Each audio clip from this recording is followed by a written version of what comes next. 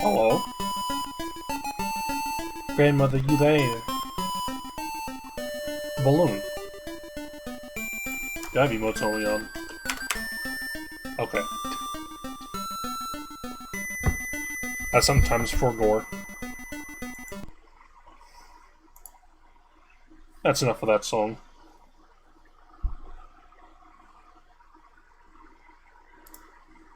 Baba, let's get the game going. If it wants to.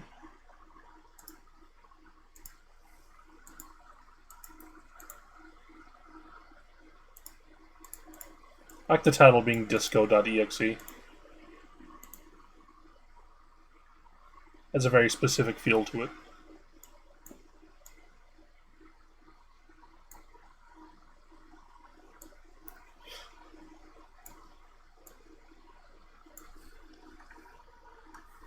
Speech is off the game. You have like 20 speech stats.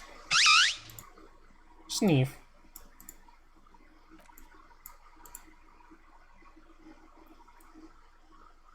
Explode Bender. Why did you explode Blender? To the woods with you. You are going to the woods.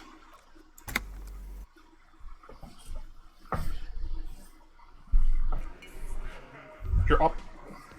The theme on that pinball machine is a standard Royalist theme, used on everything from pinball cabinets to full-flavor cigarettes. Where are you going with this encyclopedia? We just started. It's barely noon. Clinging to a picture book version of the past century. I hope there's waiting Disco for the Elysium king to come YTPs. back and cast out all the profiteers and homosexuals. Basically, imagine a yellow plastic crown with a liquor brand emblazoned on it.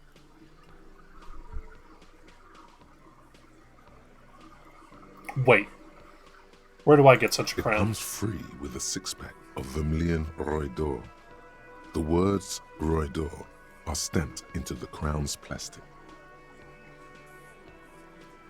The idea of a king and a century gone is pretty The fascinating. sentiment is called anti-centennial nostalgia, pining for a time before the turn of the century. It's common even now, after 50 years. Thanks, Encyclopedia. Where's Kim? Oh, Kim was hiding behind a wall.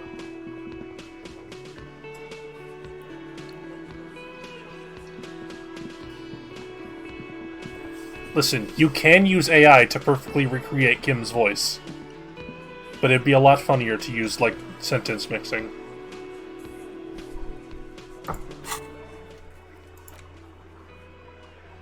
Talk to Class J about the Door Gunner Megamix. Talk to her about the Dead Man. The Doomed Hostel. Talk to Guard about this. Roam the streets and sniff out some comrades.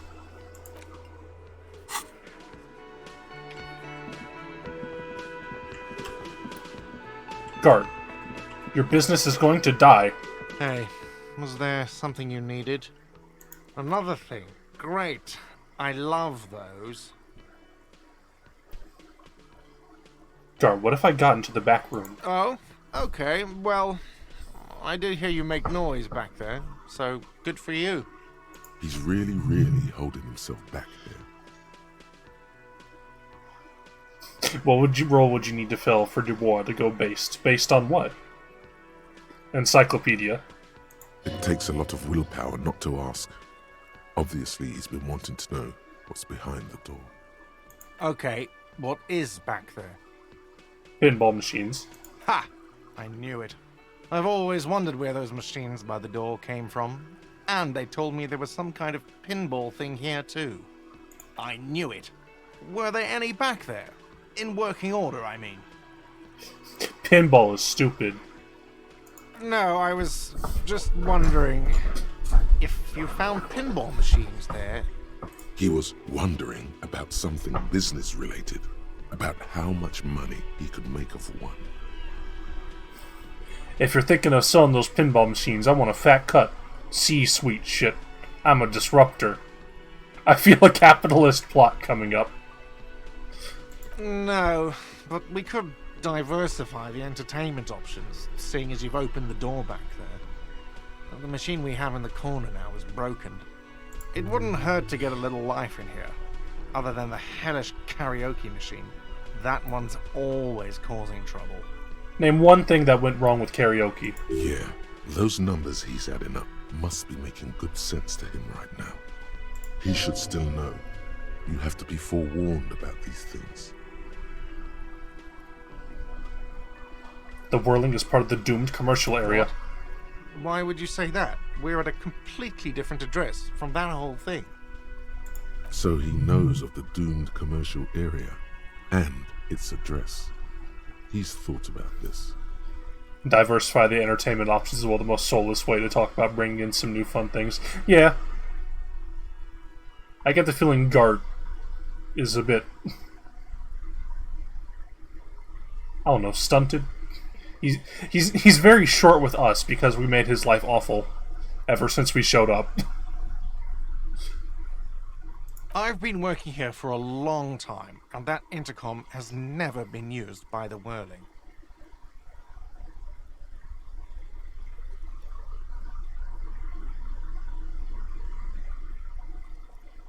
Does this look like part of a doomed commercial area? This pre-revolutionary tilework? These high ceilings?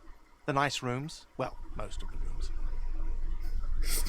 Gart bought a Juicero. For 14 years, man. That's how long I've worked here.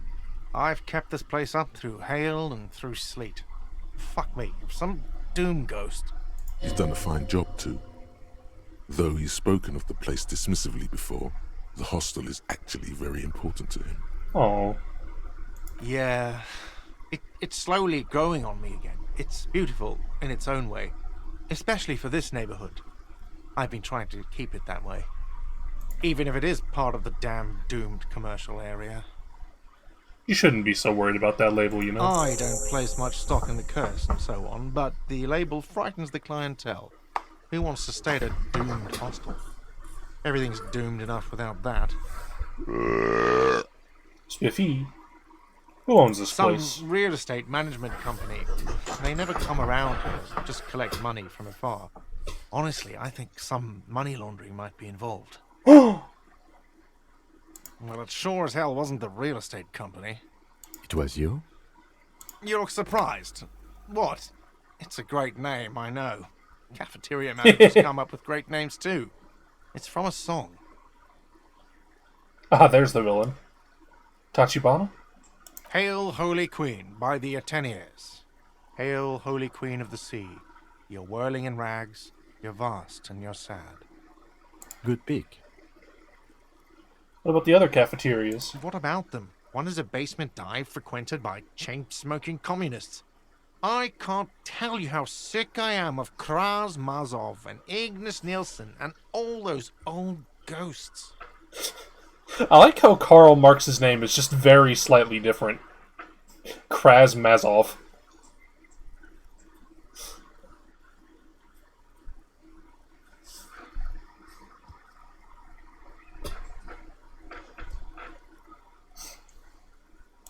He's hesitating, not sure if he should share this information with you. Encourage him. And the others? The other is a kebab cart. It's very successful in its way, but it's nothing like the whirling. If Karl Marx spawns in Estonia, his name will be Krasmazov. Aw. Not very Krasmoney of you, Gart. Too bad it's all doomed then. Luck has got nothing to do with it. I need to think about where I'm going to place those pinballs. I have a feeling they're going to help. I know all about balls. So, if you didn't have anything else to tell me about my establishment, can we, wrap it up? There's a peephole in the wall. I'll have it fixed at once. Thank you for letting me know. I assure you, the whirling does not abide spying on its guests. The color has drained from his face. What a shame to fix such a good peephole. Quiet, horny brain.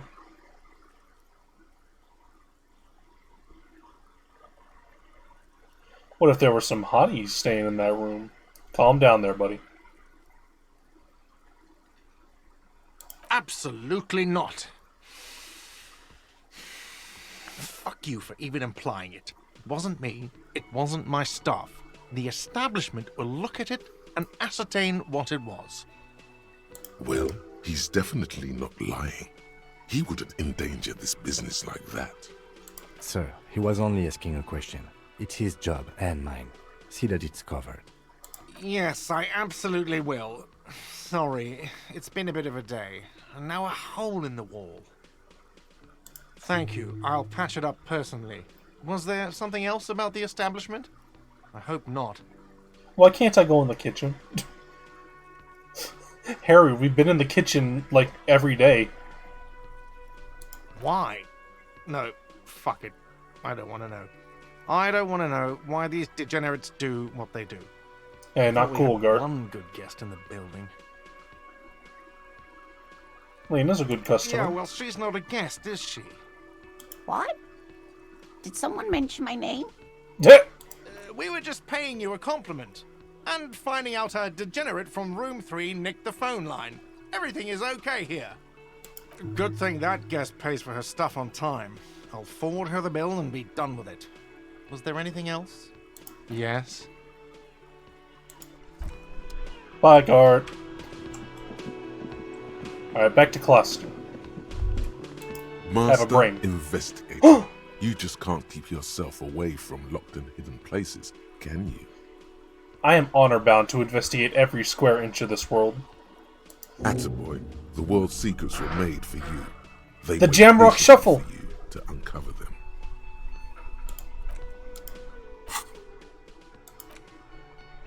Confusing behavior. By now it's clear you like to look inside containers. You like to open doors and see what's behind them. Maybe secrets, maybe more juicy containers. Let's be honest, you like all containers. Trash cans, utensils, trays, manholes, coat pockets, secret containers left behind by the Philippian kings that hold forbidden relics. Okay, you haven't come across one of those yet, but one day. Wait, why is that? Is that why you're so hell-bent on opening containers? Do you think you'll find the Holy Scepter and the Orb de Montagne? Orb de Montague? Montan? I don't know what that means. Overproductive honor glands.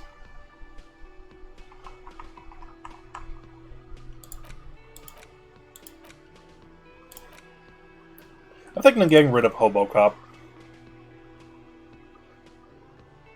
Actually, hang on.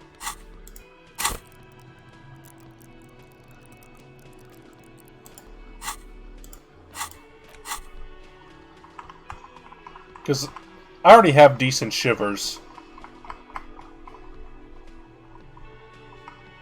And I don't really get that much money from selling Terror, and I don't need that much money right now.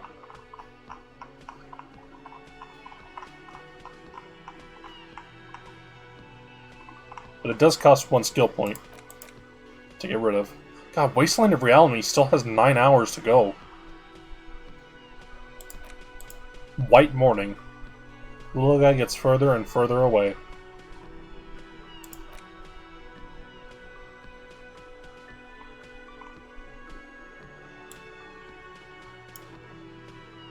Egg?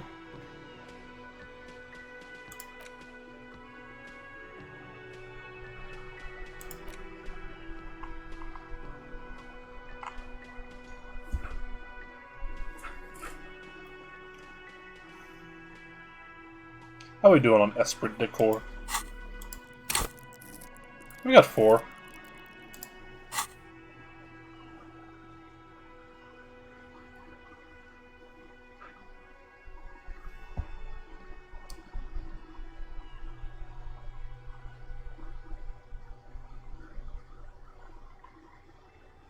What does Jamrock Shuffle get me, though?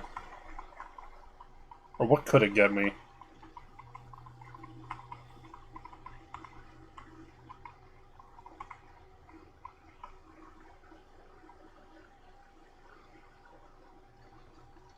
Maybe it'll make me better at finding stuff.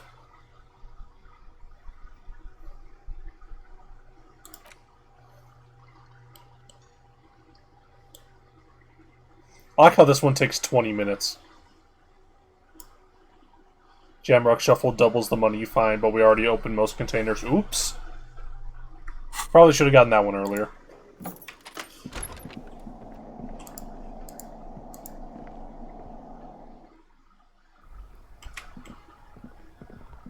Still, though, we probably should... I got a thought. You can almost see the shape of a man and a woman writhing inside, bathed in drug sweat and dirty linens. Bottles lie around everywhere. You can barely see through. Better not to jump to sensationalist conclusions here. The footprints on the floor, however, definitely suspicious. Boring footprints.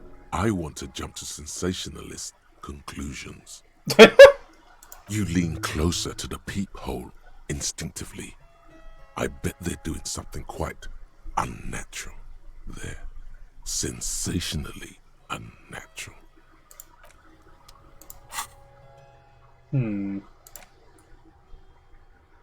Living in the past.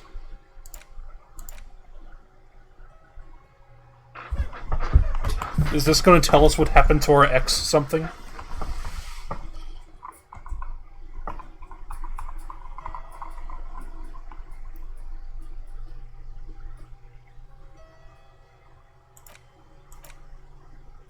I feel like if we internalize this thought, we're going to get really sad.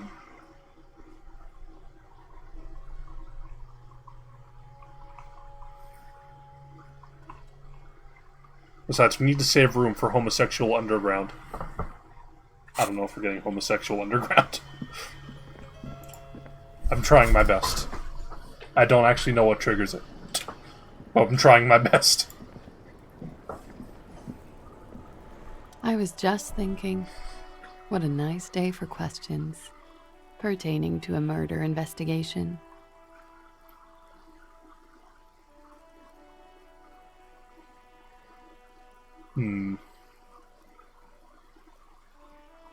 She puts her coffee cup down with a soft ring as the porcelain meets the metal table.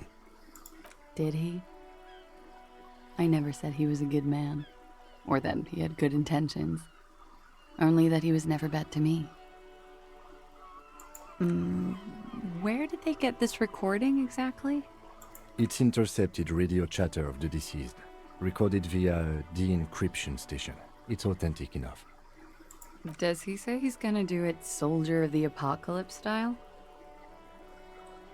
Yeah. Yeah. That was practically his pickup line. A memory surfaces in her tired neocortex. It's not entirely unpleasant. Did he say whores a lot? Was he pretty much on the verge of doing it Kohoi style? He did refer to the atrocities in South Safra, yes. He wasn't actually there. He didn't do a tour, or at least didn't tell me he did. Would have been overkill anyway.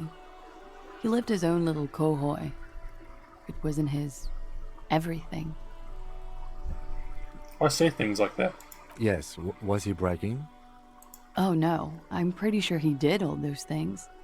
Then integrated them into his idea of normalcy. To keep on living. Until they just sort of turn into his, what's the word I'm looking for? Talking to Uma Thurman. Coping mechanism? Running joke. I was gonna say running Damn. joke. And it sounds like you didn't even get the good bits. Lely's punchlines got way, way funkier than that. He was like the Seminoles conflict, the Kohoi massacre, and the 36 famine in Yezud all rolled into one person, then cast in Orani's ceramic armor, which he wore in bed and in the shower. You spent time with this person? Romantically? We're all scraping up any happiness we can find, officer. Going around with our little scouring sticks. You, your first love, Mr. Kohoi here. Did he tell you he had actually done any of those things? In Martinez, I mean? No. We were too busy laying waste to our own nervous systems to direct any of the fury outward. He seemed happy, I guess. At ease. As much as a man like him could be. I mean, you were like stoned on like 30 drugs during this, so... What kind of man was he? Before you go, ask for details. She seems okay to talk about it. Thank you for clearing that up, miss. Whenever you're ready.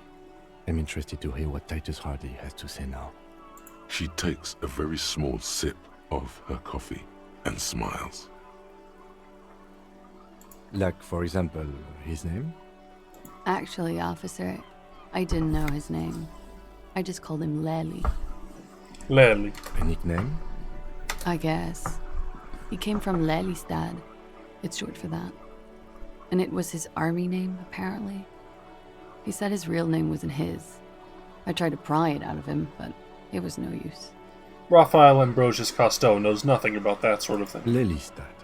That's a good start. We have a few questions you can help us with. A few things a field autopsy alone can't answer. The young woman cranes her neck, trying to catch a glimpse of the page the lieutenant passed to you. On it is a list of autopsy observations recorded neatly in blue ink. Everything left to be clarified is in the column on the left. Where is Lelystad? In Oranje, officer. It's, I think municipality is the term. A nowhere town there. The Lelystad municipality has few boroughs and even fewer cities. It's made of agricultural plots near the border of Gottwald. Executive summary: cows, silos, and wheat. Oh god, it's Ohio! But with cows! Oranje? Oranje's map of waterways? This fits with his tattoo. You were almost right, officer. That means his race was Occidental, not Mondial. I'll update the form. I left my phone under the mic, sorry.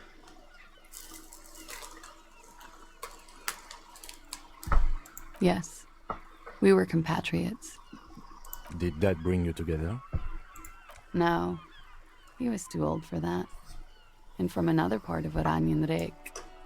I didn't even understand his accent. What brought us together wasn't Oranje. It was bad habits. Sex, alcohol, speed, probably also sildenafil. How old was He he? was 42. 42? Are you sure? I would have had him above 50. Damn. He had many scars that made him appear older. But no. We even celebrated his birthday like some weeks ago. It was a funny 2 days. He had little reason to lie to me. We were slightly off then. Thank you for clearing it up. A miss.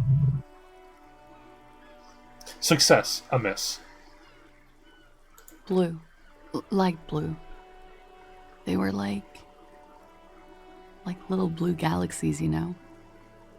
It was strange, seeing those eyes in his fucked up face. Pardon the swearing. I do him an injustice. He wasn't ugly. And he had a beautiful, soft voice. Very surprising, what with all the scarring. It was quite something, watching him speak. He had a combat wound on his chin and mouth. Yes. Severe. It made him look like half his face was cracking away in some strange smile. That and those eyes. I'm the Joker. Ah, yes. His hair, if you can remember. It was light brown, almost blonde. He darkened it with brilliantine, made oily. Not nice to stroke. I couldn't convince him to leave it alone. I too have stroked his hair. Oily, isn't it?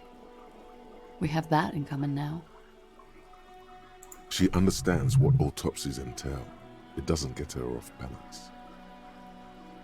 Could it be that love did him in? Was it communism that killed him? Oh, that. Sure, waterways. It was mostly for showing off to chicks, though. How so? How? Imagine him lying in bed. Freakish musculature laid out on the sheets. Scarred, of course. Tattooed. The sheets are dirty for some reason. He's smoking and drinking, of course. And his chest and shoulders and arms are studded with stars. Tens, hundreds of them. Maybe even thousands. And the woman goes like, "What was this, baby?" And he says, "That was too hardcore. Don't ask me about that." So she goes, "Okay, but what's this, baby?" And he's like, "Saw some bat shit there. Killed some Hardcore. loincloths." And so it goes. Star after star, port after port, third world country after third world country. And he's done horrible things in every single one of them. You were the woman in this? Oh, yeah. No, thank you. I've seen enough of him dead. I can tell you what they meant without looking at them. Go on. He was a blue-eyed boy with thick arms, from a small town. He was also poor, and the government of Orania needed some people killed, so they turned him into a grotesque killer. For money. He went to Killer Academy in Vredefort. Then he killed some people on the Seminine Islands. And on other islands, too. All of the islands. After this, he came to Revachol and got killed himself. Not a very fun story. It is when you're high. It can be very exciting then. You have the tools to deal with it. It's not a very nice story to remember when you're sober. A change of topic? Toxicology report? A real rainbow splattering of pharmaceuticals, I bet. Barbiturates, amphetamine, sildenafil. Hear that? Sildenafil. Just like you suspected. You have a great nose for this stuff. What does Sildina feel? It's for maintaining an erection. Oh. Uppers are vasoconstrictors, so that feat becomes problematic. And why do I know this? Because you're a scientist, of course. Oh, yeah! How much does the toxicology report cost the police of Revachol? I can do it for half of that. Save you some money, make some myself. It's quite expensive, miss. But we'll manage without your help for now. Yeah, it's Viagra. Could it be love that did him It in? very well could be, yes. What do I mean? I have no idea. I don't even know what you mean. Love did him in? What does that mean? You told me love did him in. That's not funny, officer. Her Oh. voice is like a slash through the air. Her shoulders tense up.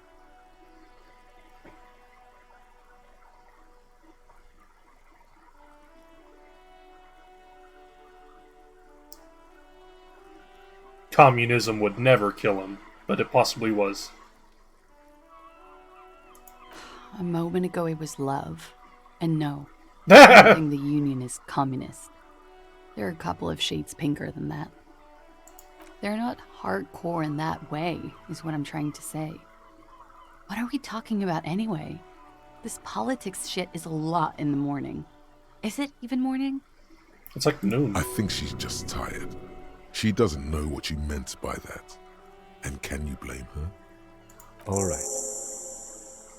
Coolly, gracefully, she pours herself more coffee. Damn, girl, you're gonna have a heart attack.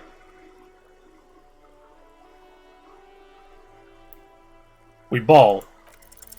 She looks back. Wow. Time moves slowly. Snake eyes. The triangles of her face rearranging into a weary smile. Don't worry. We will protect you from her beauty. We will consult you through the reefs and sounds of her persona. We will see through deceits. You are shielded. You are wise. I appreciate the voices you get when you fail. You are advised. There are muscles on long white bones that line her limbs, just below the silver jumpsuit. Miss Aranye Disco Dancer, you want to put your hand on her back and feel it arch. What is happening? Nothing, just time passing. Don't worry. Anything out of the ordinary and you would be notified. Air moves in your windpipe. Your heart beats. You're a detective. Get back to detecting. This is all happening in our head. Am I being She beguiled? presses her elbows against her waist and slowly turns her head. Her hair brushes her shoulders, making a small hissing sound, almost imperceptible. The Look away. strange moment ends. It was brief, no longer than 2.2 seconds. Why not? I'll be here until 11 p.m., drinking coffee, most likely.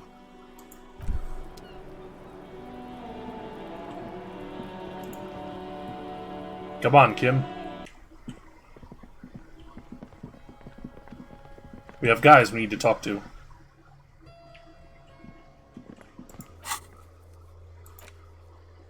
Talk to Titus about it.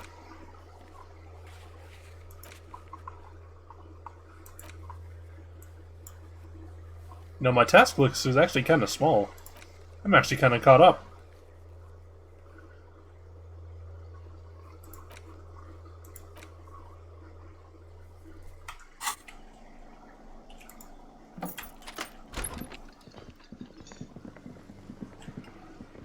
Oh, by the way, Lena, I stalked the trap.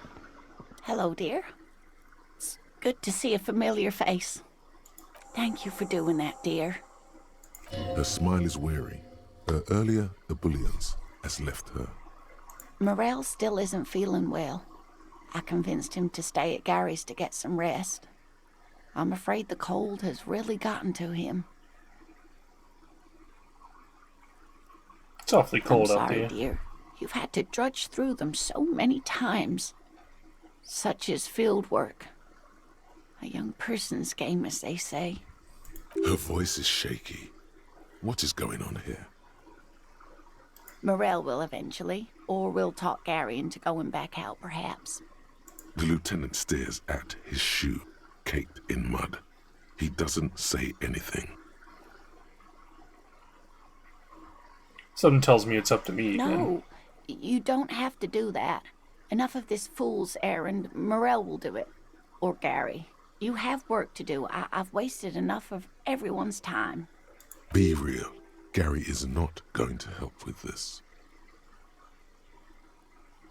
We'll take care of That it. really is too much, sweetie. Thank you for your dedication, but I can see you're coming down with a cough yourself.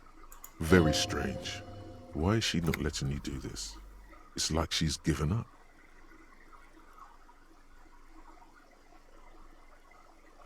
Different? How?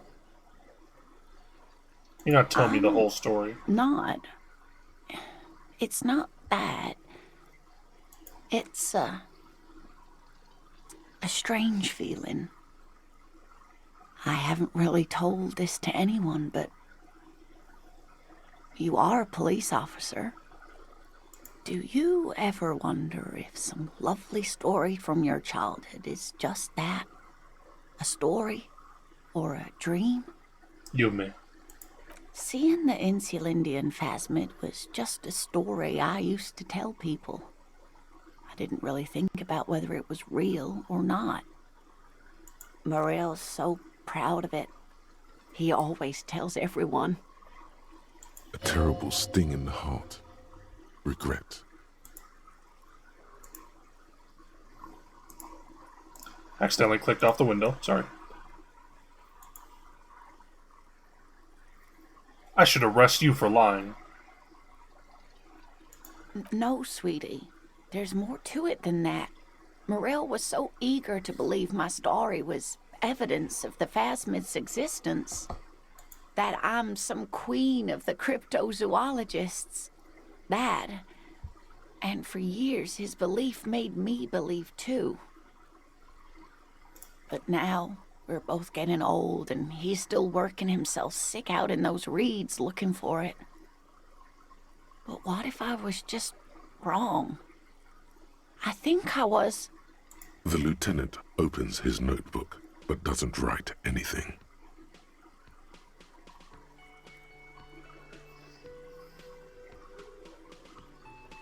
I should have saved.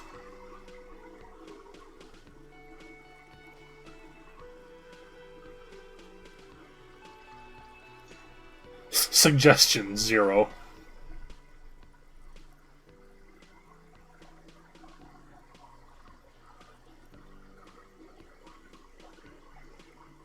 We ball. But it has, hasn't it? A seed can only bear what's inside. The seed of love is black and oily. It has a taste you're quite familiar with. Oh no. You might be right, Detective. I was a paraplegic before we met. He didn't know before I came in on our first date. If I weren't the queen of the cryptozoologists, if I didn't tell him that story. Page Master movie will send you dreamed up when you were 4.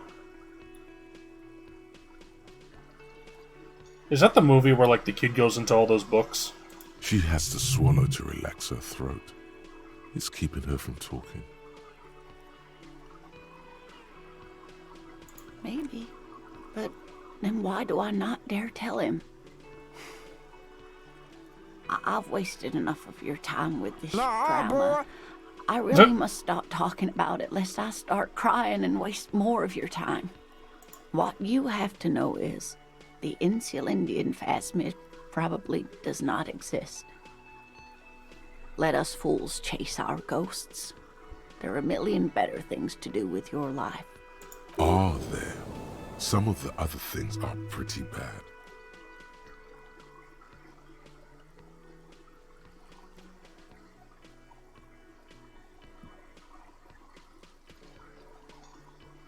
I'm not sure of anything.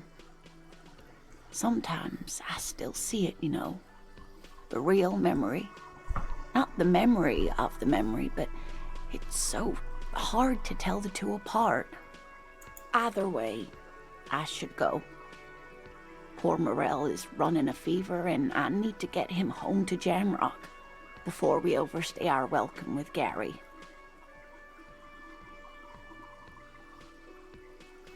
So you don't need some help?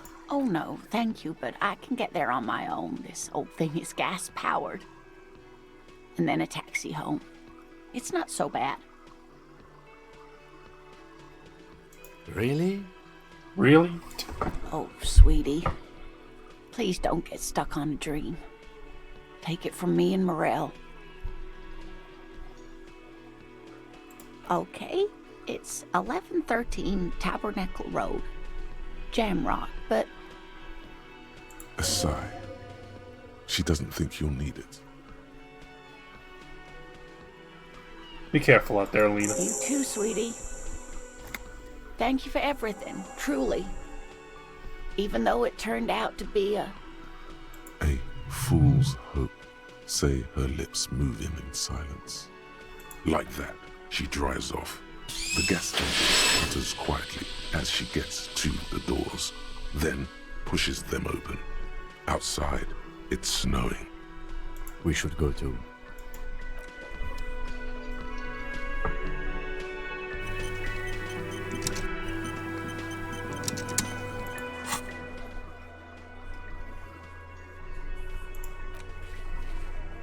I've done so much.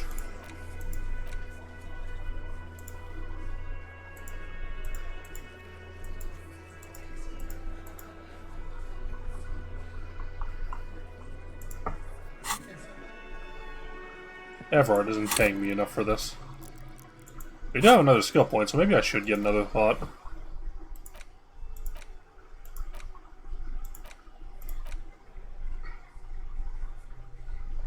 Have we tried convincing the door today? We haven't. We must convince the door.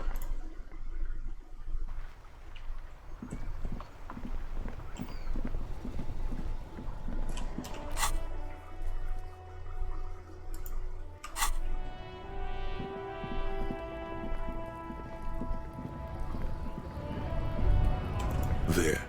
Do you smell that? Smell what? Can you not detect that inimitable whiff of dissatisfaction and restlessness? That sense that the world is in need of dramatic, even violent, reordering? Does that mean there's a communist nearby? Undoubtedly. And the scent is coming from that railing over there. Manana? Yes, now's your chance to establish contact. But be easy about it. Communists have been known to charge when startled. You're right.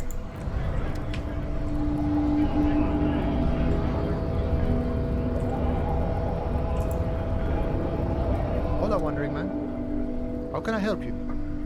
Attempt to establish contact. What's that, boya? Now's your chance. Remember, communists are notoriously skittish, so it's best to insinuate your way in. I'm looking for some people who know how to really grind a sausage, if you know what I mean.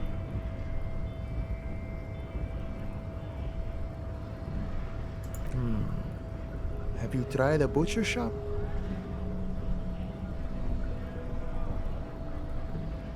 Don't think I've ever met a Kras personally. Then again, I've never been to Grad. Okay, maybe it's time to abandon the subtle approach. I'm looking for communists, you know any? Comunistas, huh? Can't say that's where I thought you were heading with this. Not that I'm criticizing. It's good for a man to take his time and think about the whole socio-political world picture. It's certainly been an interesting development to witness firsthand. Yeah, Kim. So you've given up copying and now you're hunting comunistas. Care to say why? I had a weird dream and I need to get to the bottom of it.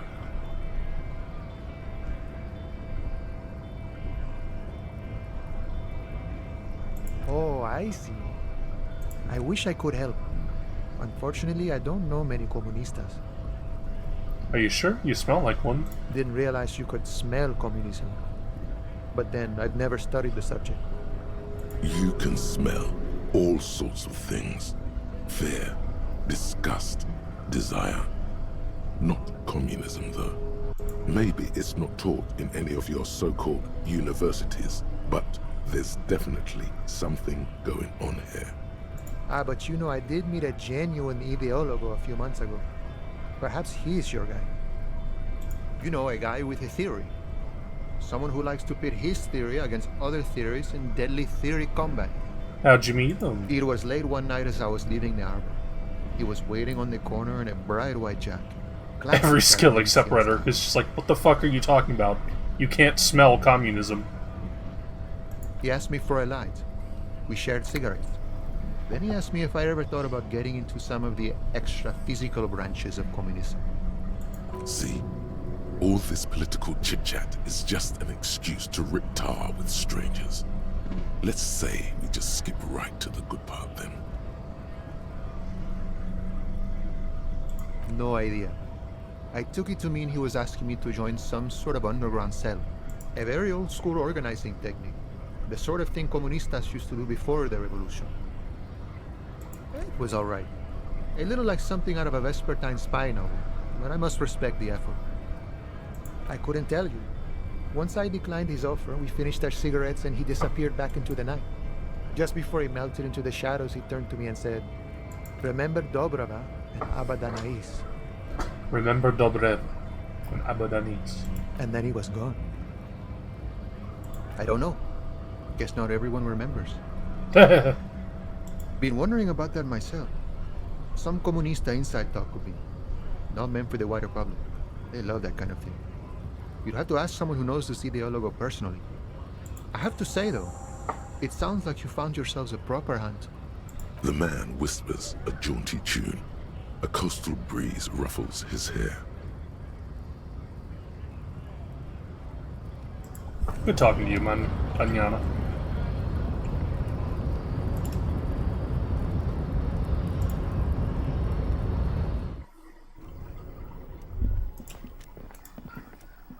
I will convince this door to open.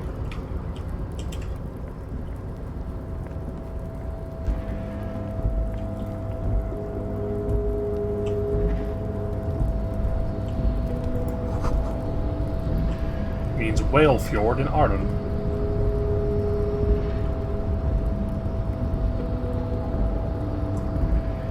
Alright, we gotta equip our drip.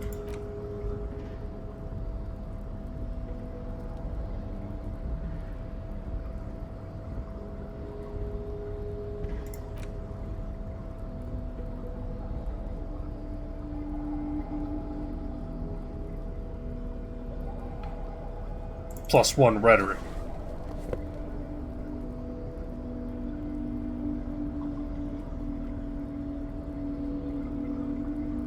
-1 rhetoric.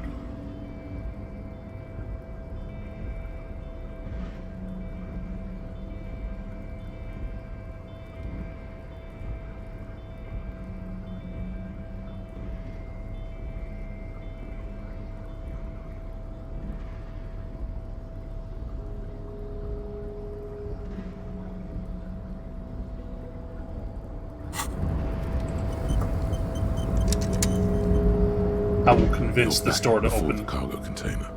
Its drawer has not lessened since you were last here. If anything, it seems to have grown slightly. Precarious world. We ball. And, as it's always been, it's impossible to open a container with rhetoric. Maybe you're losing your mind. I can do this. You're back before the cargo container. Come Its on. drawer has not lessened since you were... And, as it's always Dang it. been...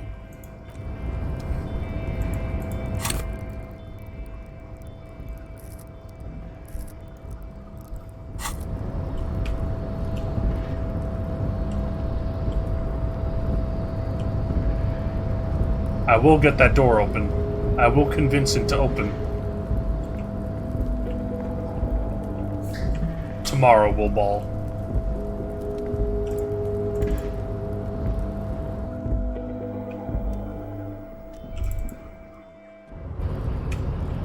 I didn't see the thought in time, my bad. 3 T's. Audiomac.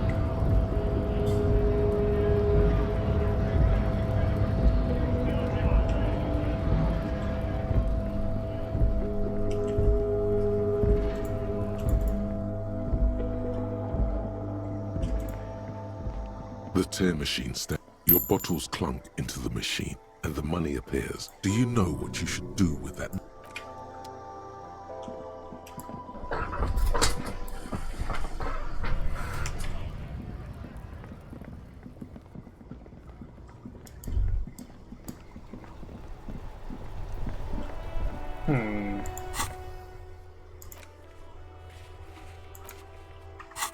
Talk to Titus.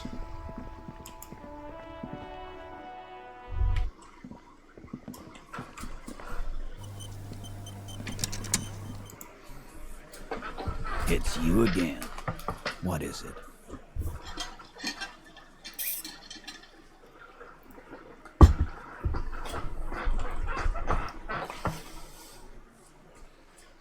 Dan. That fucking fucker. You're the worst cops in Revachol. I gave you gold on that tape. That fucker wasn't aimed at you. It was at her.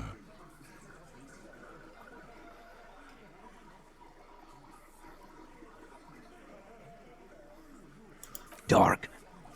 Dark is when you start a goddamn death rock band. He said he'd rape her. What did she have to say then? Fine by her? This is what people are supposed to be like? Fucking whoop-de-doo.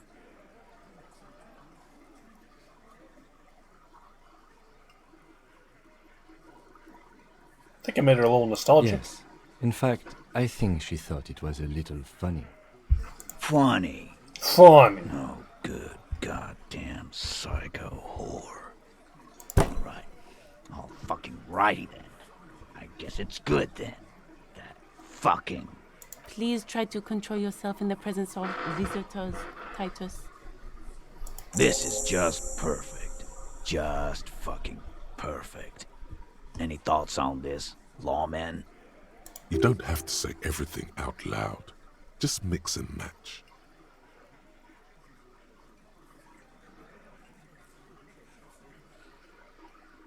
Nah, I know her. She's just a girl. In over her head.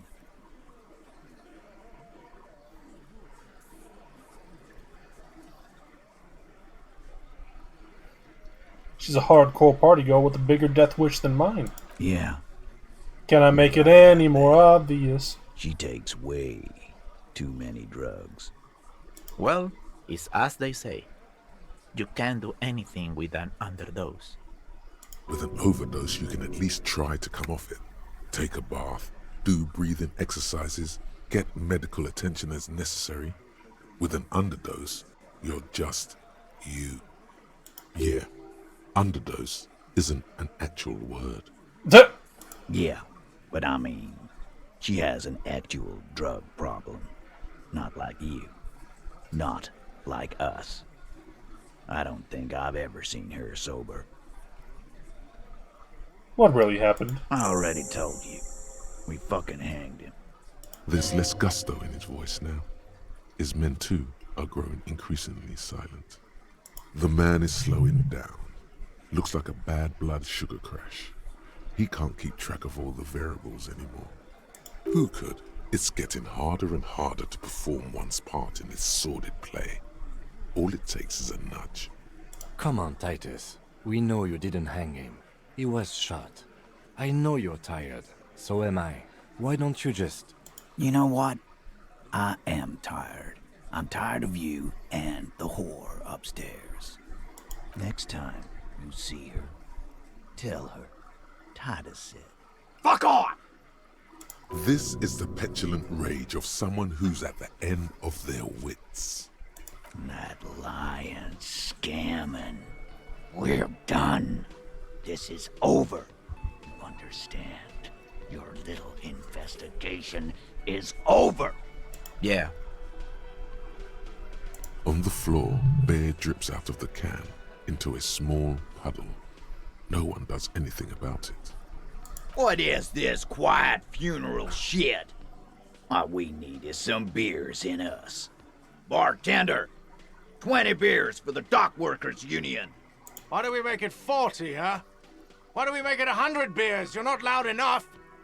100 beers? Now we're talking. Hoppity hop over here, cafeteria manager. The window might be closing. The more beers they get in them, the less cooperative they will be.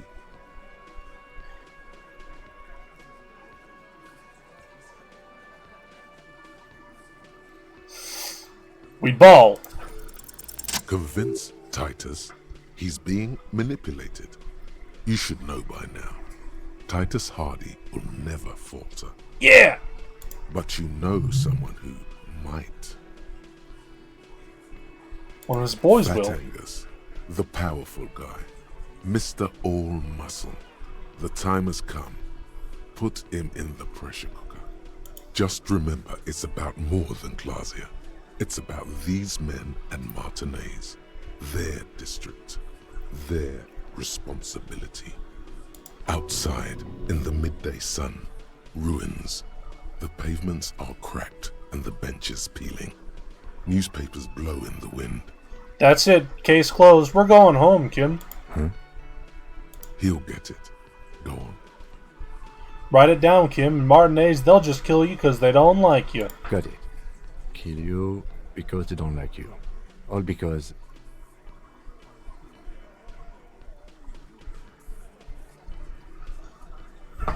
Let's see. Their responsibility.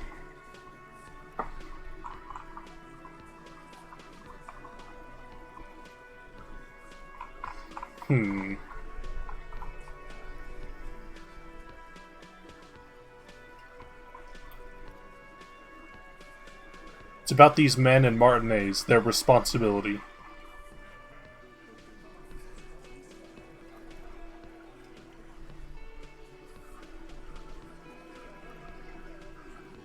'Cause of Bring some that chick. up one more time, and you won't get to write that report. The man's fists under the table are balled. You can tell from his neck and shoulders. He means it. Yes, I understand, Alain. That's your name, right, Alain? You'll kill us. That's what they do in the wild north.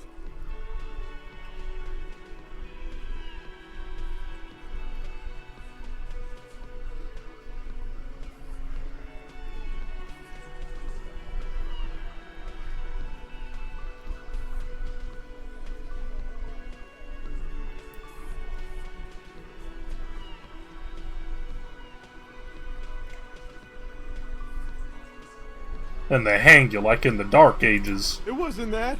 It wasn't... We just couldn't get him down, okay? That's it. That's the weak one. You flushed him out. Now go in for the... Officer, you will be next if you don't shut up. firearm. A Glass 08 or a 38 caliber pistol. Either is small enough for you to have missed. He's onto you. He knows what you're trying to do.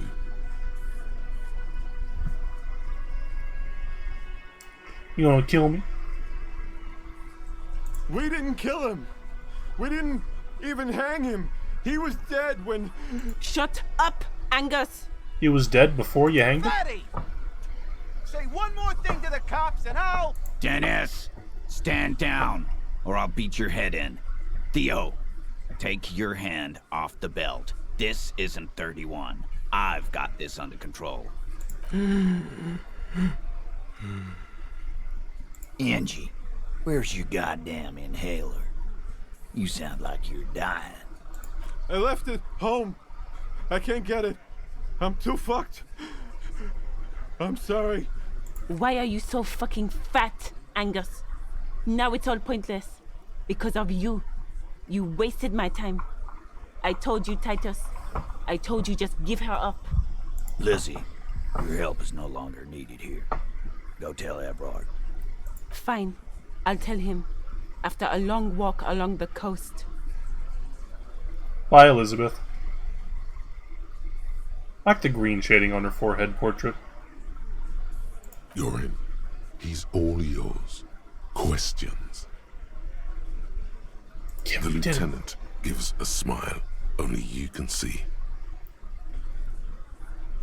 So you didn't kill him? He nods.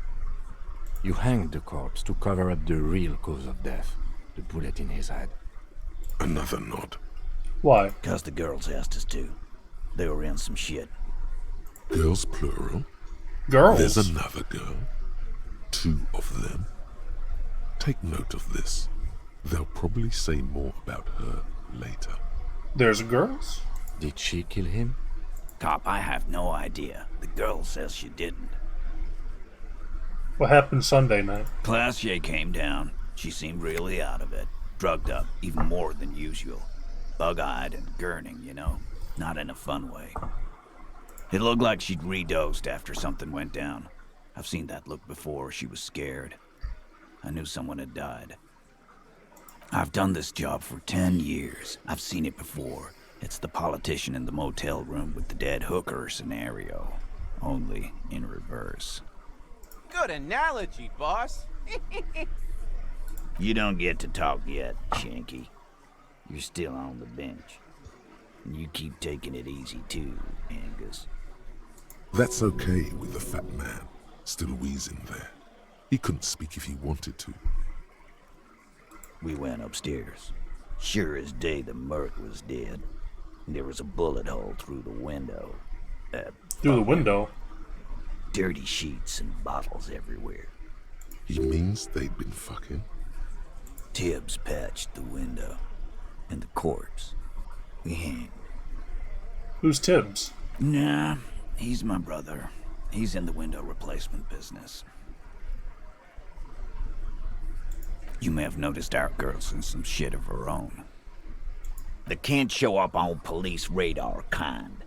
There are people after her. From the old world. Where she came from. They're powerful. Connected to the moral intern. She's clearly afraid for her life.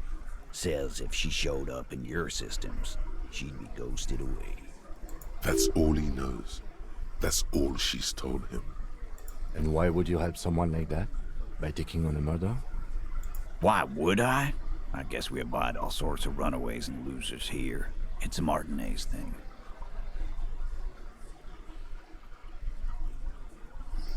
Whose idea was to hang him? In a manner of speaking. Remember the two girls? He may be talking about the other one. What was the other girl? That's right. It was her idea to hang him. I liked it for political reasons. It sent a good message. The drug trafficker. Fella, you think too much. He's off all right. You're gonna hurt your head. That woman is just affiliated with the Hardy Boys. You don't know her, anyway.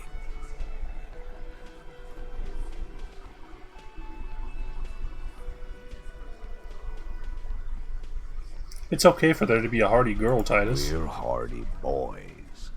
And that's it. Can you tell me anything about this affiliate? Nope. You're not getting to her. It's Klasia you want to talk to. So who killed the merc then? Not yet. Just some ideas. She says the shot came from outside, behind the window somewhere. So that's a clue. What are you thinking? I'm thinking someone's past caught up with me. Either hers or his. Hers, you mean? I mean the people after Klasia. Maybe the shot missed. Maybe it was meant for her. I like that. Been thinking the same thing myself. My dude. One of those mercenary buddies of his could have done it. They got guns. Training. Years of bad blood, probably. Or it could have been someone else from Crenell. Tell you what I'd do. Check out the coast for vantage points.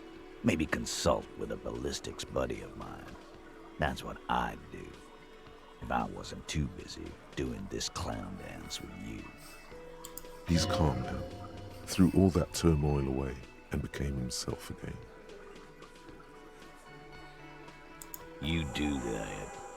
Hey, cop. Before you go.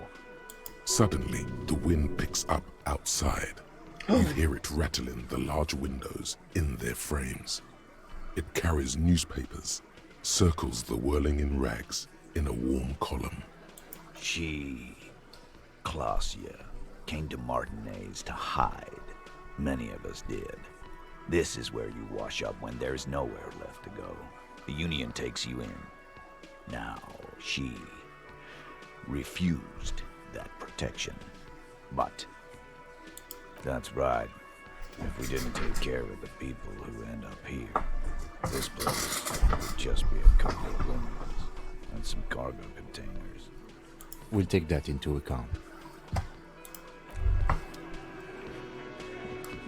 We did it. We got information out of Titus. It only took 6 streams.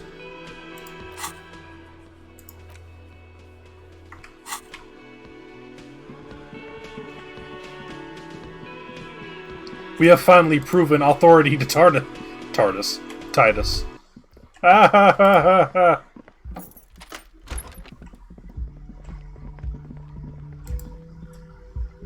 Harry?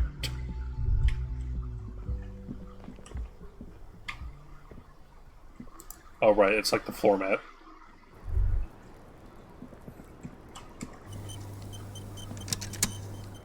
Girl, I heard funny things downstairs. Something in her demeanor has changed. She's tired, consigned to her fate, to being here with you and what's to come. I understand. Just like that. No resistance. Her shoulders are slouched, her feet long and straight. I'm the cool cop, remember? I'm sorry for wasting your time. I should have known that you'd find out. This is good. Clear the air first, between you two, then move on to questions. Is it? Something is off here. Shush, I can't hear what she's saying. Why did you waste our time then? Because of the Hardys. I couldn't just dispense with them. They were only trying to help me. Out of the shit I'd gotten into. I'm satisfied with this explanation. I am not. There is more here, miss. You're right. There's more. You answer to the coalition government, and by extension, the moral intern. Briefly glancing over her shoulder to the sea, as she's done time and time again. Where the cold oceanic expanse lies, and behind it, another world.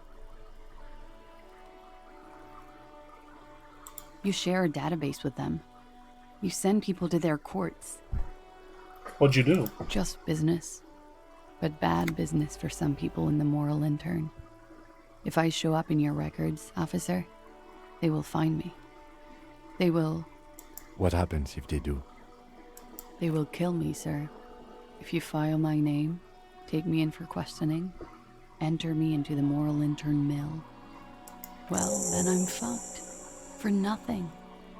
This murder didn't have anything to do with me. It's not nice, but it's not illegal.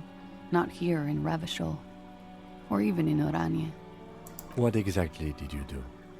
Industrial espionage. I joined a business collective with the intention of betraying them. I did my job well enough to be asked to do it again. With a bigger company. The kind you really, really don't fuck with. I took their ledgers, 2 decades worth of accounting.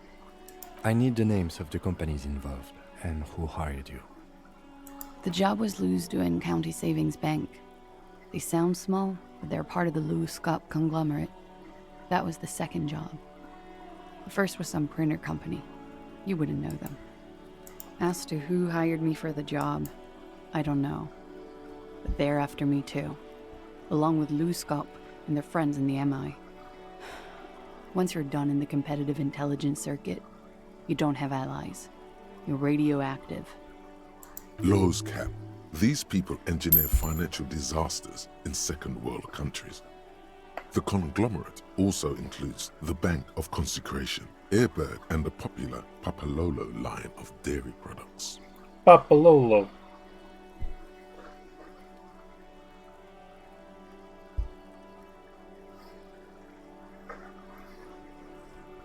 She fucked over Wells Fargo. Well, she's based.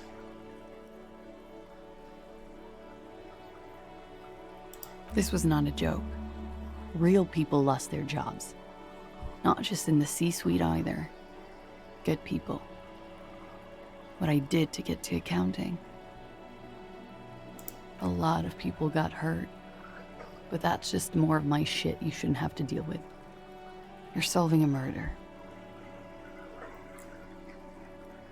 We were there. Together. In bed, I mean. Okay. He was in a kneeling position. He had just entered me. I was on my back, looking at him. I heard the window behind me shatter, and I turned to look. There was a hole in the glass. I turned back to him. His eyes were looking through me, and his mouth was open, dumb. I could see. I could. A great pain moves through her, a dark and indefinite wave. She continues in spite of it.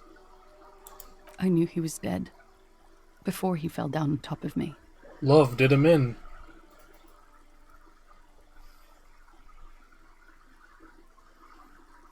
No, I want to.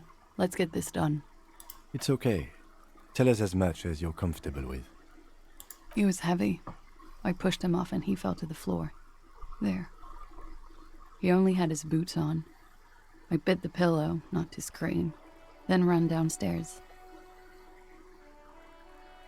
I waited for the second shot to come. For me.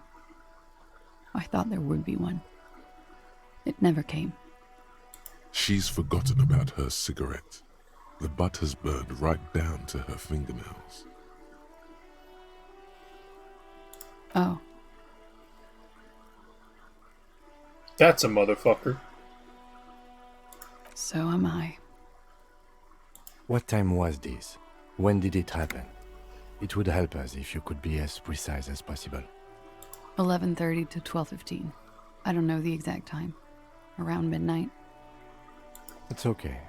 Were you inebriated? Not as much as usual. He'd done a line, plus other things. I was drinking. Wait.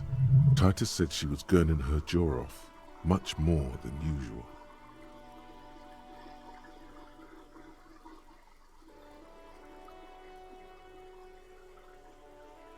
Oh, yeah. I did one of his lines, just to clear my head. Good thinking. Clear your head. You should clear your head. Come on, man. Get into his mindset. I'm thinking so hard about drugs. Did you hear or see the shooter in the course of this? No, What'd you do? nothing. I was trapped. I was stuck in my room downstairs. I got some clothes on and crawled back up, drew the blinds. Blood was coming from his mouth. Not a lot, just a little. He was still on the floor, slouched. I couldn't be there with him anymore, so I ran down and out of my room, into the hallway, down the stairs. I knew there would be people there. Did you kill him? Sylvie was tending the bar. A lot of people were there. The Hardys were at the table in front of the stage. I think the Union box was full. Ruby was there too. They were having such a good time. I sat down and they all welcomed me. I didn't even have to say anything. Ruby knew something was wrong. Ruby? Who's Ruby? Ruby. You know, the leader. The leader? The leader? Of what? The Hardy Boys? The Hardy Boys. The Hardy Boys? Well, nominally, yes. Ruby's the one they go to when things happen, like things they need taken care of. She's the organizer. Would you say she is the 8th Hardy Boy? Why not? Why not? Well, Ruby said let's talk upstairs. I showed her the room. I've known these people since December. They know my situation, but I can't leave a paper trail. Ruby was the first one I told. She said she'd take care of this. It's what she does, you know, take care of things. I helped her get the body to the bathroom. We used a belt to pull him up under the shower, to keep him upright. To mislead you, they were tampering with the body.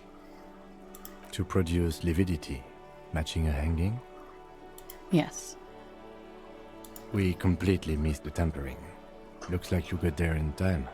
What was this, 20 minutes after death? Oops. Oops. Failure. About 20, yes. Ruby explained it would make the blood... You know what he does. Then what? Ruby went outside to talk to Titus and the boys. I was just looking at Lely in the bathroom. I had to put his clothes back on. His armor, too. It was tough, but I've seen him take it off and put it on many times. It took Ruby maybe half an hour to come back with Titus. I'd gotten him ready by then. They carried him out. I knew what they were going to do. Make it look like a hanging. Ruby said they would. Ruby said to wait here. She also said I wouldn't see her for a while. That we should lay low or something. So I did. Where's Ruby now? I don't know. I haven't seen her since. Make Titus give up Ruby's location. We will need to take this question to the Hardy Boys.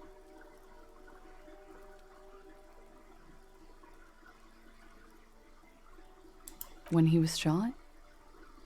I may have. I don't know. I couldn't hear anything over the glass exploding. The gunshot wasn't that loud.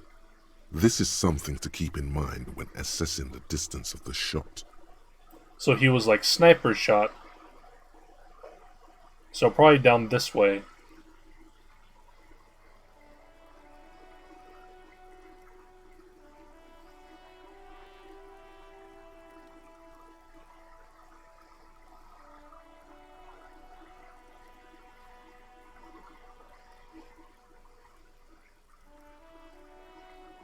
Last week, Angus and Titus's brother, I think he's called Tibbs, took care of it. Why'd you call the cops? Because I'm an idiot. Which is an indicator of truth.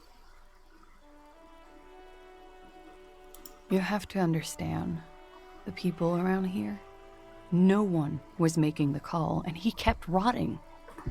And then they picked his clothes off, and that little fucker threw stones at him.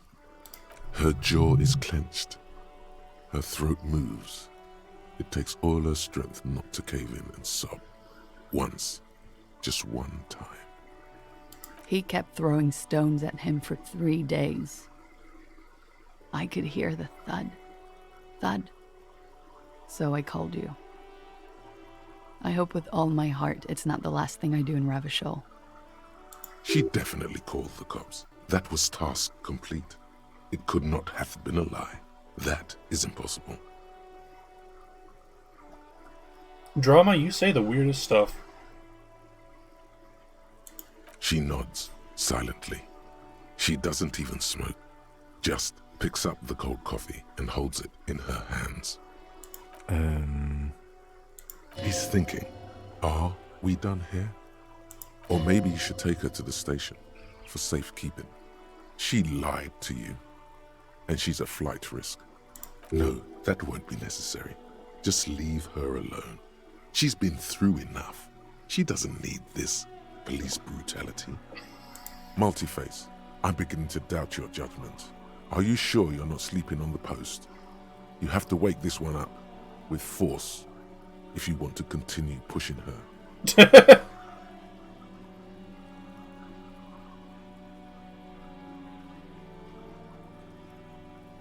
We ball.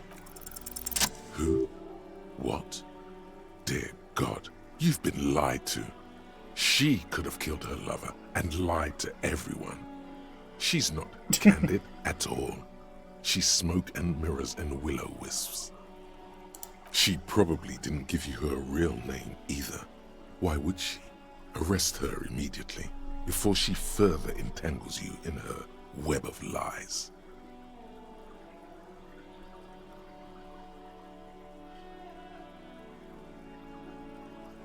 Your real name isn't classy. I agree. You wouldn't give us your real name, not when people are after you. Okay. Okay, what? Okay, it's not. Good. You log your work every week. It's all transmitted to Common, sir. I couldn't just beg you not to enter my name. So I lied. Like I lied before. Like I did at LCSB. I have to lie all the time. I'm so tired of it. It's Katarzyna Elysium.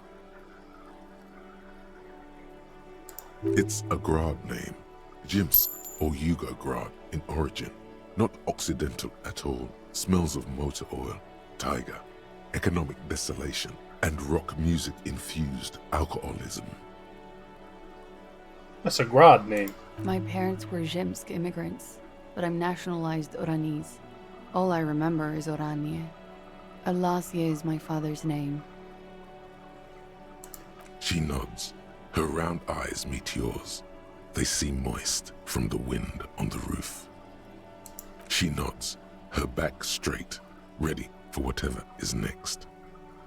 I think you didn't make that call to the station. I did. What is this? I called your desk or whatever it is. The numbers are all over town. Call 8-100-2 for emergencies. There was an older woman on the other end. It sounded like she was smoking. She took my complaint. She coughed. That is the emergency's desk number. Anyone could know that, sire, by looking around and calling the desk. I don't believe a single word she says. Drama, calm down. What time did you make the call? Thursday night. It was late, sometime after 12. It checks out. She stands before you, holding her back very straight. There may be grounds here, at least for an extended detention. A little whimper. The young woman hears you. She's looking around. But I haven't done anything illegal. She purposefully misrepresented information crucial to the case. Fucking mind games. Enough. Enough! That's right, gang. Stern and merciless now. Stern and merciless as we reel her in. Wag your finger next to your head. The lieutenant produces a pair of handcuffs. Please, no. But there's nowhere to go. A 2-story drop to the Plaza Mosaic. Oh. If she could, she would have run before. Fragile, unshielded. Her voice is thin and tired. I think I know who did it. Who shot Lely. I can tell you. I can help you. What do you know?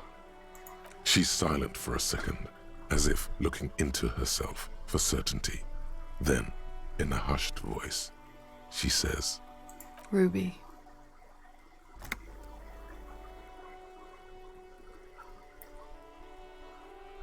And how could she have killed There him? was a secret route there, right?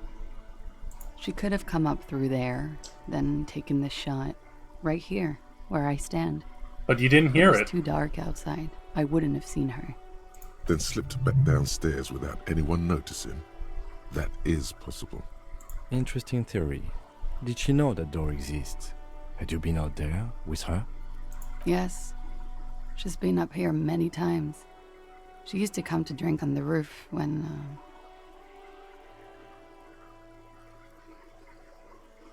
The people.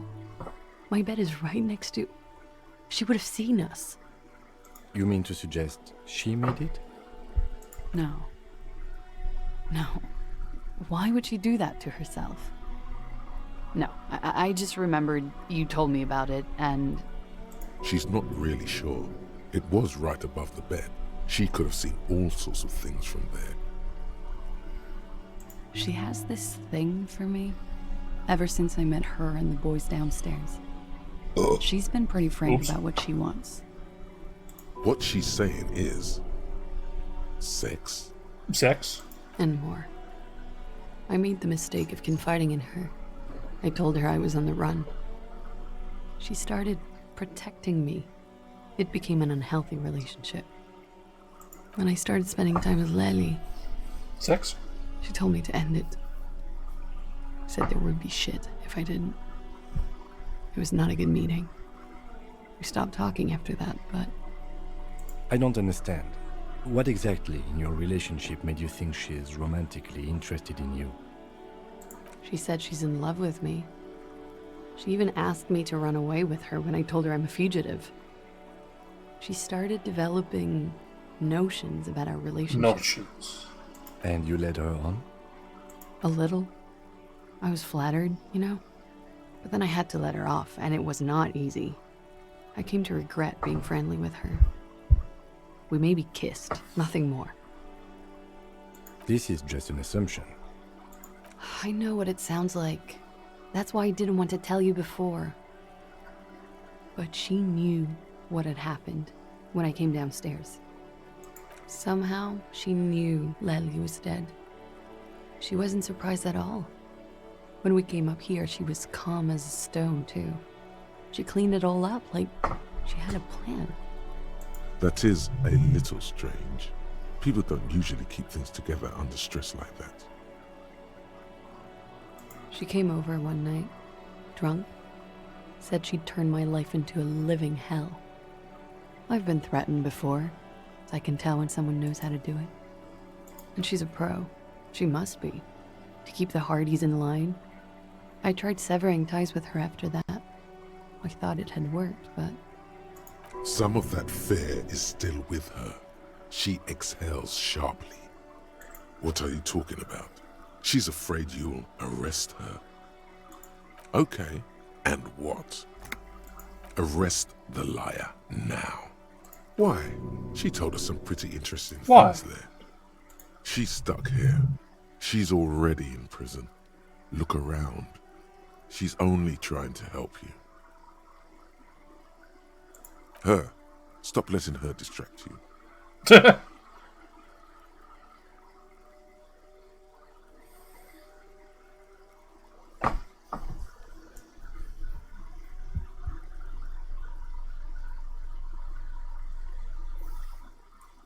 I don't want to take her in.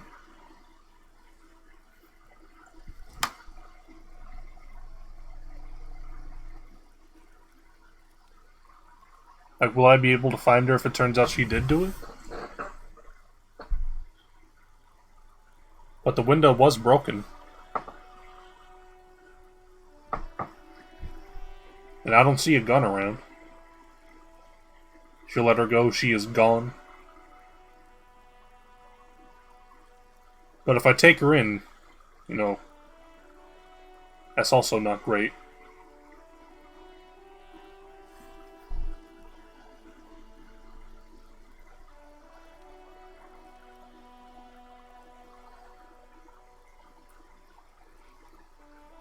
Yeah, none of the skills mentioned that everyone would have heard the gunshot if it was Ruby. Like, it can't be from out here. She didn't hear it. She said so herself.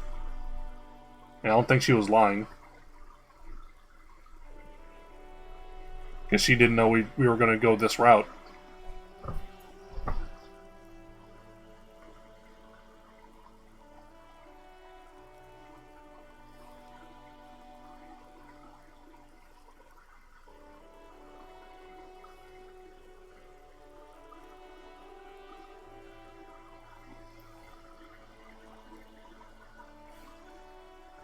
We take her in, all we can do is kind of hope that it doesn't go bad.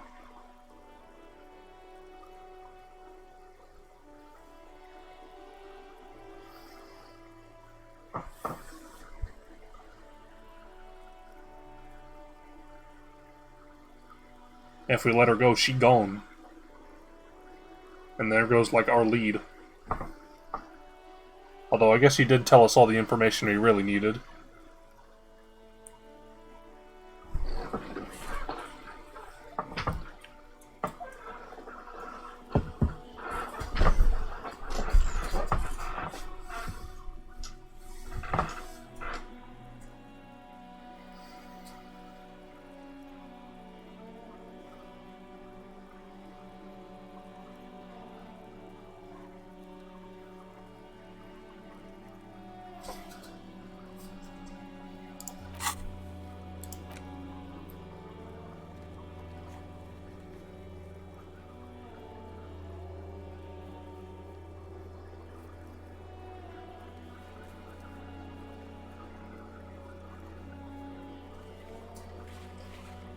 If we arrest her, Titus is just going to shut up completely.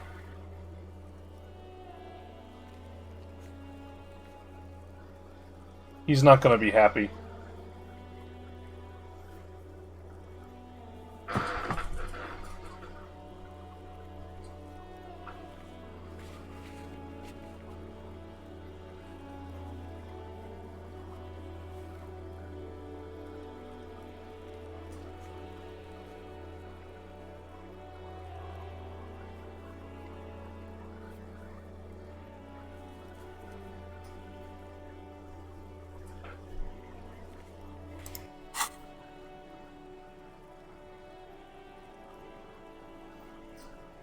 I'm gonna let her go. I don't think she did it. She's not the killer. Thank you. Thank you. You won't regret it. You're gonna leave. Something tells you, you will. She nods. Okay. I was just seeing if there was anything else about Ruby.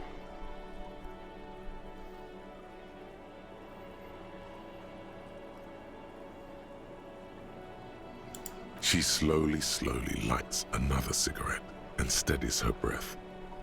as if in the presence of some tiger. You are. This is not the end of this. Yeah? Alright. Lies. Yes, we demand she be.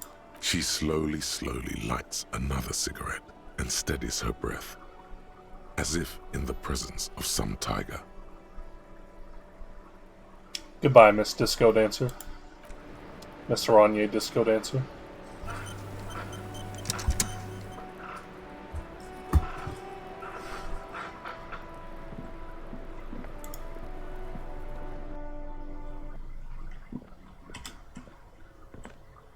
Autosave coming in hot. Is she gone already? I kind of figured she would be gone already. Welcome back, Cheese. That's the window.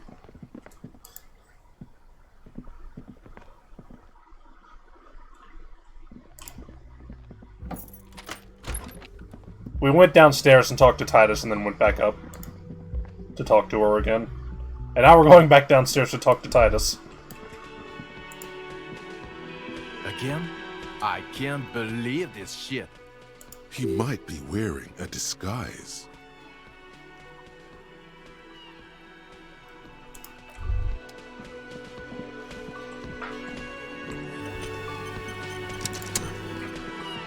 It's you again. What is it?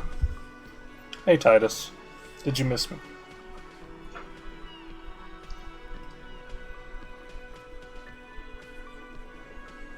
Why?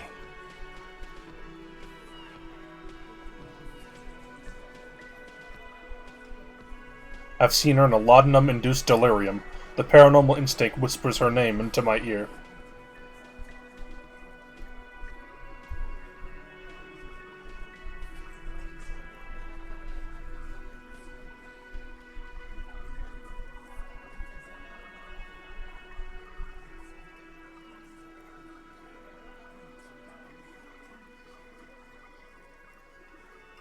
Sounds like you're making her a suspect in this. Not on my watch, you're not. Ruby's one of us. We're not gonna throw her under your moral intern steamroller. Fuck that shit. And fuck you too, moral Ruby is missing. Thanks, Shanky. If you hide from the police in a murder investigation, you become a suspect. You know how it works, guys. That's nothing. That's just legalese. You don't even have a sound theory. I don't want to be rude, but we're trying to get some R&R here. Think you could fuck off now? I think we'll keep sticking around, Titus. You'll be surprised at how quickly a theory presents itself if you keep looking.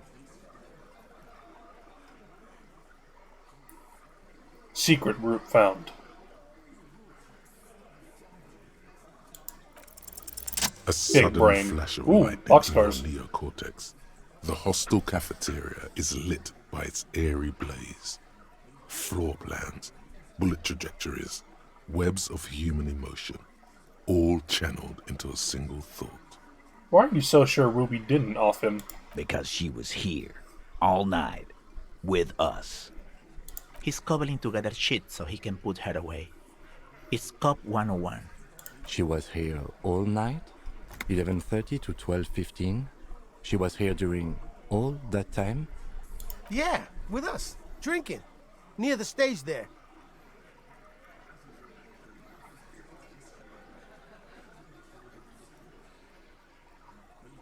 She didn't go out for fresh air, for a smoke? No. That whole 45-minute window. All right. She took a fucking leak, okay? For one moment. Maybe. Two. She has an operation to run from her lorry. We're not getting into what that operation is again, Cop. And just 'cause she was gone for 5 minutes doesn't mean she magically got to the roof and shot him. I've been through this. It's not plausible. He's been through it. That means he's suspected her too. All right, we're in. We got Ruby unaccounted for sometime during the window. This was crucial. Now let's place her on that roof. Could have climbed the outer wall like a spider.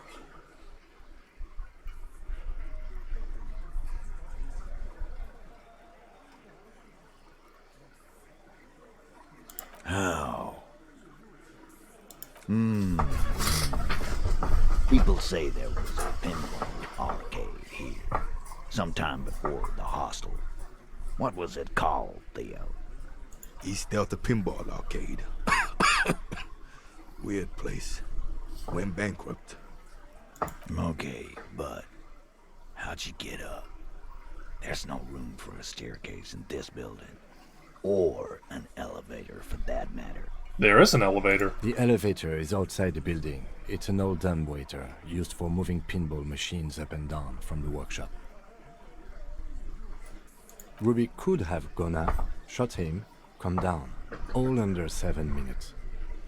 That's quite the theory. We need to have a look at that secret passage, boys. I'm on it, boss. Right when the law clears, me and Angus are going up there. It's a dumbwaiter, not an industrial lift. How about I go instead of... Just now. You got something else to back this route up? Or is that it? I also saw footprints up there. Footprints. Recent.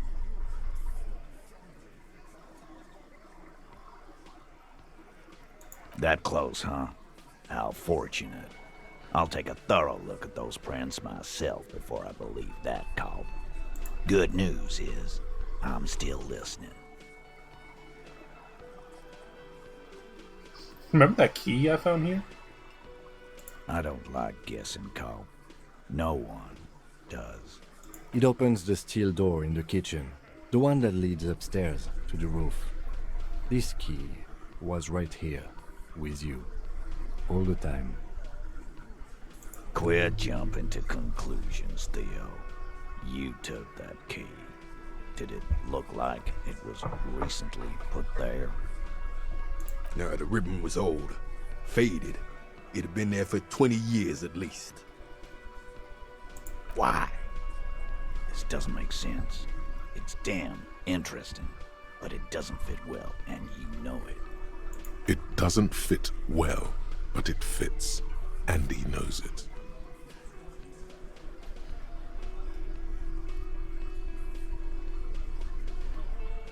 Why not? You can't draw a straight line into Clausia's window from any of the surrounding buildings. Not from what I know about Martinez. What if the shot was really quiet? I know a place where, sound doesn't exist. Maybe from the coast. But like I said, I've been too busy dealing with you idiots. So no, I don't think it was a sniper. It was close up.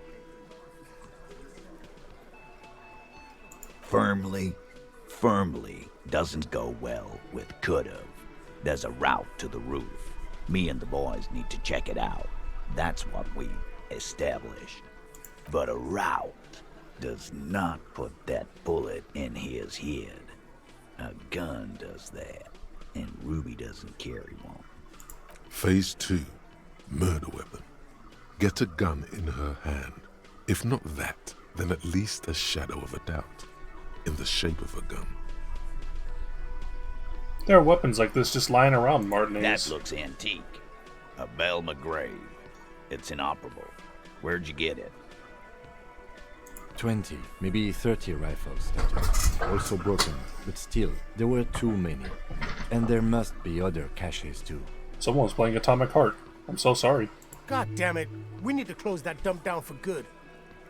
Okay. I see your point. There are guns lying around. Damn it. I thought we'd found all the old spots. Why was that still there? We just missed one. Ruby doesn't know this place, boss. Just these cops digging up shit.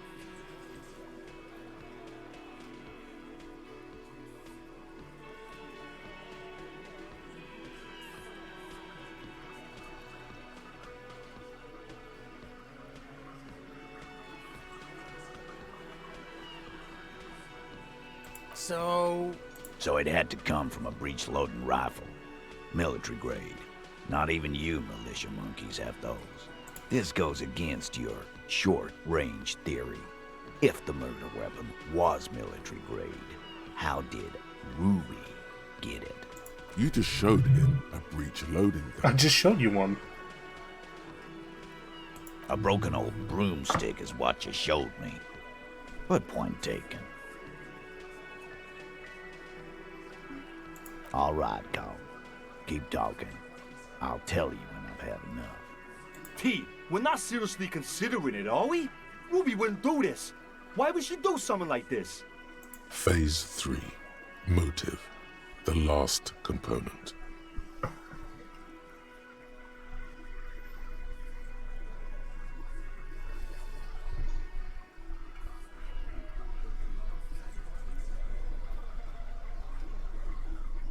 Nah, man. That's just Ruby. She's got Keep shit talking under this game in control. 2 words. That's her whole thing. That's why she's so good. She's so good. Plus, man, it's like female intuition. You know, women talk to women. Which is sort of why we need someone on the team who they talk to. Or she knew what happened. Not so useful.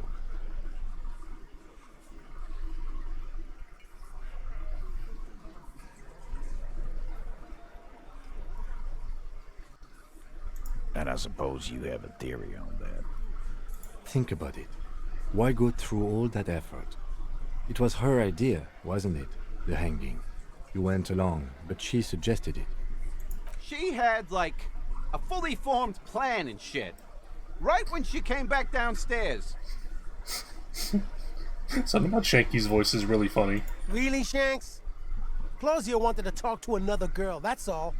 She was just the first one up there. I could have come up with that plan if I'd have been first. Time for a logics demonstration. Eugene, let's assume you killed him. He scoffs. Think. You kill him. Get up there. Shoot him. Get down. Yeah, you tell him, boss. The man is silent. If she used us to cover her own shit up, well, that's a serious violation of the Hardy Code, boss. Which is why she didn't. She would never do that. Why aren't more of you defending her? This is fucking stupid, Titus. This is fucking stupid, Titus. Glenn, I thought the same thing when she skipped town and left us in this shit. Oh, so he didn't rule her out completely. And she skipped town. This is good. Silence. He looks around the room. The old man in the corner nods. A very small nod. And a trickle of tobacco spit on his lip. Ew. Yeah, I see it. There's one more thing I've been wondering about. Ever since you asked me where she is. Add it to your list of suspicions, if you want. I don't know where she went. She just got up and left. Got real scared, too. Wouldn't tell me where.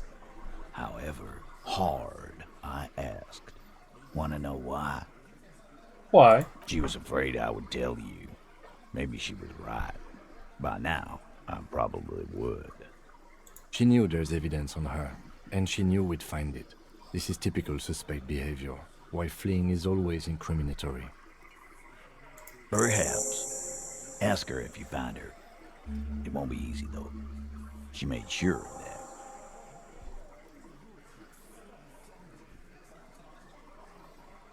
When she Friday afternoon, when you first arrived, I got word the RCM was in town. Then she came in to see me. Told me she was leaving. That's when we had our little conversation.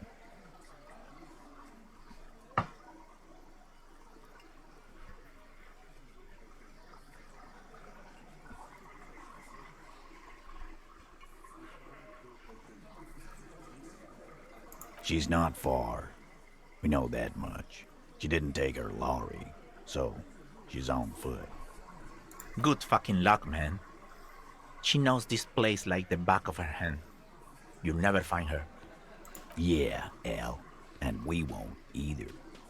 She's not really a hardy candidate anymore, is she? Sorry about the fan sounds. It's really hot in here. She's not, Glenn.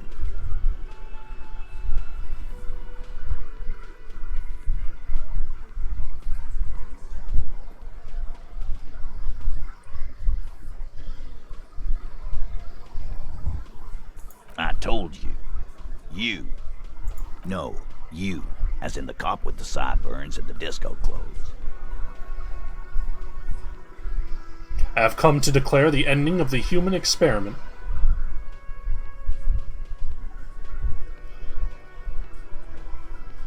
I have no idea why she'd be scared. I'm just a normal cop with regular thoughts in his head. Yeah, that's real funny. She wasn't laughing, though. You know, when I first saw you limping here, I thought she was paranoid or sniffing her own supply. But now I'm not so sure. Okay, yeah, it's pulling up on the mic.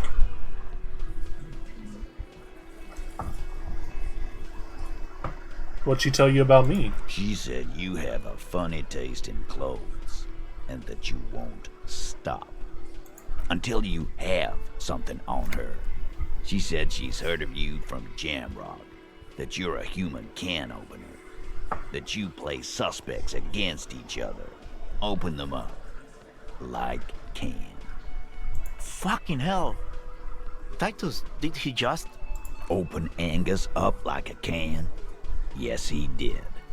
Now, we can whine about it, whack him, or we can go on with our lives. I'm having a go on with our lives kind of day, Al.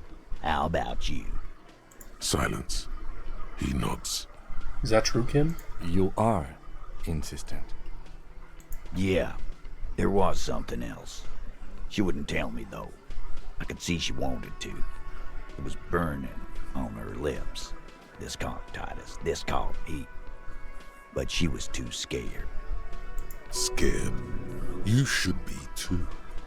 A strange fear creeps over you. A metallic taste in your mouth. Change the subject. A little. On the coast. Where have you looked for her, more precisely? More precisely, on the coast, past the waterlock. She's not here, so I'm thinking she's there. Who's doing this looking? They're all here. Lizzie needed some air.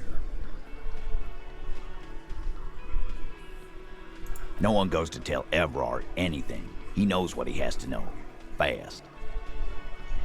Sure, there are some shithouses there. A cinderblock town. Fisherfolk there refuse to unionize. So, that's one place we haven't looked. I hear they have a shack where junkies sometimes crash. Time for you to step up. We will start there. One more question. What does Ruby look like? Boyish. Hair's red. Dyed. She looks like a Lowry man. It's not much, but it'll do. It'll have to. His grip is firm and reassuring, like holding a piece of unpolished granite. Not just granite, tightly packed RCM Sergeant material. I don't think he'd appreciate the thought, Esprit Decor. No, he already is a sergeant. That's what you're feeling. He just wasn't sure what you are. Come on, Kim, we have a lead. For once.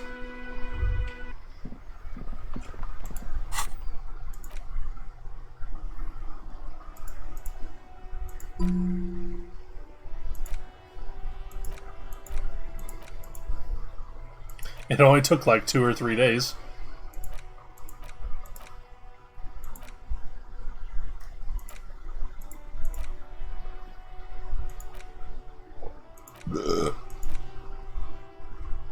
Embarrassment to the party.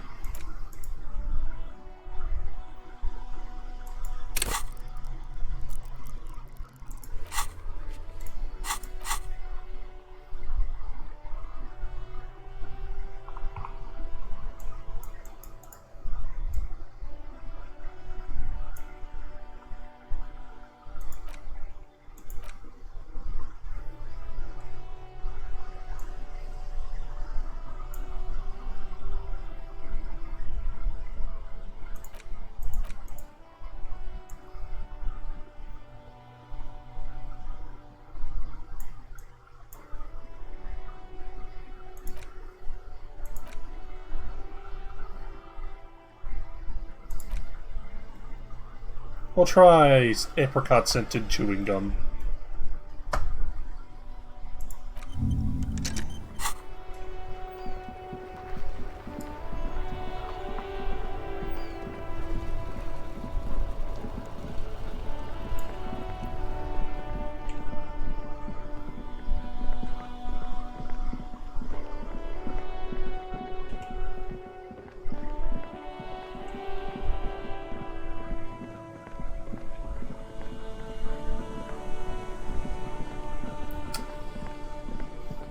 My neck hurts.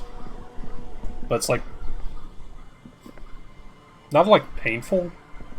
It's kind of achy where like a shoulder blade meets. I think maybe I need a new pillow. Though I just got one.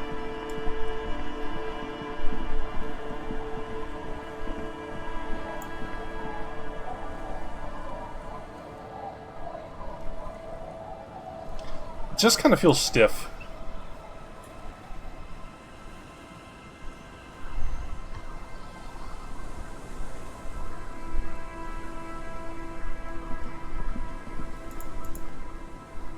Our tenant, the policeman. I hope the waves don't keep you up at night. What can I help you with? Tight muscle. I can wash it for you, but it's going to take about a half an hour. Think you can stay put for that long? Hell yeah. Hell yeah. I could use a breather. It's been another track and field day. Well, hand it over then, and I'll see what I can do. Must say, I'm proud of this one. It's pretty nice underneath all that filth. I hope you'll have an easier life in your hands. Nay, I haven't seen anyone lately. This is my little cinder block town.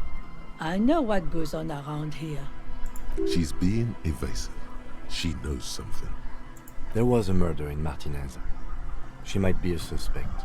We would appreciate your help. Would you now? I know how this world works, and it doesn't work when people tell on each other.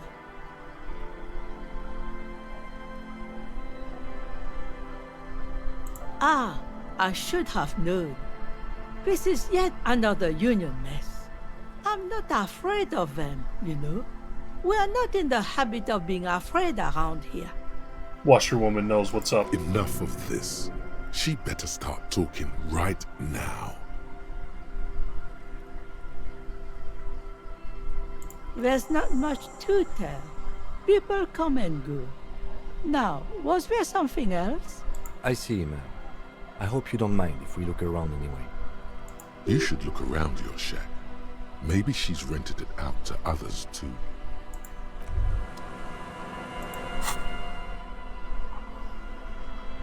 Swag.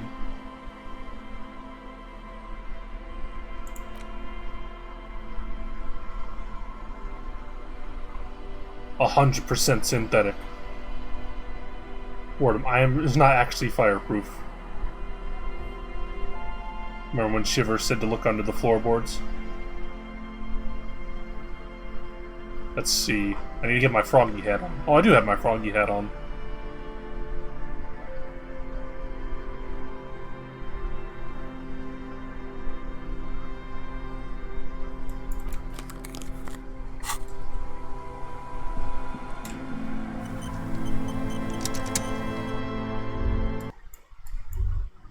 Hey, the floor is different. As you look at the floorboards in this corner of the shack, it's clear one of them isn't quite level with the others. Hollow space underneath the floorboards is dark and damp. You can barely make out the mixture of sand and sawdust below. Nothing particular. Oh, I don't want to stick my hand in there. Looks like more reeds. There might be something hidden inside the sand, though. You stick your hand in and start combing through the sand. Dry, not like outside. Fine dust. And then, something hard wrapped in paper. A small cylindrical object. You pull it out. A bullet. A 9mm bullet, to be exact. Fit for all muzzle loaders of that caliber. Like your own Villiers pistol, for example. The floorboard isn't interested. Maybe the washerwoman is. You have enough to bullet. confront her with. It's extra ammunition. She's locked and loaded, ready to fight some cops.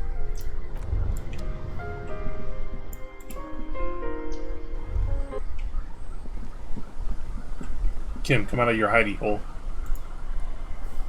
Our tenant, the policeman. I hope the waves don't keep you up at night. Damn that girl. And without anger, a long and harsh life has taught her not to buckle under pressure. But you didn't put it there, did you?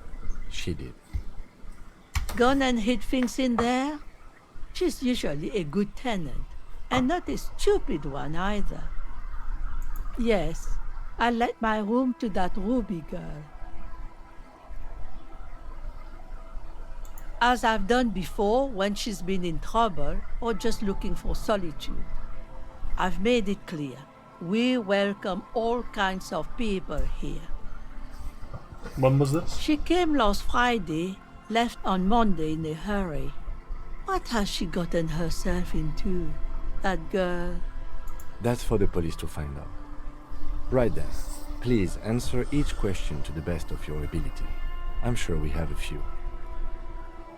Yes, early with the dogs, around 8 o'clock, I think. I cleaned it, like I always do. No. The truth, sire.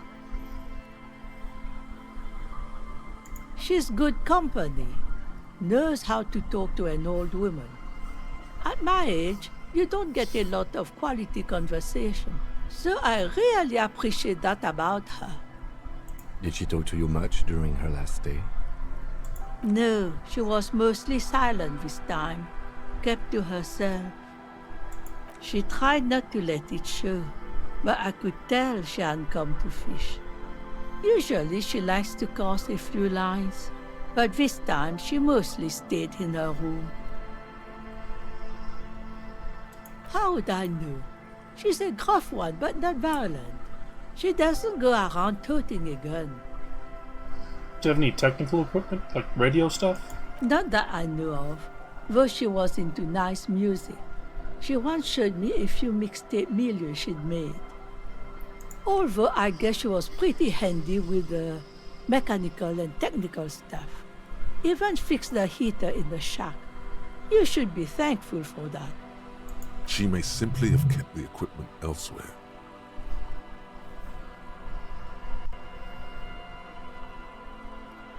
Nothing of the sort. Sure, she was no stranger to the bottom. She fit in that way. But I only knew her to have a beer on the beach while watching the sunset. She isn't what you'd call a drunk. Even offered me some from time to time. Said it was part of the communal life. But I never saw her lose control of herself, the way some people do. I don't know. Further up the coast, she tried to leave quietly, but the hinges on that door screeched like a cat in heat. Woke me up. I heard her rushing in those heavy boots, heading up north. You'll never find her, you know. She knows the coast like the back of her hand. You only just arrived. I wouldn't worry about that, man. We are persistent.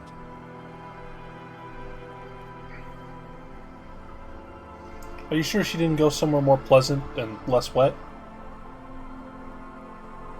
Are you sure you would rather stay here? Get a nice cozy fire going in the heater? Seems like a better idea to me. No, you can do it. You still have plenty of juice in you before you drop. Behind the cinder block houses, old pre-war ruins rise to the sky like dark palaces. The wind calls. One thing, officer. If you do find her, please go easy on her. She's a good girl, whatever she's gotten herself mixed up in.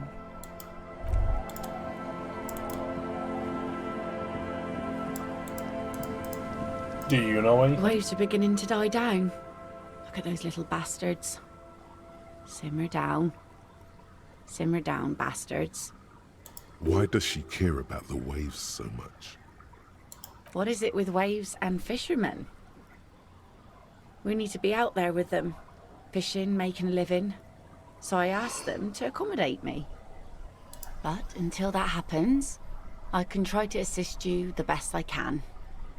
So, what will it be, officer? She needs to go on a date with another drunk, badly.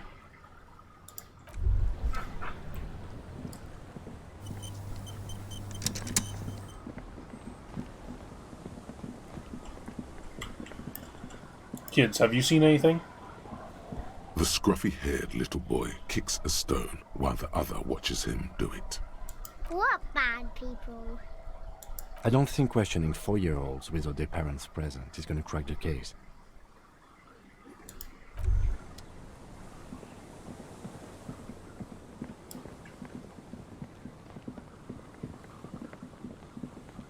We can try, Kim.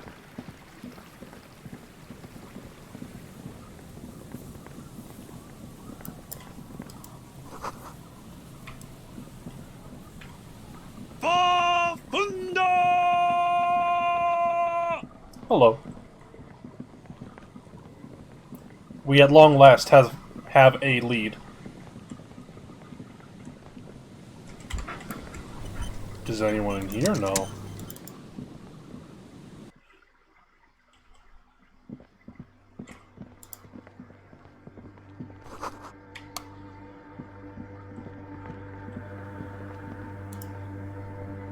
The mother of humanism stands above you, a precious and complex wax painting on a single pane of glass. A crack runs across the length of her body, her face oval and sad. Nothing, just the edge of the crack sparkles in the dark. There may have been a writing here, but you cannot make out what it said.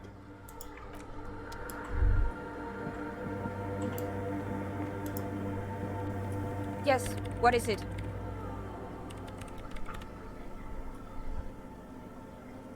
Yeah, about the 2mm hole. The swallow, you mean? What about it? Great. Thanks. I don't want to make anything work. Yes, anything. I don't want to make anything work. Suggestion 0.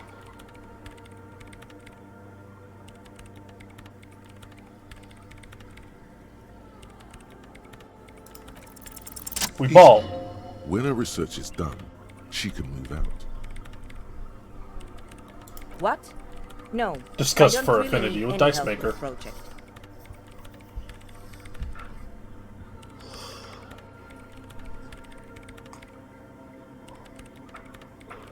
She thinks about it, a glassy look in her eyes.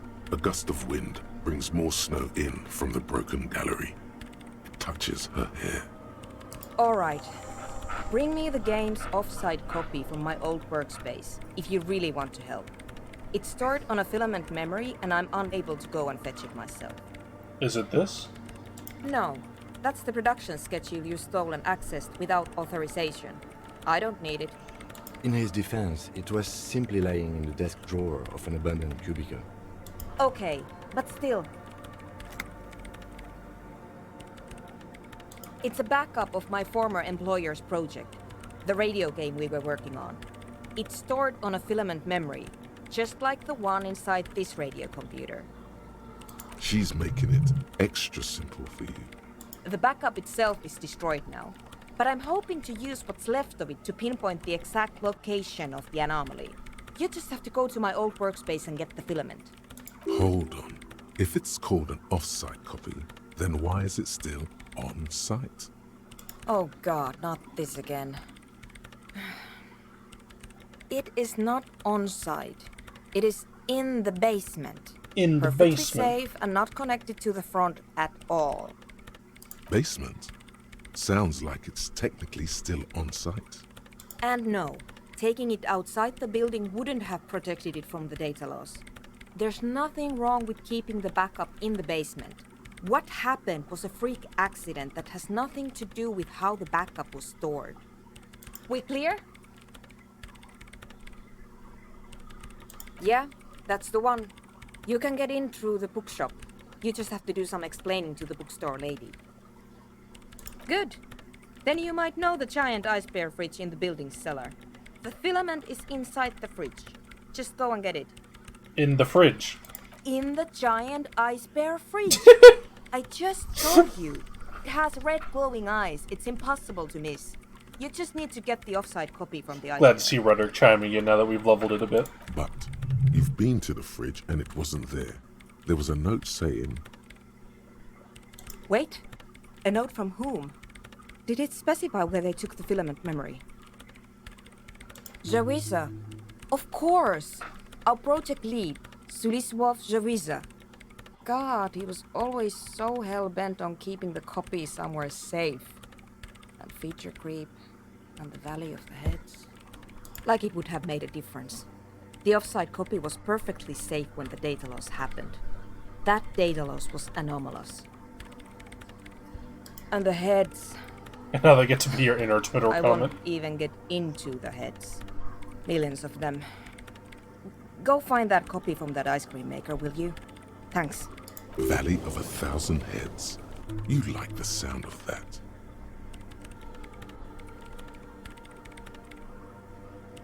By the way, we put a dead body in that fridge. Wait, what? Whose dead body? You know, we don't actually have to tell the entire world about the fridge.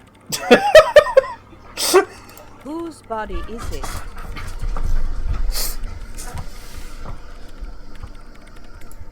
You put it there? You put a dead body inside the ice bear fridge. Okay. Very cool. Thanks for keeping me in the loop. We would appreciate it if you kept this knowledge to yourself, miss. Who would I tell? My mother? I don't have anyone to tell. And if I did, I wouldn't. Plus 5 I don't XP. care. Annoyed this woman. This is getting ridiculous. Can't you just defrost it? Or, I don't know. I don't know about the ice cream maker. Just figure something out. Thanks. And here's my Falsund multi-tool. You might need it to hack loose some ice. It opens everything. If you get me the offside copy, then you can keep the Falsund. The bigger crowbar.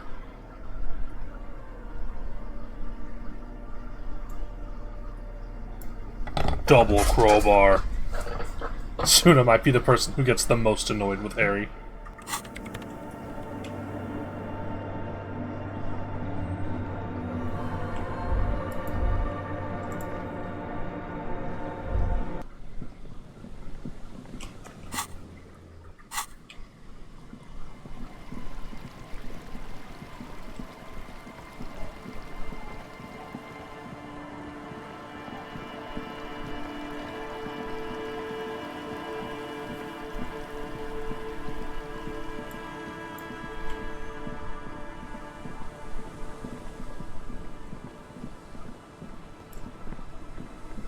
Locked doors are no match for me now. Kim, the stairs are scary. The scares are Terry.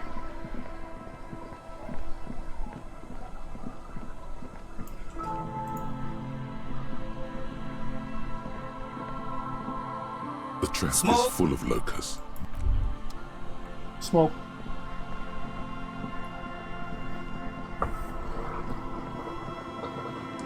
Word up, homie.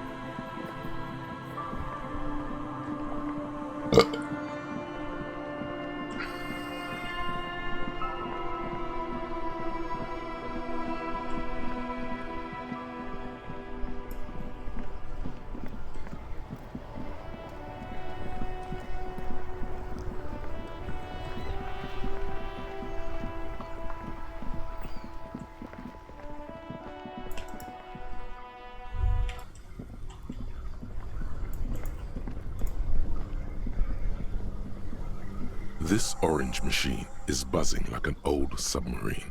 It has a hand-cranked ice cream churner on top and an electric freezer that appears to be frozen shut. This orange turning the crank feels oddly satisfying, like stirring your childhood dreams. In the There's stuff we can do to help.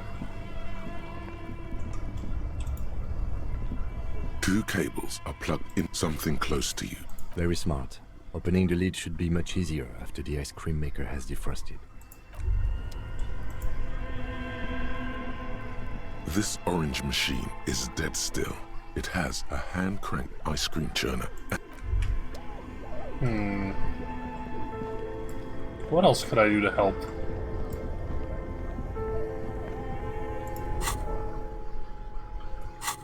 It's physical instrument, right?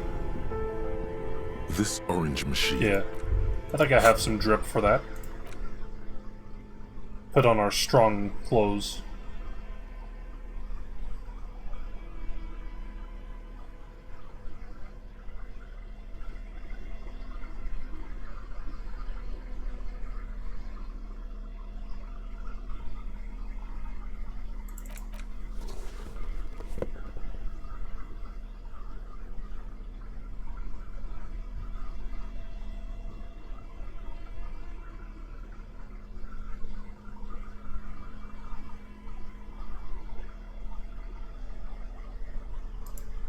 Send something good. Duh.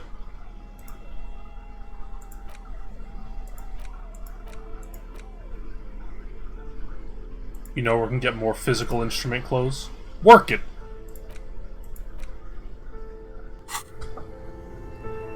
This orange machine. I remember Kuno. How could I forget?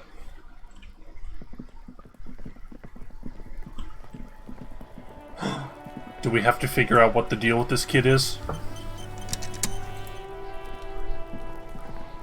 Fuck does Kuno care?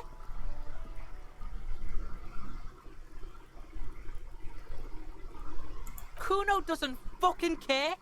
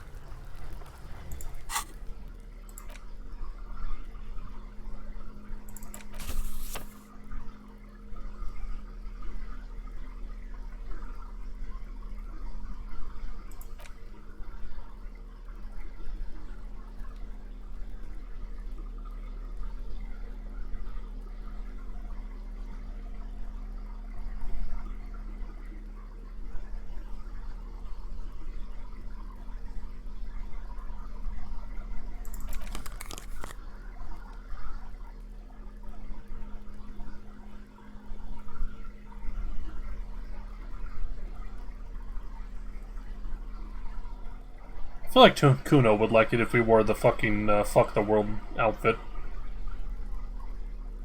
Or this one.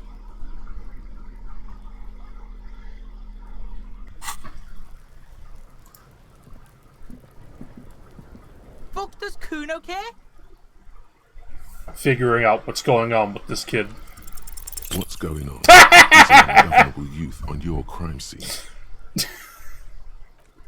Impossible.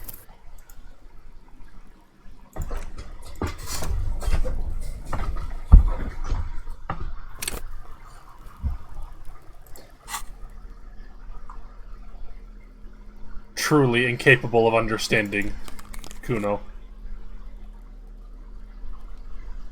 I have to go through remember if there was anything else.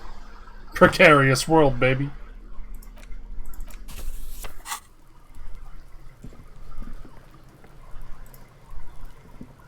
Fuck does Kuno care? Alright, I need to put a point in. Kuno doesn't.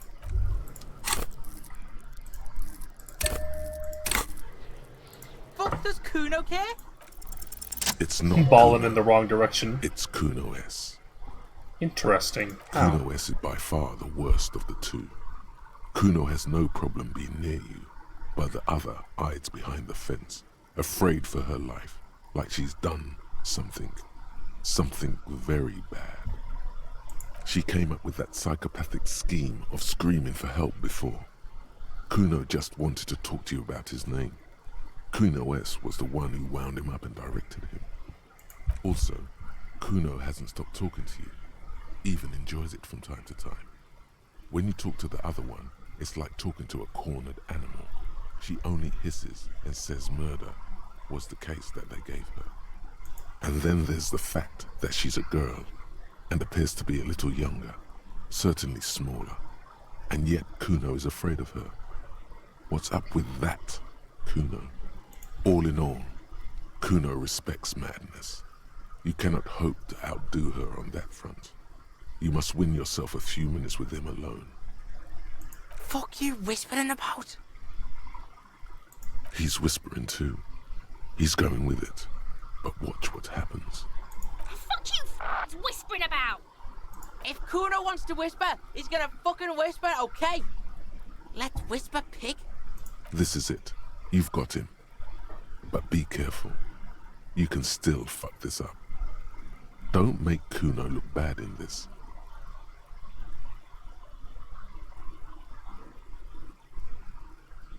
She's not fucked up. Everyone's fucked up. Stop judging shit. Wrong move. But he's whispering still. You haven't lost him. Just don't mess up again. Or you will. There are no guarantees here.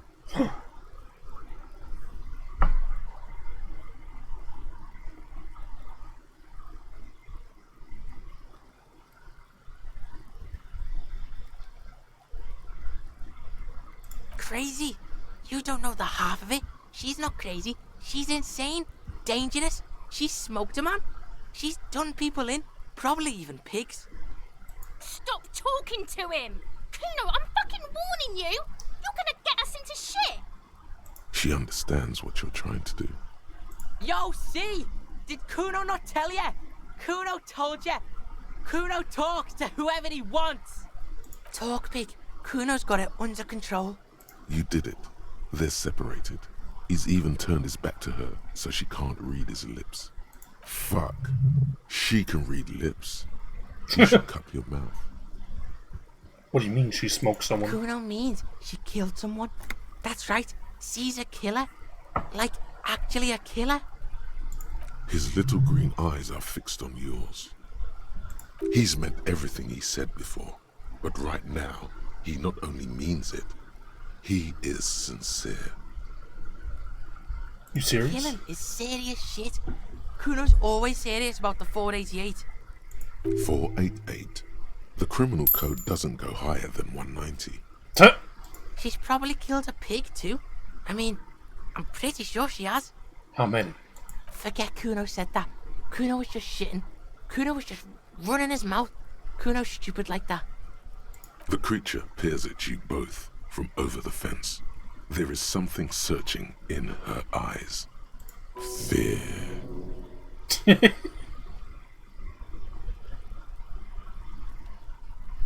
Kuno wasn't around, and C was with Kuno. Told you this already. Look, Kuno's gonna put you at ease. We didn't do it. He speaks the truth, my liege. Yeah, she's psycho. None of that kiddie psycho. Cat burning shit. She does the real deal. Whoa. Yeah. Yeah, let's. Fuck knows. She says it's the song of her people or some shit. What people? Crazy people. The fucking Nakis. I don't know. Sounds boreal, like something from the tundra and tiger-covered cutler, Isola. Far, far away from here. As far as possible, really.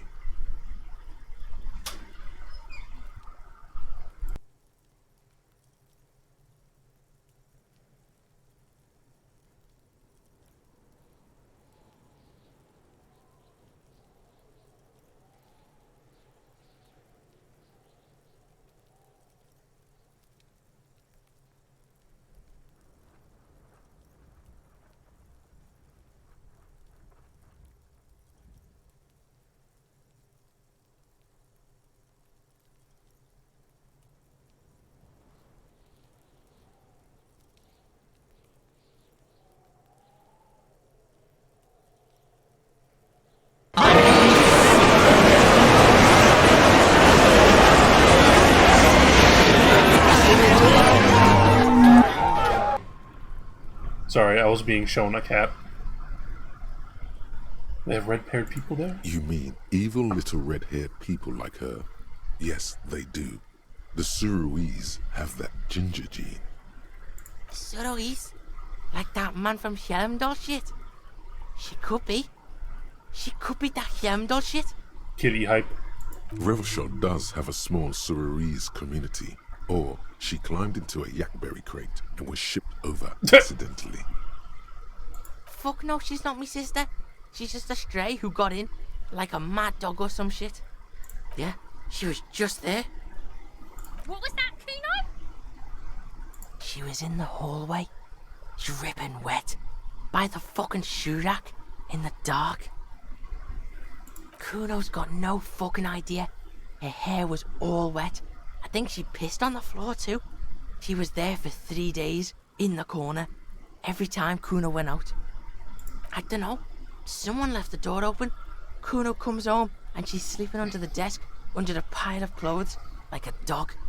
Kuno's dad doesn't give a shit. Doesn't even see her there, or thinks it's fucking Kuno. Shit's all on Kuno. How are you dealing with all this? How's Kuno dealing? Kuno's dealing just fine. He doesn't need you fucking with any of it. C doesn't either. Kuno's got this shit under control.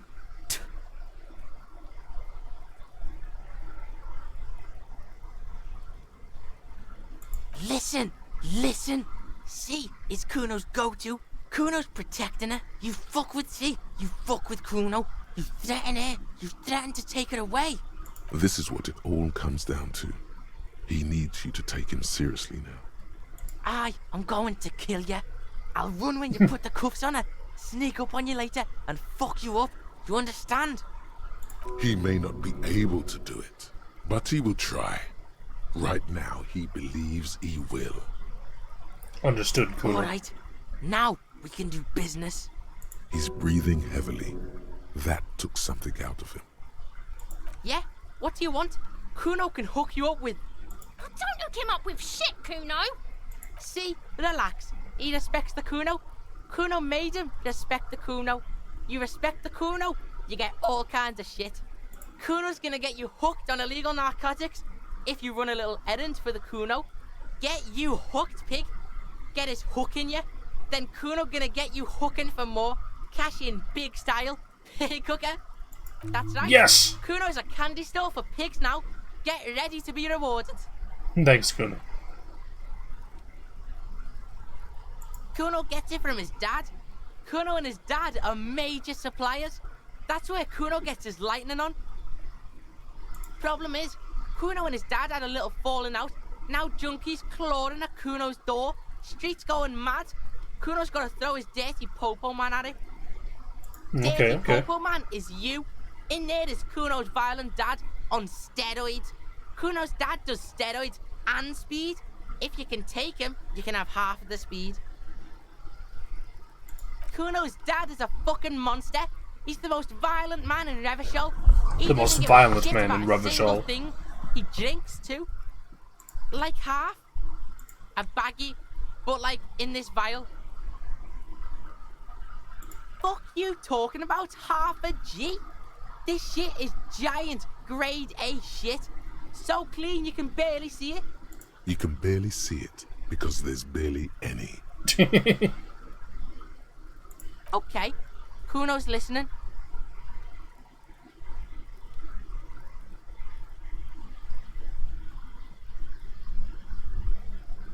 Lie, you need speed.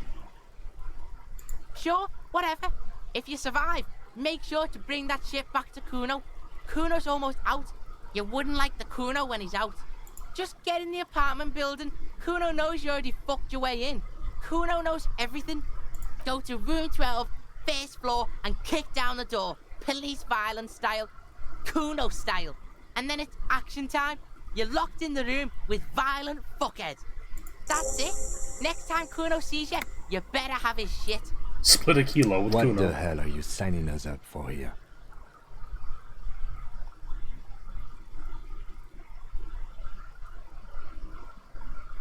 Okay then. Kuno doesn't fucking care. Let's get to work solving Kuno's problems.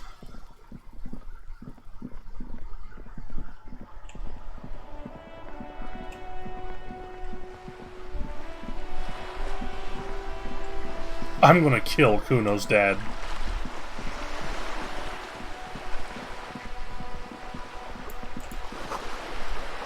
Meat.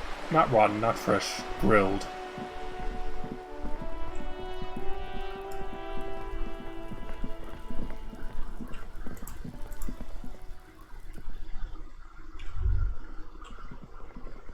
Something beautiful is going to happen.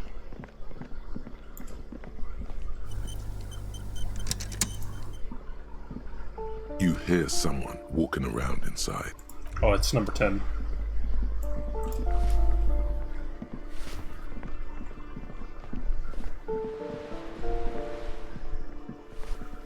The apartment's on the far right end. Oops.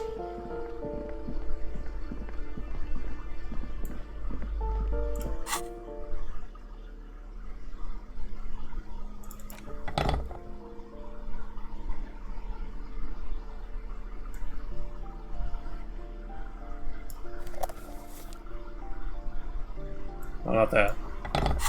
Not my boombox. I need my pry bar.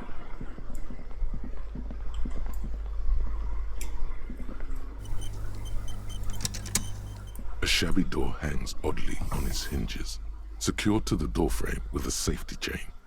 An unpaid energy bill is attached, threatening to cut off the electricity. It's addressed to Mr. Uno Doroita. Your heartbeat quickens, palms go sweaty. The siren of amphetamine is singing you her song. Uno and Kuno.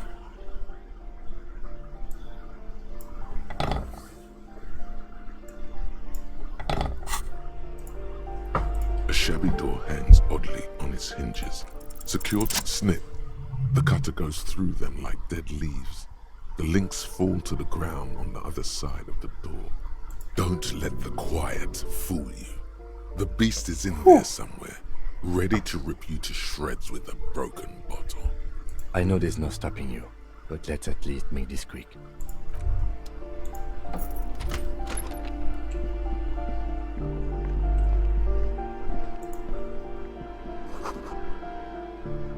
Kuno de Ruida is the name on the unfinished homework.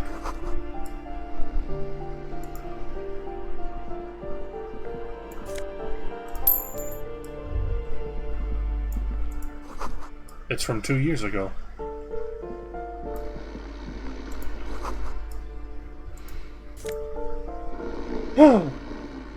Pants. A bundle of clothes heaped on the bed. A stained parka, some towels and a duvet, some socks even. In the dark, it looks like a nest.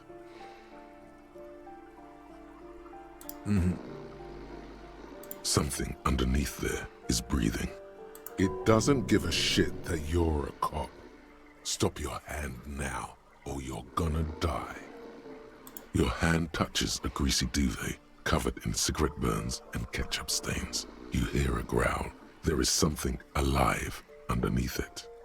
It's deep, in suffering somehow. You see a 60-year-old, fat, red-headed man passed out from large amounts of alcohol, and God knows what else. The smell of shit rises from his mouth. You don't have to take him down. He's already down. I'm afraid it is. Look, it moves. It moves. And look, the other foot is camouflaged by a striped sock bearing the name Max Tor on the sole. 3 toes are poking out of a hole. Max Tor is a gas company. He's wearing free socks from a gas company. They probably came with the bills. A groan rises from the man's throat, dry like a death rattle.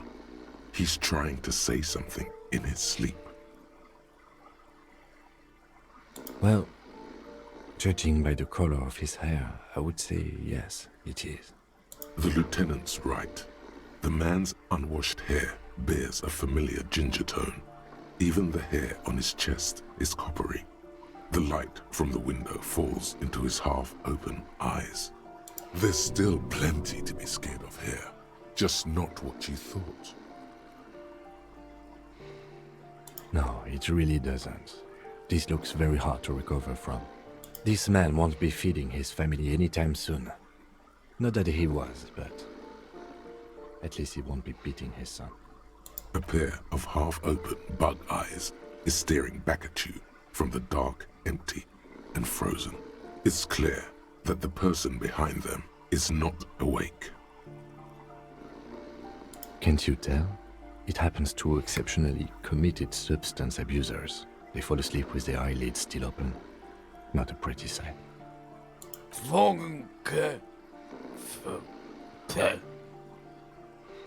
Look, he's trying to communicate. Brain. The man groans Ooh, once boxcars. again, but his tongue keeps failing him. It's impossible to make out the syllables. A hand emerges from the blankets, trying to gesticulate something. And then Boxcars an easy check. Clear and surreal. Pigs, he says. He's trying to call you pigs. Fuck you, die. His hand falls back on the bed, limp and defeated. A loud snore escapes his mouth. He's asleep again. At least he got to say his piece. What is there to do? We could turn him on his side so he doesn't choke on his own vomit, but he's already on his side. We could take him to Remedy or Saint-Baptiste, but he doesn't have money for medical services. The arm sauce would turn him down. They don't do charity for people who are trying to kill themselves. Besides, he'll be dead in a few. The pile of blankets grunts miserably.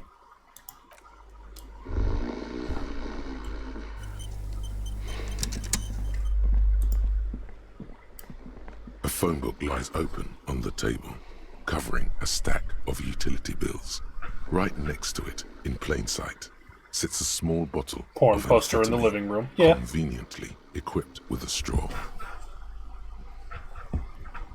Good. Confiscate it. The minuscule amount of amphetamine doesn't interest the lieutenant in the slightest. He listens instead to something in the other room. You pocket the bottle as if it were the most natural thing in the world. Don't wait. Celebrate. Blast that shit right here. Take inventory. Sippy bottle of speed. Table shit is done. Kuno says his dad beats him.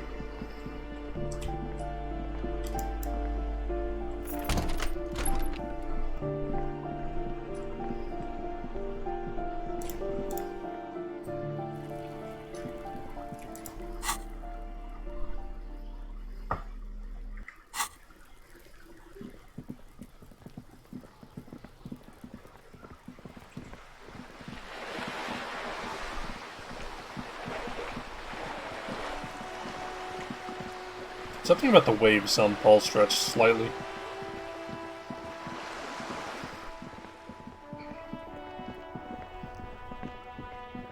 That's not a very happy family situation.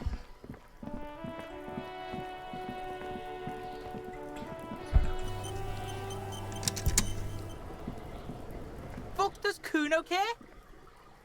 Alright, so you got Kuno's kilo. Here is how we do it. First, you give Kuno Kuno's kilo, then Kuno gives you half back. That's how we split it. It's the best way, street way. You don't need more drugs, you're 12.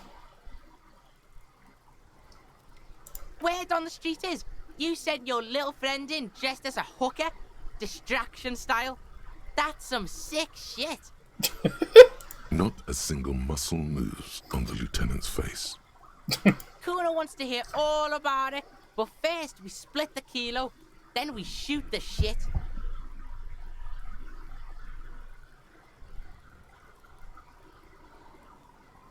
Does Kuno give me the pants?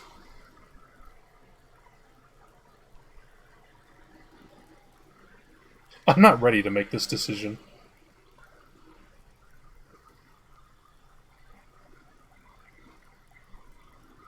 Gotta redo a dialogue tree. Kuno knows what Kuno means.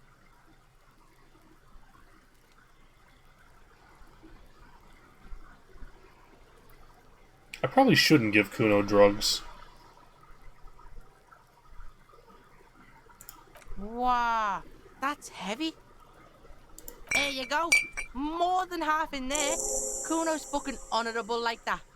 There is no movement on the lieutenant's face as he stares intently at the trash container. Now tell me, how the fuck are you still alive, pig?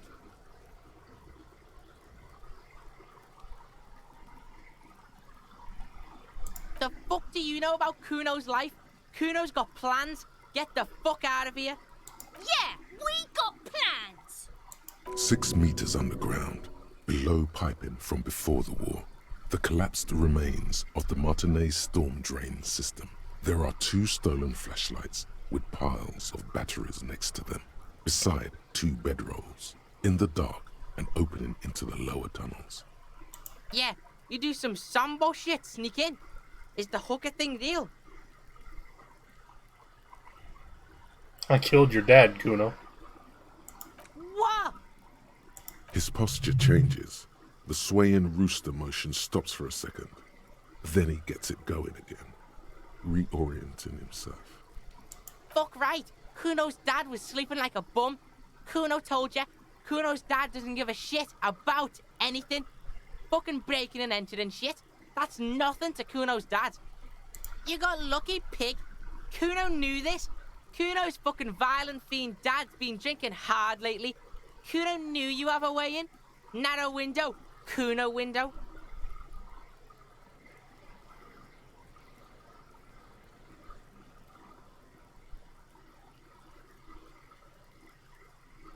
Yeah, Kuno's dad is fucking nothing.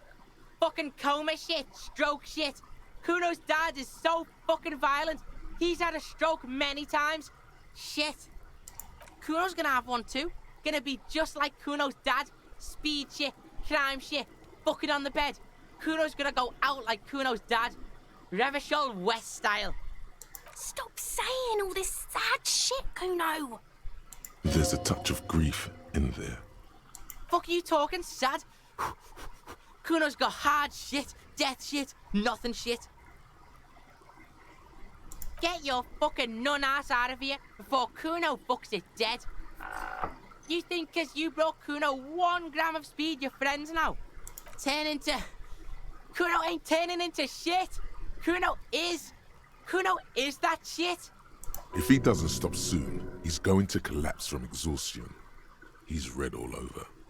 Kuno won! Oh, you won, Kuno! He did not win. There is a crack in there now, and it's spreading across the face of his certainty. Yeah, so fucking what? Fuck are you talking to Kuno about that kiddie shit? That's a lame name, Kuno. Kuno knows it's fucking lame. That's why Kuno changed it. You can't fuck with Kuno. Fuck right there were. Fucking 3 years or some shit. Yeah, that's right. Kuno's dad doesn't give a shit about that electricity and light shit. Just wants to pound on people and drink.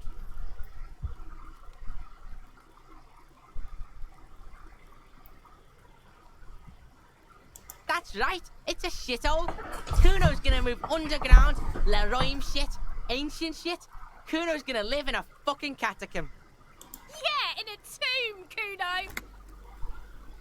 Yeah, pig, this shit is done. Now get the fuck out of Kuno's face. Kuno needs to drop the bomb. Kuno doesn't fucking care.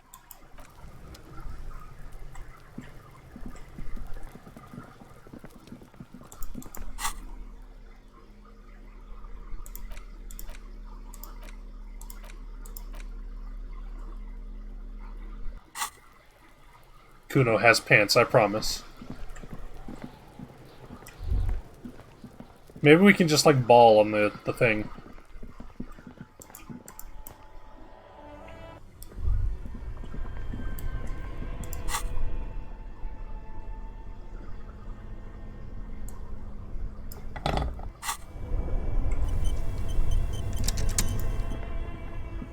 This orange machine is dead still. It has a hand-cranked Yoink! ice cream churner. Ice squeaks Ow. beneath your Kavalzun multi-tool, but your fingers slip away from the tool. The lid shutters tightly as before, and it's already unplugged. There's not much else to do other than wait for it to defrost or bulk up and get stronger.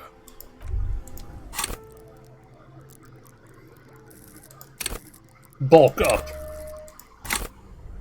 This orange machine is dead still.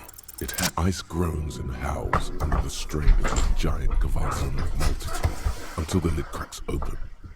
Darkness lies inside, but you can faintly make out an object, intricate and foreign, left there for a sub-zero beauty sleep, a filament memory with the words "off-site copy" written on its side. Disappointment washes over you as you stare into the almost empty ice cream maker. What, no ice Scoop cream? of ice cream would have been nice, yes. You gently lift the cube from its frosty bedding, careful not to damage it. We should take it back to Miss Lucan killed as soon as possible. I'm not sure how well unused filaments tolerate room temperatures. Yes, but aren't you curious to know what's on the precious filament? There's a radio computer upstairs. Nice blank, isn't it? Should have been rewarded with ice cream.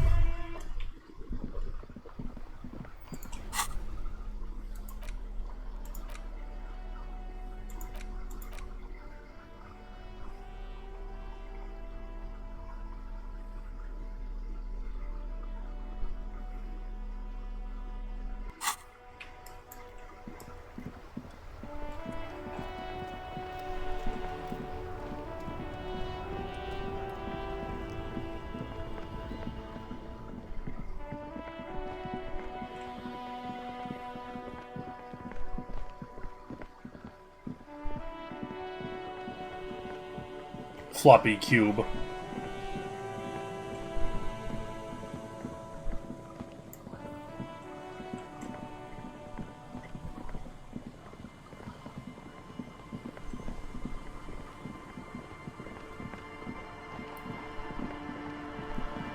Yeah, I get the feeling they had the same, like, not problems,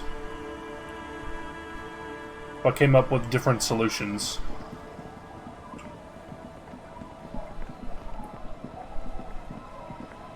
Similar problems, different solutions.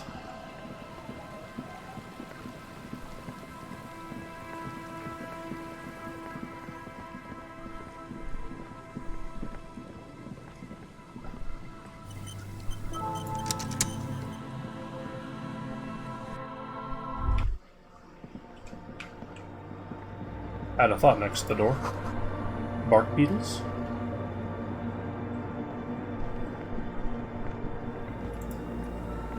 Yes, what is it? Yes? Thanks. Looks like it's the one. Now I'm going to print it out to see what's left of it.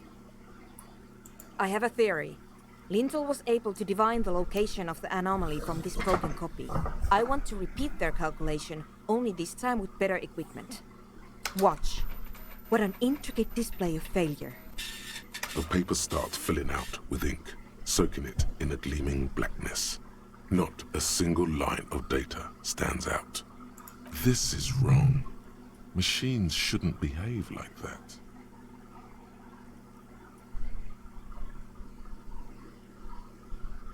Sona doesn't reply, her hands running over the printout.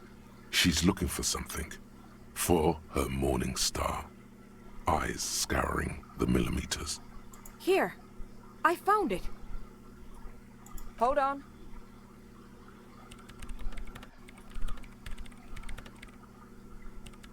Can I do anything? Just give me a second. I'm almost I've never witnessed a programmer work before. done. I've got it. I found the location of the anomaly. I found the coordinates. She's beaming. You can feel it in your heart. Great job. Congratulations. Thank you. There, in the swallow. Think you can help me again? Sure. I need you to go move those water bolts for me.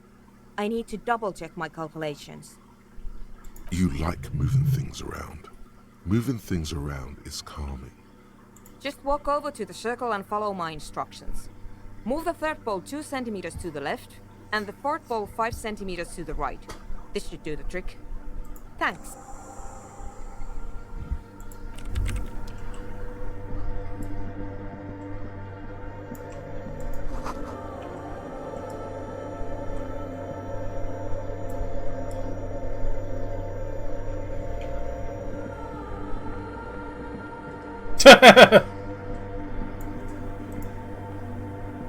Yes, what is it? The swallow, you mean? What about it? Great, thanks.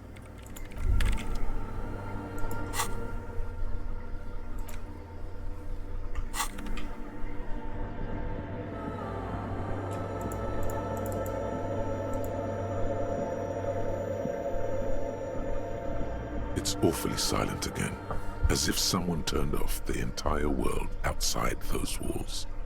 Water inside the bowls stands still. Measurements have been marked down around the bowls, each chalk-drawn line representing a centimeter on the floor. Oh boy, this is going to be good. It moves like a ghost without creating a single trace of sound. Some water spills out of the bowl, wetting the floor. The lead programmer sends you an encouraging thumbs up from across the hall. Time to run back, or maybe walk. This is a sacred place, after all.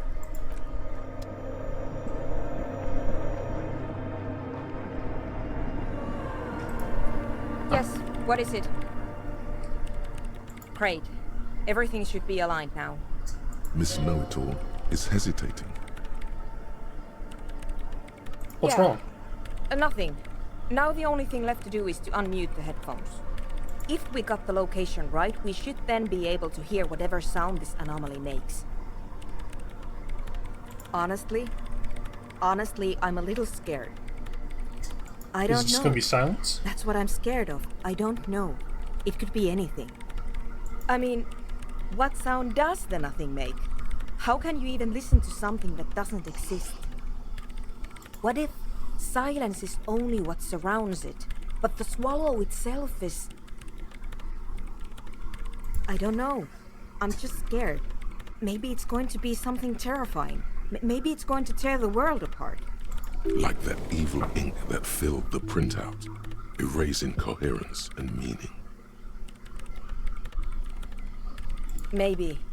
Maybe I'm just tired. We have to try. Yeah. You're right. Let's do it.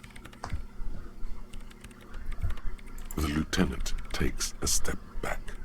And then, nothing. Nothing happens as Sona Lokanen-Kilda presses unmute on her keyboard. Nothing but silence. You can hear some small animal cross the floor of the chancel. It's that quiet in the sanctuary. Hello, Randy. She doesn't answer. Her eyes closed and brows knitted together in a state of deep focus, one hand cupping the headphone. Damn it.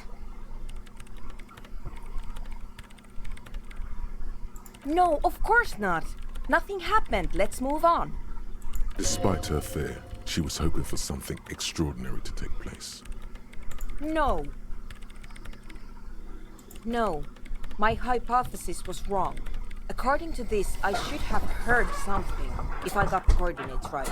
Like I said, silence is only what surrounds it. But this is just another failure. Silence sounds like silence. That's all it is. You can try on the headphones. See if you can hear anything. But don't get your hopes up. Helping Egghead with his jam. Everything disappears. Yes! You are draped in silence like a drowning man staring into his puny little headspace. And then the pressure changes. It feels like flying on an aerostatic, or when your ears pop, or like a subtle difference in the atmosphere, a weather change hanging in the air? What if the sound you're looking for is too low for you to hear it? A better sound system? Alright, but where would we get one? Suddenly, a rhythmic beat permeates the walls, causing a small patch of decorative stucco to crumble onto the wooden floor. They should really allocate some renovation funds to this place. No. What they really should do is shut down the disco men for disturbing neighborhood peace. But they could help with the speakers. You mean the speed freaks? Of course. The speed freaks. They have a fantastic sound system. And you think they would help me? I guess I could live through a week or two of peaceful coexistence. I'll go talk to him. Let me know how it goes. Thanks, officer.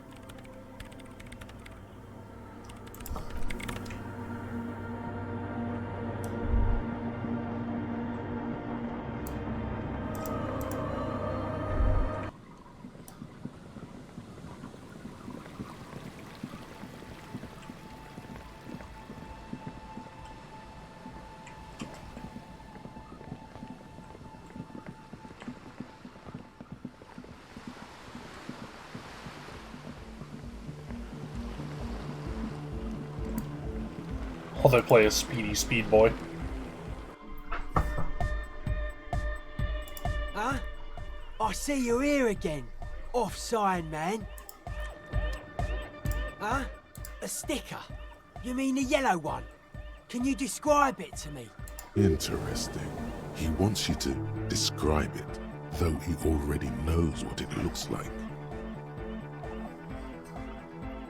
Oh wow! Right on your cop ledger. You like it? It is cool, but it's also more than that. Much more. Noid is a bit disappointed. It's just cool. The dead guy's smiling. He defeated history. We are living in the age of history, and in the eyes of history, we are always already dead. How can we ever smile then? Because history is a lie, and so are its depths. The present moment and life are the hardcore. Hardcore! The hardcore expels death. Or maybe he's not dead. Maybe he's just really ecstatic about the beats. Or drugged out of his mind, come to think of it.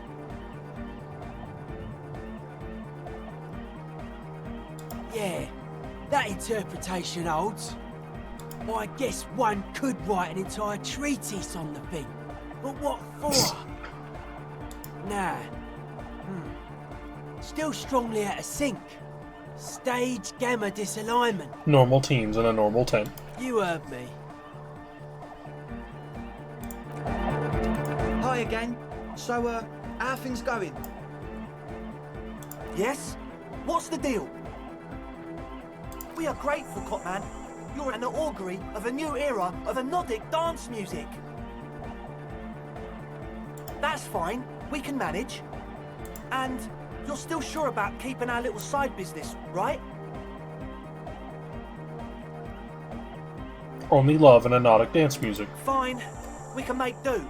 It's going to take us a bit to move our stuff inside. A couple of hours, maybe. Come check back later. Let's get moving.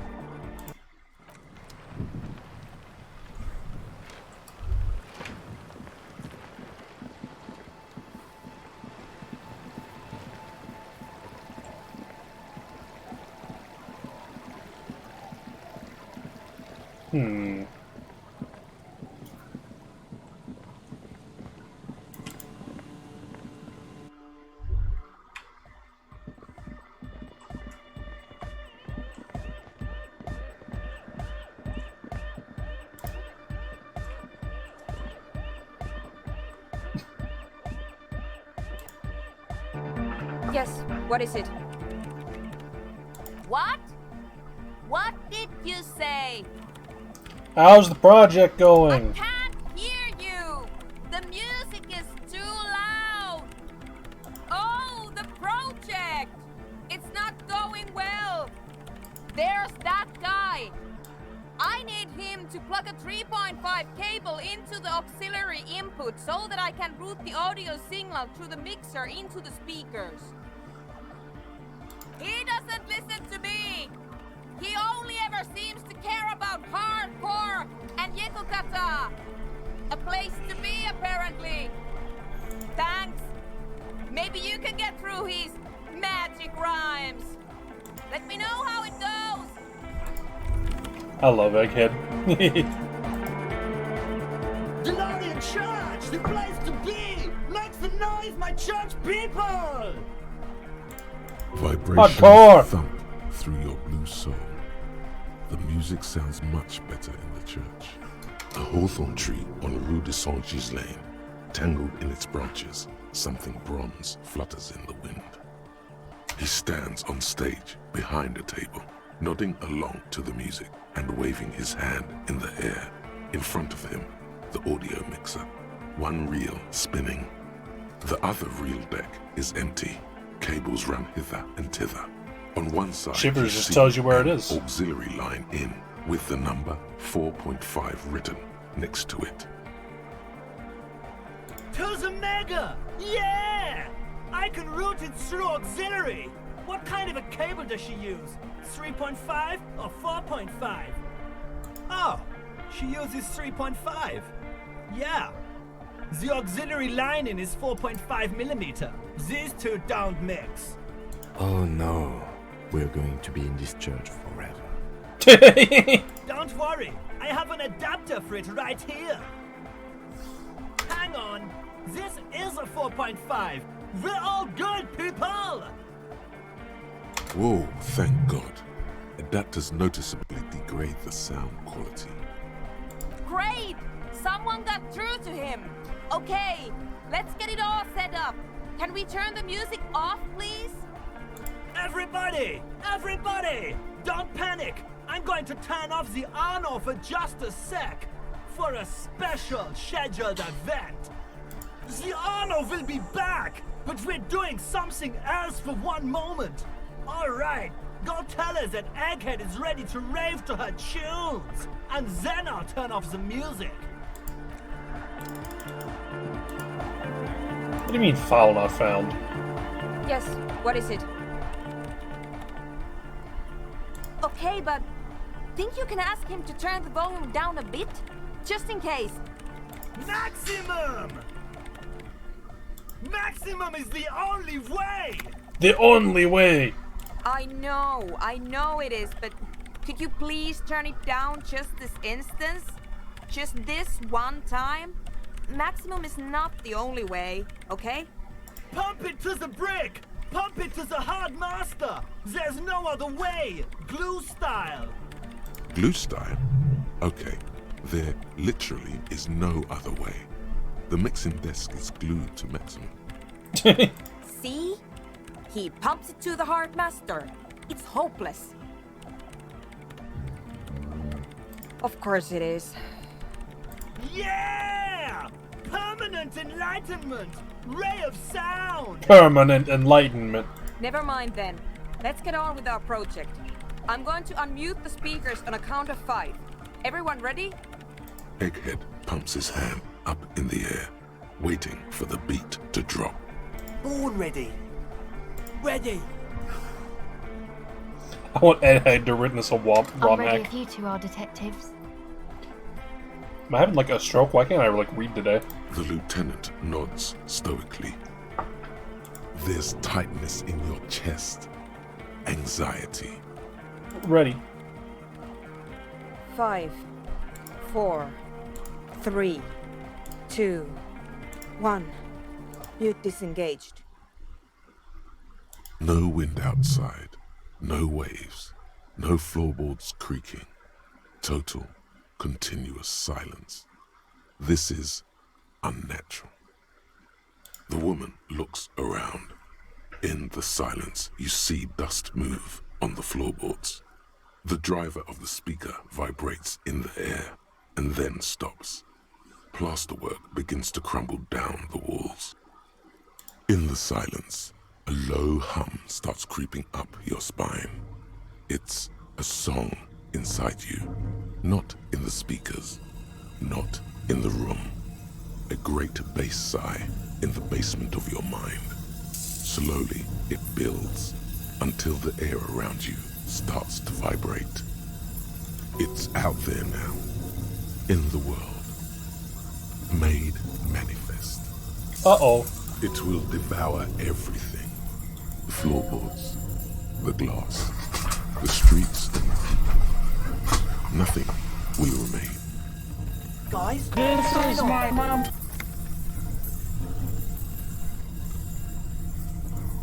It's getting louder. In the basins, the water looks like it's boiling. Hosiana! Mother of Mega! In his mind, a tidal wave approaching from afar, swallowing entire coastlines on its way. Salvation. He's peaking, the worst high he's ever been on.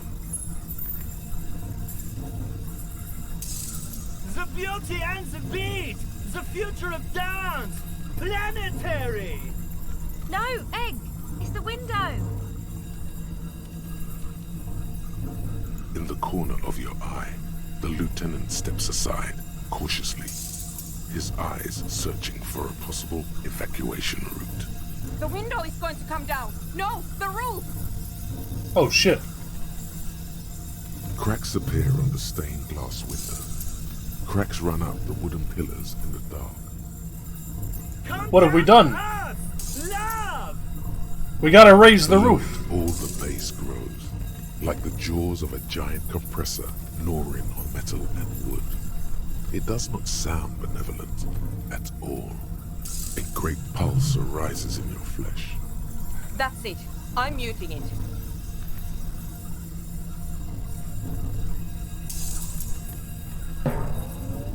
Beautiful car! Beautiful life! Shit! It doesn't stop. A seal? Have you? Yes, I've turned it off. Andre, pull the compressor. The place is gonna come down. Fuck! I can't shut it up. The signal's passed. It's not in here. It's... This is it. A great roar. The vault of the roof twists above you. Glass shatters somewhere near the door. It's coming down. And then it stops. Totally and utterly. As if there never was a sound. Only your ears still ring from the shock. Everybody is staring at Egghead, holding a dangling cable in his hand. A black 3-pin connector. Egg. I pulled the plug. It was getting too hardcore. You did good, Egg. Most of the place seems to be intact. Fucking hell. Programmer lady, tell me you were recording that. 4 years. 22 people. Millions of reals. All that time? This is what we were up against. Just erased it.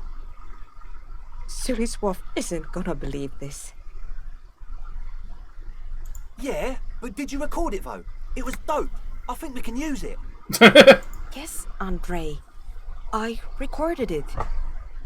Damn, I need to send some letters now. Thank you all for doing this. Eggman? Eggman! You too. And you, officer. I don't know what we've discovered, but I know what it sounds like now. That's a start. Kim, did you hear It that? was very hard not to.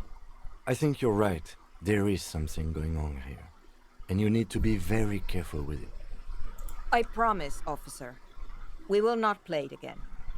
What was that? It was mathematical information from the anomaly, presented as a waveform.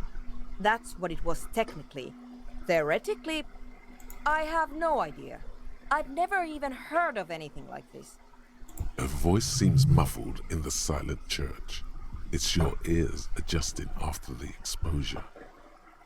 Yes, our lead designer. And maybe some of the producers too. And some of the writers. If they're sober enough to open a transmission. They need to hear. That it wasn't her fault. Or theirs. They need to hear about this. Don't worry, I won't send the recording. Although I doubt they have the speakers to produce the frequency anyway. This is basically Divided by Zero, but with audio. Stay here. I'm going to stay here with these lunatics. Send letters, maybe meet Sulispov. Also devise further measurements. I want you to know that's totally chill with us. I don't care, but thank you anyway. That's the best she can manage for Audrey. It's quite a lot in truth. For her, at least. Now, I have a theory to come up with. Some kind of preliminary explanation to all this. Or the letter will sound like I've lost my mind. Yes, and we have to get back to stabilizing Martinez. Instead of demolishing it with loud bass noise of unknown origins.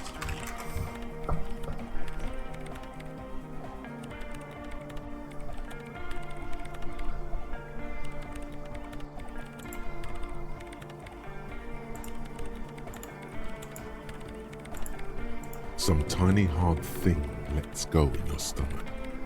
You're still alive. Pale unknown. What? No, no one's suspicious around here. She has not seen her, sire. 'Tis true. All four, back door, hardcore.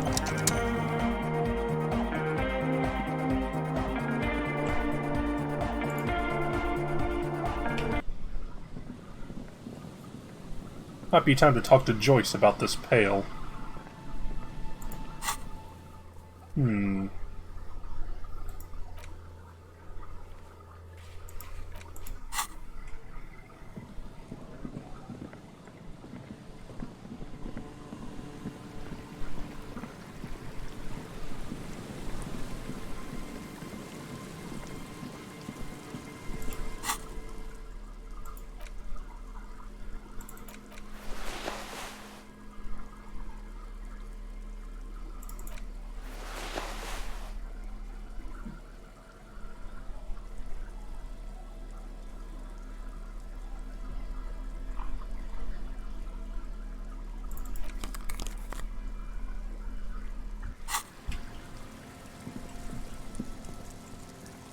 We are far enough in the investigation where it's best to finish all side content. Ah, okay.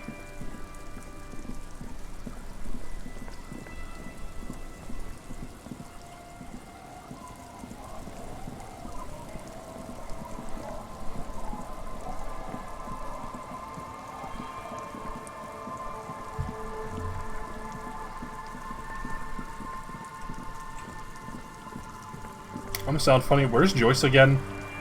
It has been a hot minute.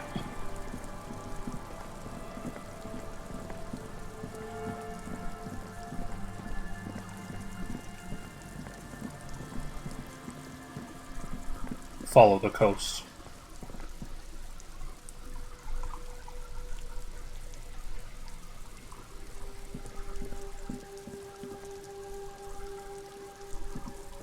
Towards Martinez.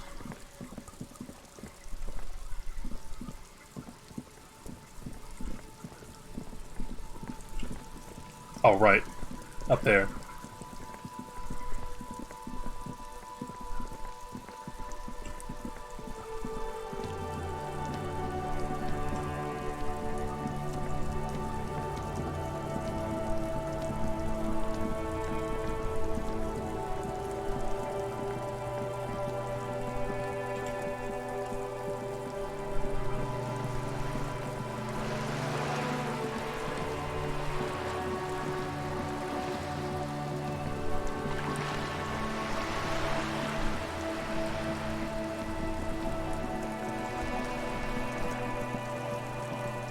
There it is again. There's a spectral scent haunting this pair, no doubt. And it smells like sea brine mostly, because it's a pair. Years of turmoil, of hopes and dreams, ground beneath the inexorable tides of capital. What do you smell? The first thing that strikes you is the overwhelming brine. You imagine yourself underwater. 100-legged I don't think she's there. scuttling along the murky silt at the bottom of the sea.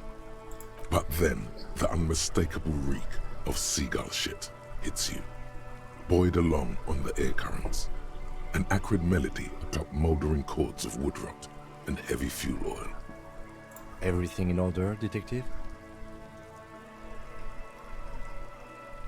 I'm smelling for communist You're skin. smelling for... You know what? I'll just leave you to it. Carry on, detective.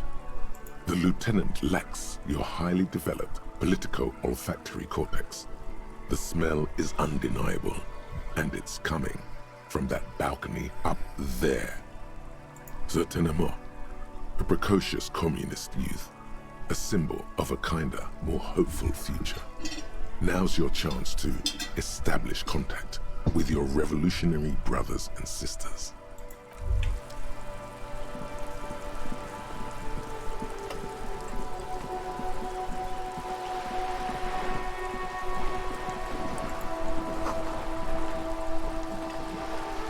Okay.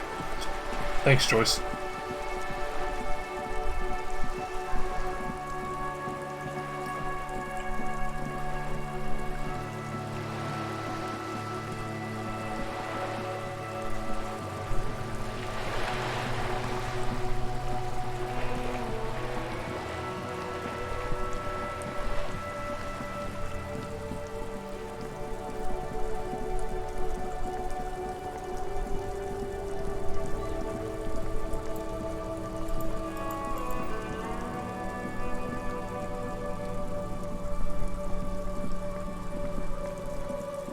She sells over there if you start living in the fishing village.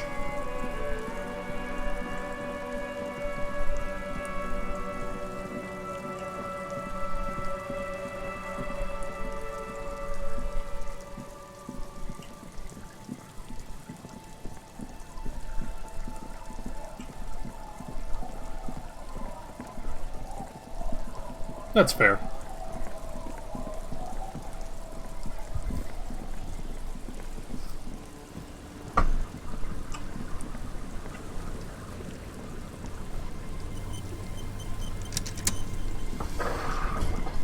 I'll just keep the Corda Lacey in the channel, if that's okay.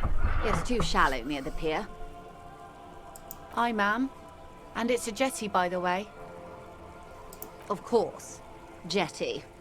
I prefer a good jetty to a pier any day. Jetty. Hello, detectives. It's good to see you here. I only just arrived myself. What brings you here, madame? Nothing, really. I've had my eye on this jetty for weeks now, so I decided to investigate it personally. This cluster of buildings isn't on any of the official maps, as far as I can tell. How do you like it here? How do I like it? Water drips down eaves of Eternite. The jetty below her feet creaks to the tune. The smell of salt and dog shit in the background. It's pornographically poor. The street has no name, all the men are dead or missing. And is that the carcass of a motor carriage over there? That's weird, I don't know who that is. I'm surprised that woman hasn't put me to the sword yet. Maybe she will. You should ask your questions while you can. Dark eyes survey the coast leading up to Martinez. Dull grey metal rests in her scabbard. A sword. The wind is too loud for her to hear. Fortunately for you, madame, the RCM is on the scene.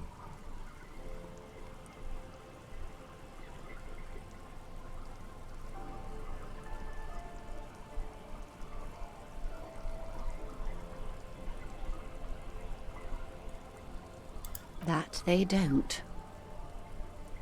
Above you, there forms a quilt of alto-cumulus clouds, twisting into each other. The wind tugs and stretches them over the bay. Their cloud shadows slide over the ruins of Revachol West. Wherever they pass, the temperature drops slightly, but perceptibly. Do you know how they discovered this place? No, they're in Celindian, Isola. Well, your condition has left you no worse off than most of these people. The literacy rate is around 45% west of the river. 50 years of occupation have left these people in an oblivion of poverty. 45% is around where I operate. I knew you would sympathize. Most Revacholians will never know what this place means. Our home. This island of matter. Or why they were ferried over in the first place. Remind me to tell you one day. For now, how can I assist you in this new location? Do we? I hear you have singled out a suspect and are in pursuit. This is cause for cautious optimism. I would not want to delay you. Maybe there is something else I can assist you with while you're hot in pursuit?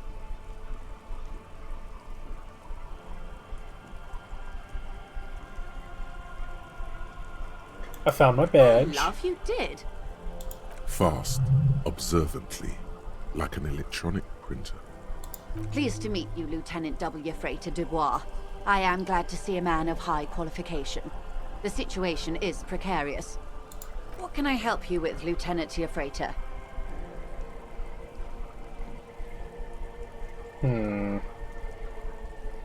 Well, technically speaking, I'm good.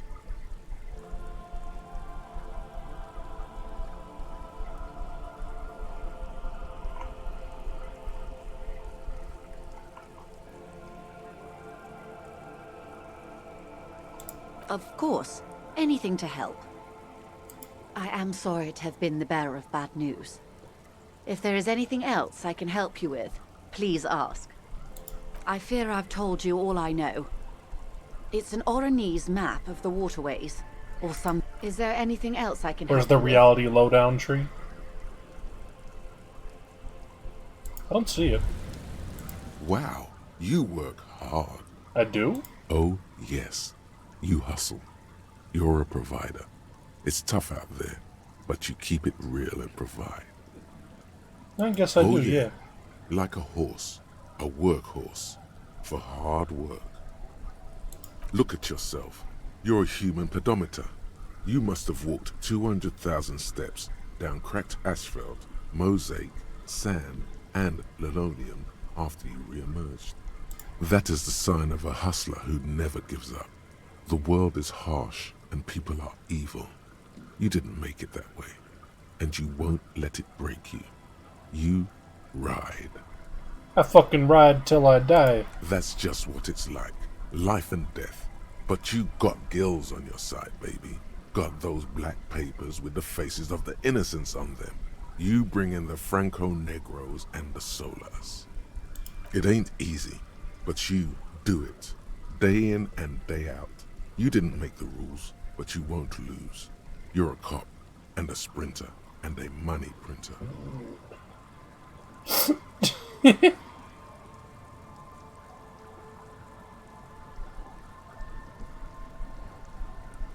Oh yeah, you took that bribe hard.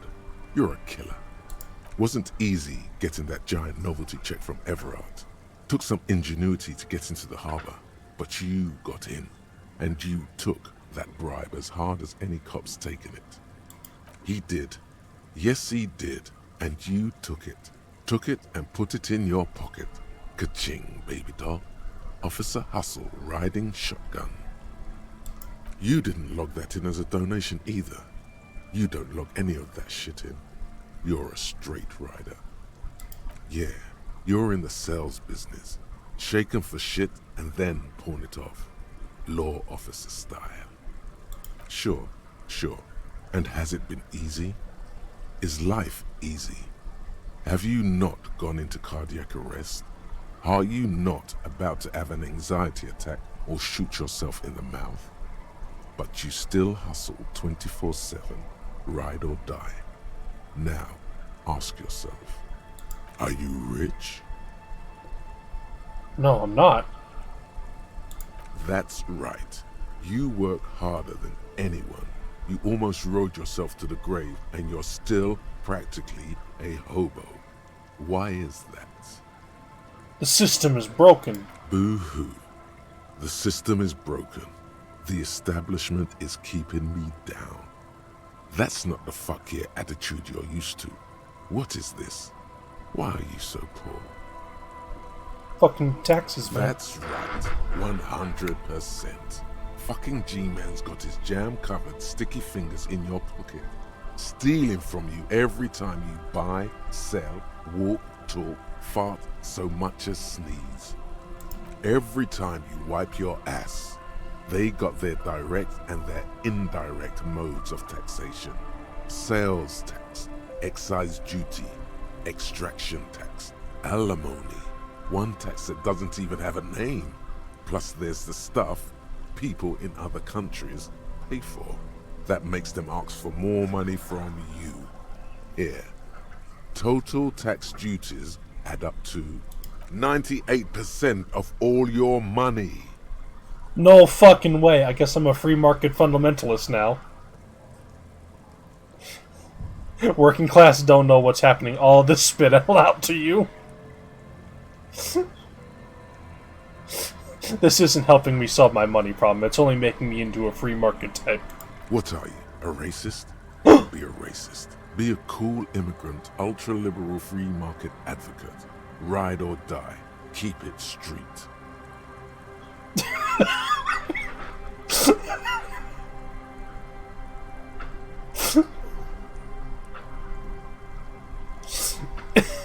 Fuck off.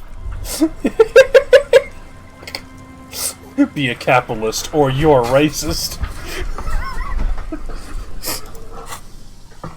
Harry's own brain fucking with him.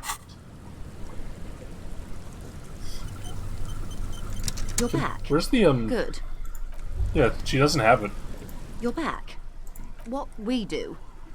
I'm afraid the Pines and that. The Wild Pines Group is one of the original Revacholian Indo tribes. Companies awarded royal. She nods.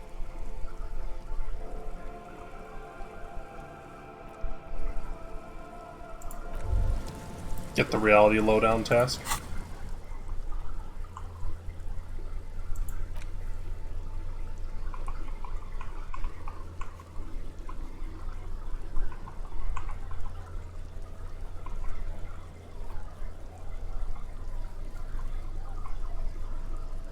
I guess I didn't.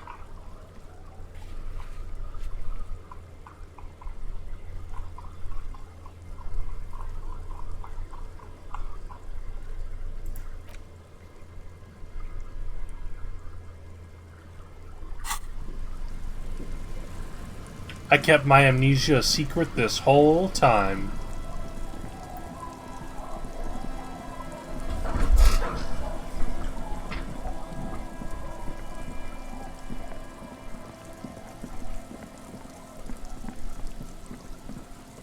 I played it cool like a cucumber.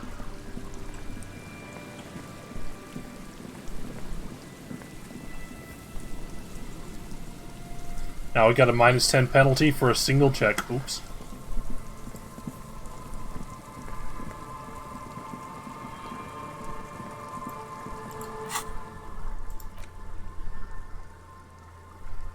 And a big lore thing gated off. Uh-oh.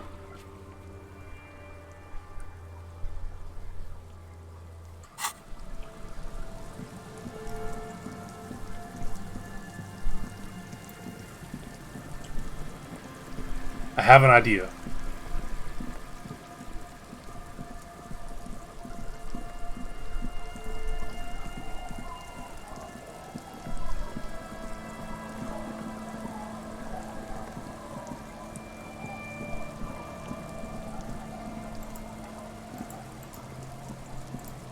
Yes?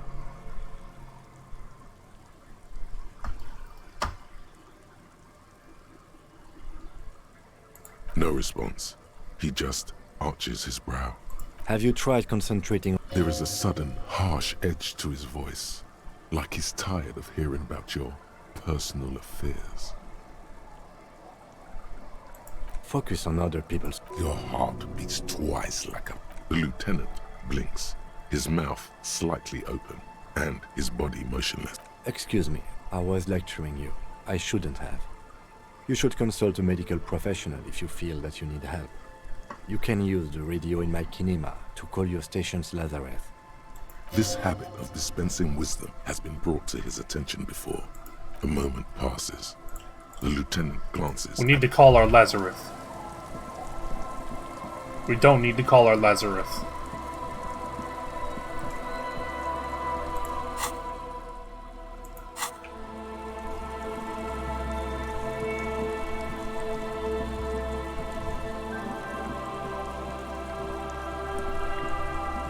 Maybe we can call our Lazarus.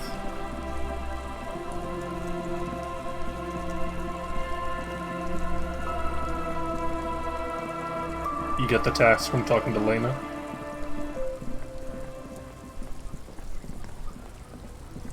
I was just gonna go to the bookstore and buy the book on the pail.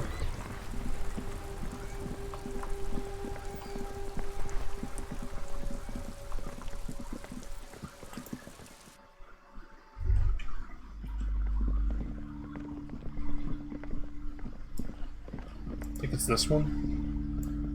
Shelves filled to the brim with crime novels. No, it's Dick Mullen. This bookstore is not strictly about crime, romance, and biographies. Indeed. Something about that book does seem to have spoken to you. Well, I hope it contains what you're looking for.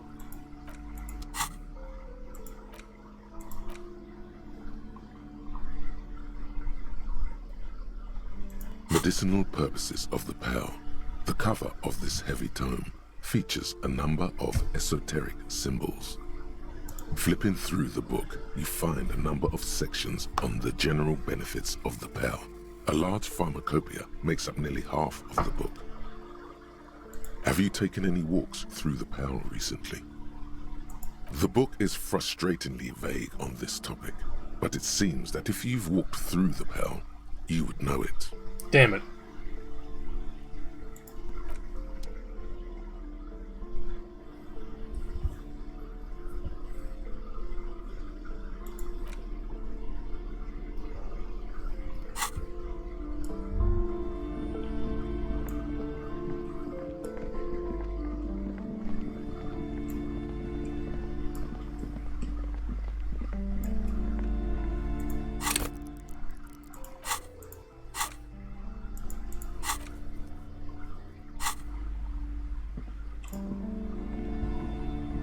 You're alive and well.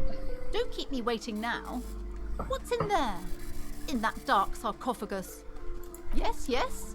How was it? Tell her how ghastly it was. You know it's what she wants to hear. I knew it. Oh, such horrors that have been thrust upon us. But what else did you find? Did anything survive? No, of course not. Have you located the entity? A novelty dice maker? Well, spit it out. Why does she need the dice? For some kind of sorcery? Sometimes they use the ankle bones of sheep. I don't understand. If it's not her, then where is the source of the doom? How did she explain the curse? Before you say anything, ask yourself, is the woman really able to withstand the truth? Unable to get a reality lowdown. Lena is the only source. No. She's squeezing on the pendant too tight. A drop of blood in her palm. To hell with it. Perchance you ought to just lie, sire.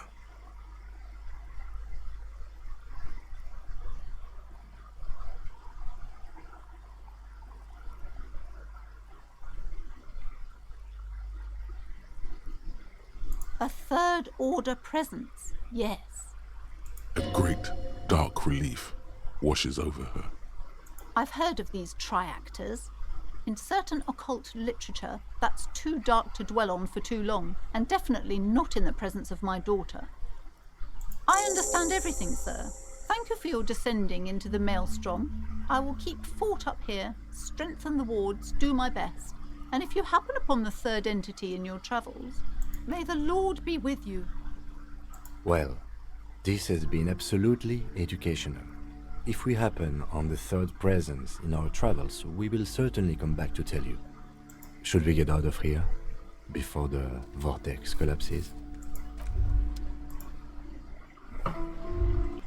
Damn.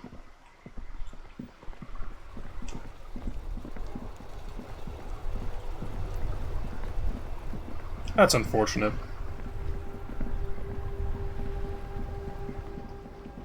It's a shame such a, like, big thing is tied to such a weirdly specific thing.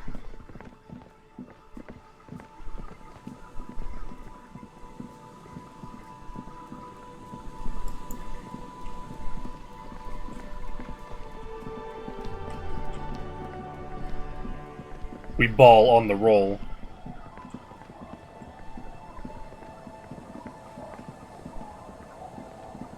We got a decent chance. It's like 1 in 12, right? Essay length dialogue tree. Oh god.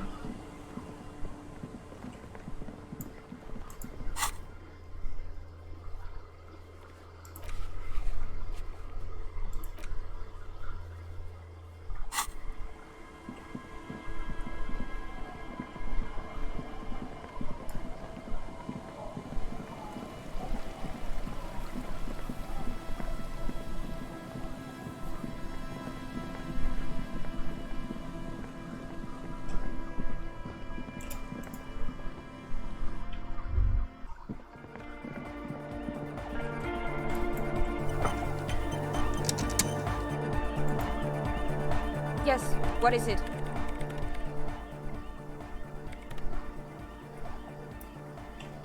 If I'm not gonna get it...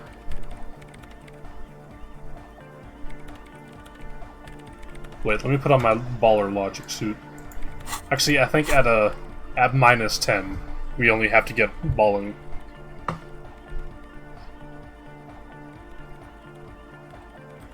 If we're not gonna, like, hear about it from the game, I guess, like, we can get a little explanation. We ball! All you hear is silence in your head. Yeah, we got a boxcar it.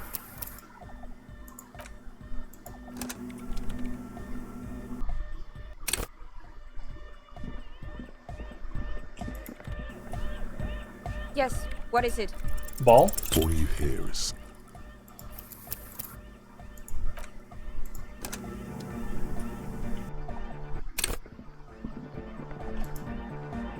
Yes, what is it? All you hear is...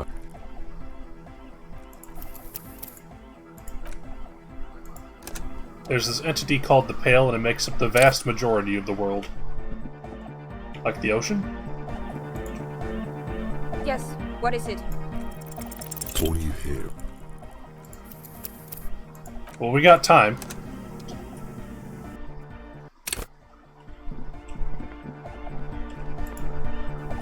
Yes, what is it? When you enter the Pale, everything breaks down and stops making sense. You spend too much time in there, you go nuts.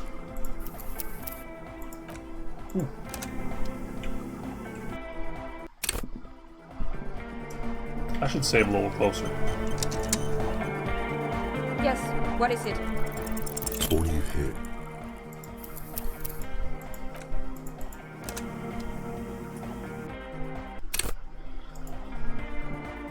Yes, what is it? You don't have to. Okay. You already have. A long time ago.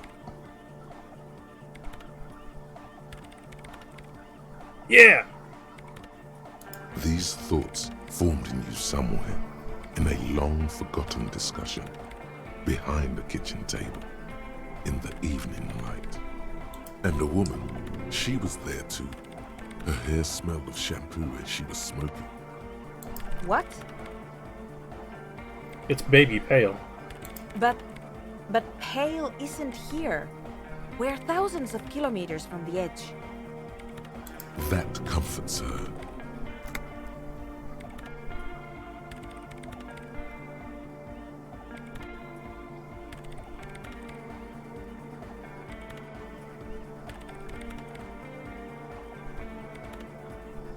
She looks up into the darkness under the nave, then back at you. Then, what is that? It's nothing. No, it's less than nothing. No.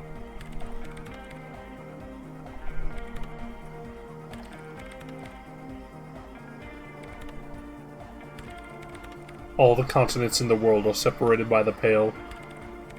One of mankind's greatest achievements is traversing through to discover more continents. Pure entropy. Then the Pale is... Curdling milk. But the gradient, it clearly hasn't started yet. We're here, and the Pale is not. I understand. A theory of the Pale where instead of an outer ocean, it metastasizes. Like a cancer or a mold. Erupting in points inside the world. According to this, how long... And information, causing data losses in the East Indian front. Have you considered why it's formed in a church?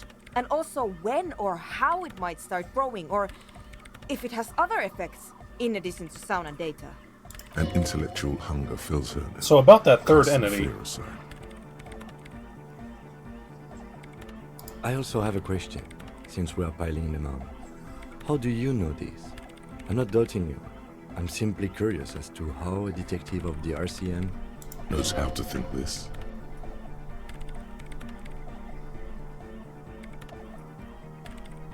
You think the presence of that puncture has somehow influenced the outcome of events here? Even say software development? She already made up her mind when she heard it. Some kind of great the curse is real. Force had to play a part. It wasn't only them.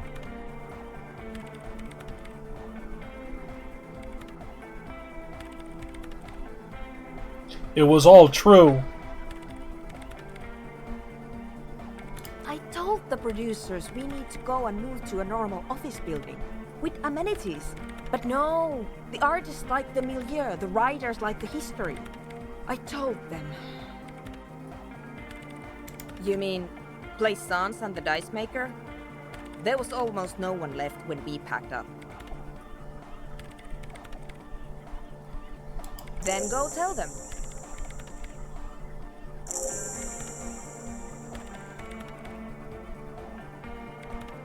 Of course! A pinewood sarcophagus, or a containment facility of some kind, built by the first settlers. I have considered the same. The bad news is, there were 7 pinewood churches built in the first decade of provincial settlement. Most of them were burnt down during the revolution, or repurposed before, during the suzerain. I'm not saying all of them have one in them, but... Some of them might. A black grain hanging in the air. An amateur anthropomedic police officer. I'd like to say I've heard stranger things, but I'm not sure. This is a hell of a guess, however. Well worded, I might add. Yes, it is very interesting. But I wouldn't say you know. This is a guess. One that's going to have to be proved by anthroponetic scientists. She falls silent. The wind blows in through the hole in the stained glass window. Cold and moist. I'm going to leave that out. But the rest? Some of this I can use to start to explain this to the rest of the team. Maybe I'll sound mad, but... Man, you will certainly sound mad. One more thing. Maybe a club for anodic music isn't the worst thing you can erect around this particular point in space.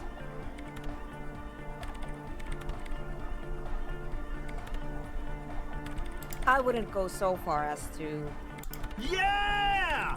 Once the light is on in the universe, it will never go out! Yeah! Thank you, Egghead. Let's leave it Thank at you, that, shall Egghead. we? We have an anthropomedic detection to perform in this district. Disco is keeping the world alive.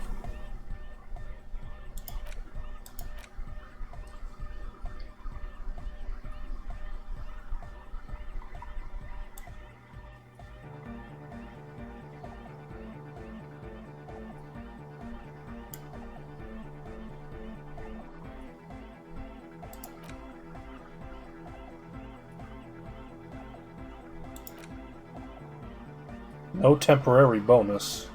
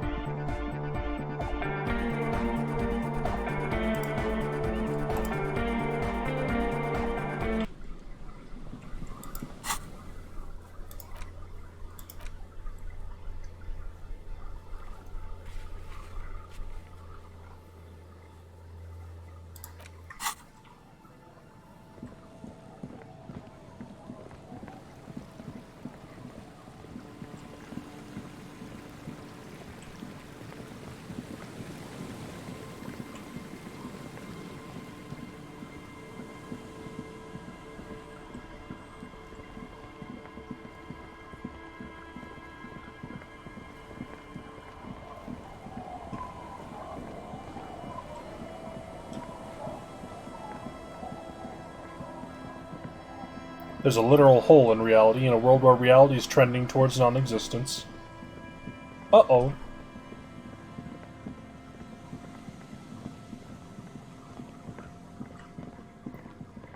I see now why we had the chance to become, like, apocalyptic.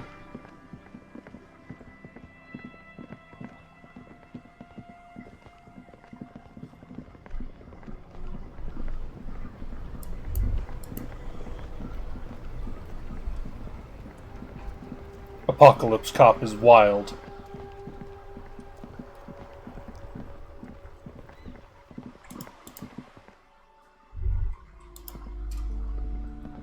Hello You again, sound for esteemed real officer, insane, but then you're and right. welcome to crime, romance, and There are biographies of famous 9,817 days left. people. What do you mean, the actual source?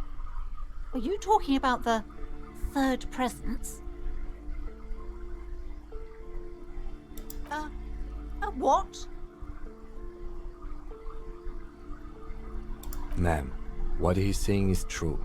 We found an anthroponetic anomaly in the small Pinewood church down the coast. I don't mean to be an alarmist, and more research is needed, but it's not looking good. But that's not in any of the ancient texts. How am I supposed to protect my bookstore from that? She's too afraid to even say the word.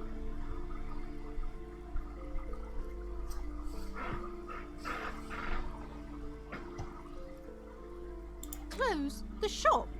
But it's all I have. No, there must be a way. Especially now that Annette is settling in at school again. She's finally making friends in this place. No, we can't leave Martinez. We can't. Thank you for your help in any case. You're welcome back here anytime.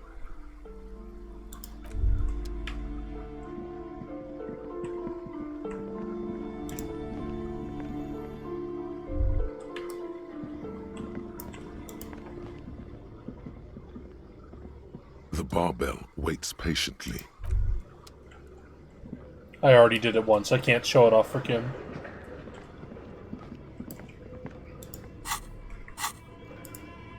Yes, Kim? It's dark. And the flashlight works a lot better if you hold it in your hand. Flashlight go in hand? Yes, you might even call it a feature of the universe that you need to hold tools to use them. Apocalypse Cop juices the heck out of your learning caps for shivers in Inland Empire. Right. Now let's get to it. Some areas are inaccessible. Thank you, Kim.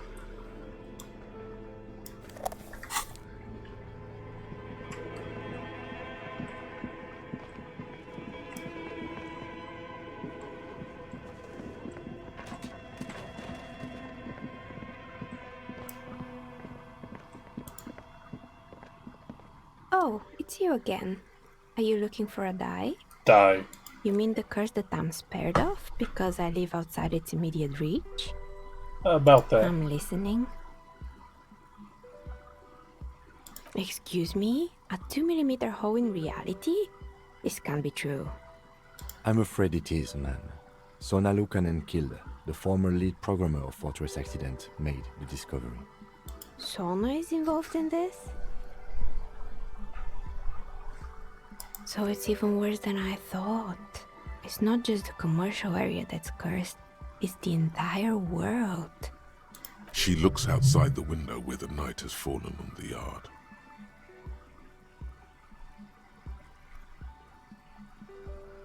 Just Martinez? In any case, thank you for stopping by. It's good to have an answer, even if I can't claim to understand it fully.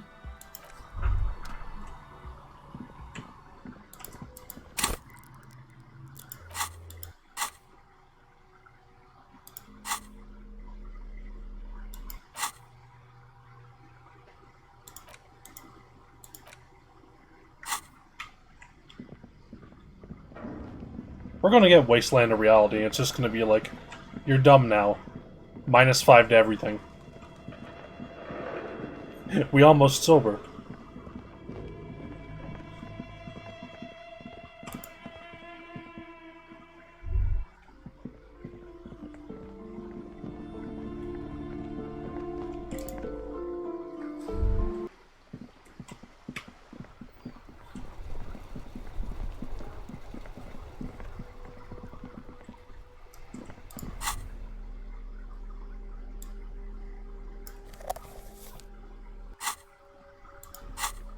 Not that one.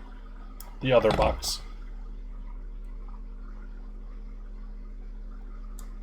Bag.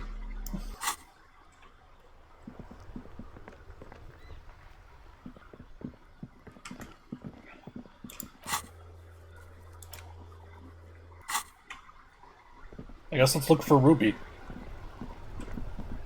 Well, actually... should we wait for 9 o'clock to ask the guy on the balcony?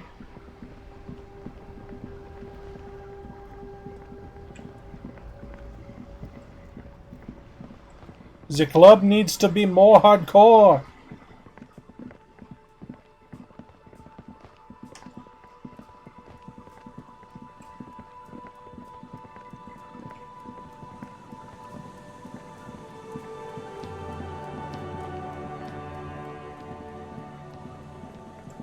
Shivers told us the tape is near ceiling. Is it the one on the tree? Because I got that one down. Unless there's another tree there.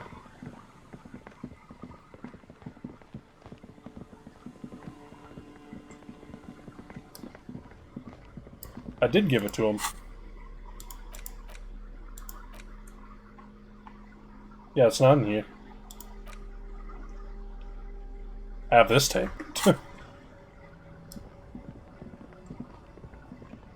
Yeah.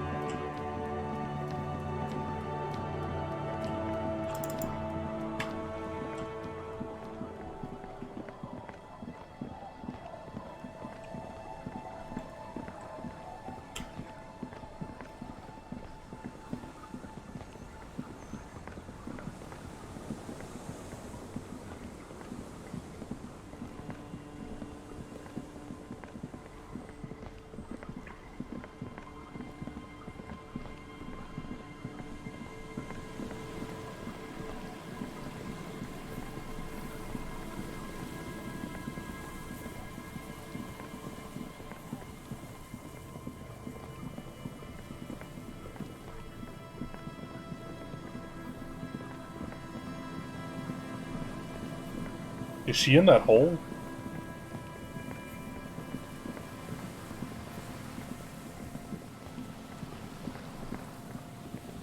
Like this place? An old door, worn by elements, guards the depot.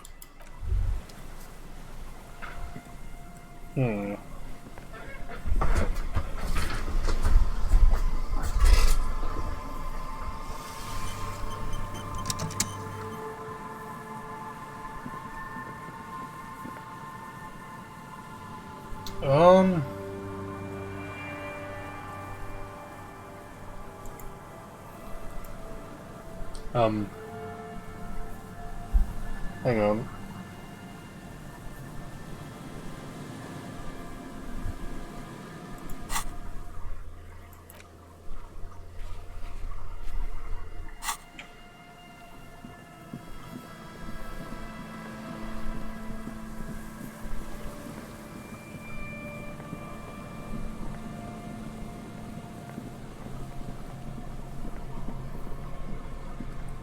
It is believed that random bits of information from the future randomly get leaked to the present, and if you steal that information, it creates Pale.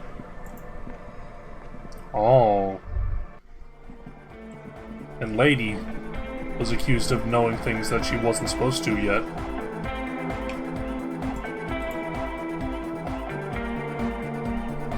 Yeah, it's all set up, man. Can you already imagine 1,000 people in here? 10,000! Ecstatic vibrations, totally transcendent. And I've finished setting up the new compressor too. Now the only thing left to do is the name of the club. Will you do the honors, detective? Inland Empire seems to weirdly know things you're not supposed to. Uh-oh.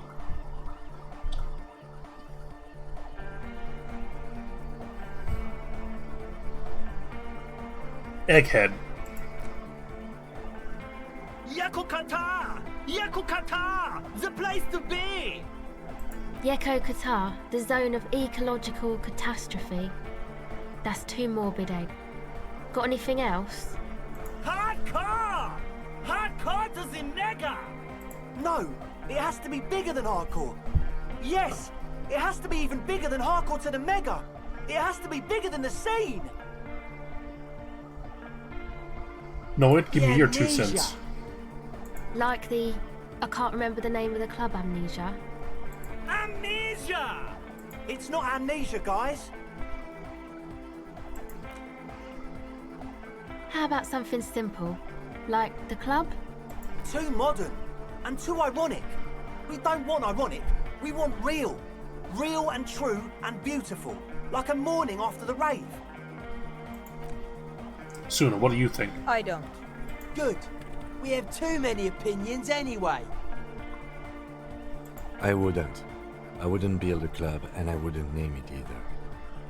An underground place with no name? Sounds like something the Crabman would say. We're not going with anything the Crabman would say. Why not?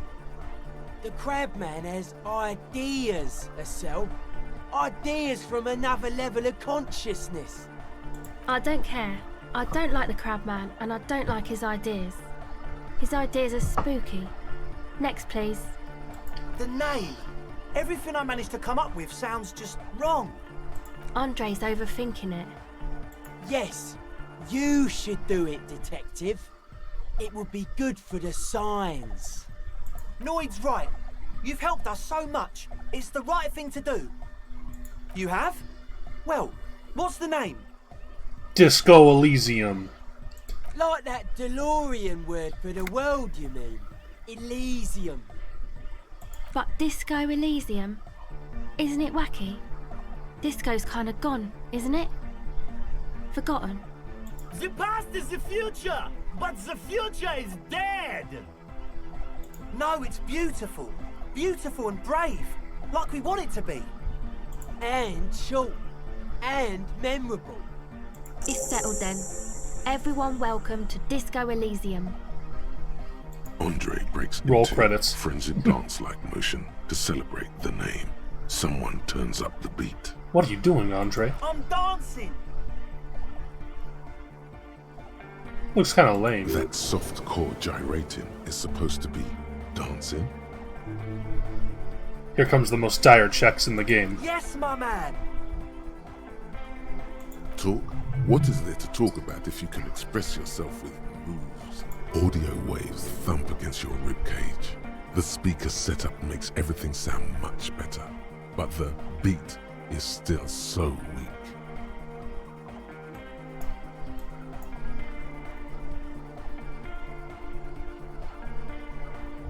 Goodbye, officer. I need to talk to Egghead. Good morning, comrade! Yeah! Yeah! It was awesome and scary. Very hardcore. Too hardcore, in fact. I couldn't control it at all. It sucks up all the air in the mix until it's the only thing left. Starts compressing itself and everything around it. Completely fills up the headspace. Extreme! Inside your chest, the heart beats still with the after effects of the sound. Imagine if you could harness that power, making it pulse. Ah! Ah! But how? What about the compressor? The one with the spiky hair was setting up to achieve some sort of parallel processing.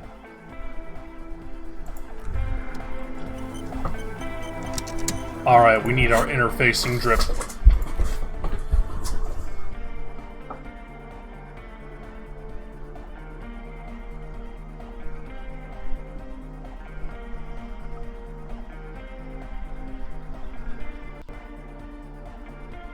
I may already have the interfacing drip on.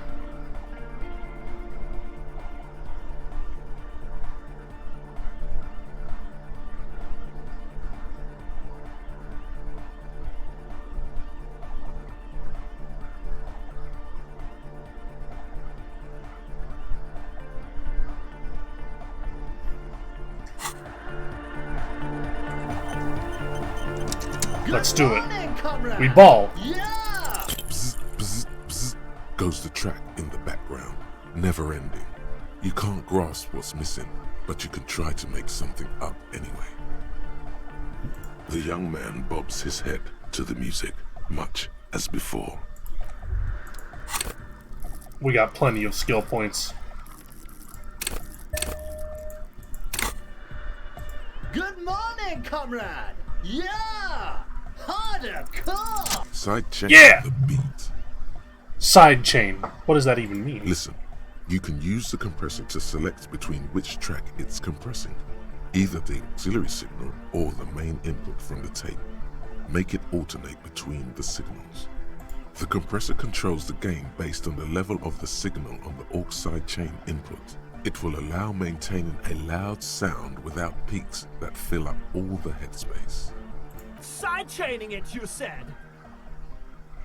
Then he puts on his headphones and his eyes go wide, wider than they've ever gone on drugs. He starts jumping up and down with bliss in total silence, still listening to his headphones. Hey, what did you do to Egghead Cop Man? Did you break him? Just wait and see. Are you ready, pussy? Noid straightens his back, ready for the beat. I was born ready, Ed.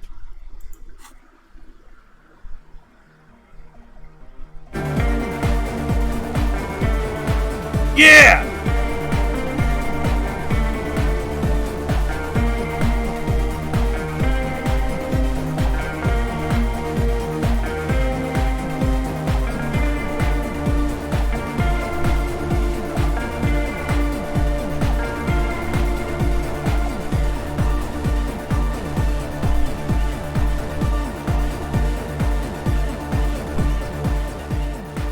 The audio assault is glorious.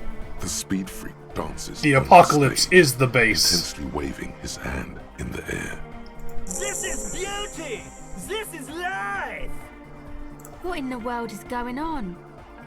The way melody and bass flow together, it's unnatural. Your body is taking a beating from the low frequencies crashing over you. It's making you feel alive again. This one's for the Anodic generation. Introducing the ultimate sound! God damn it! This dance club idea might just work out. DeLorean Church! The place to be! Pump it! Pump it!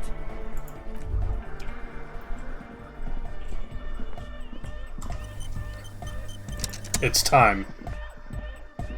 Oh, hey man, it's good to see you.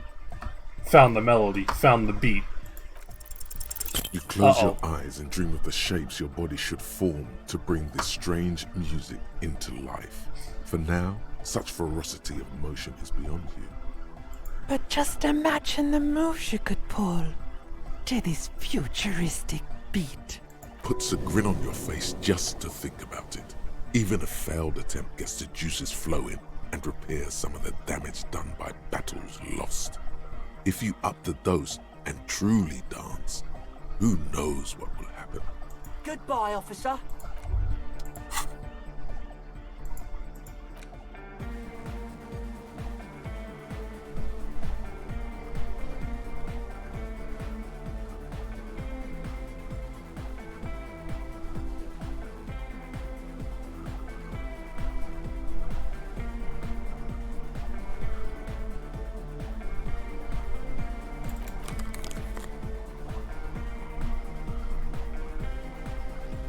This whole sequence is 3 checks: savoir-faire, authority, and shivers.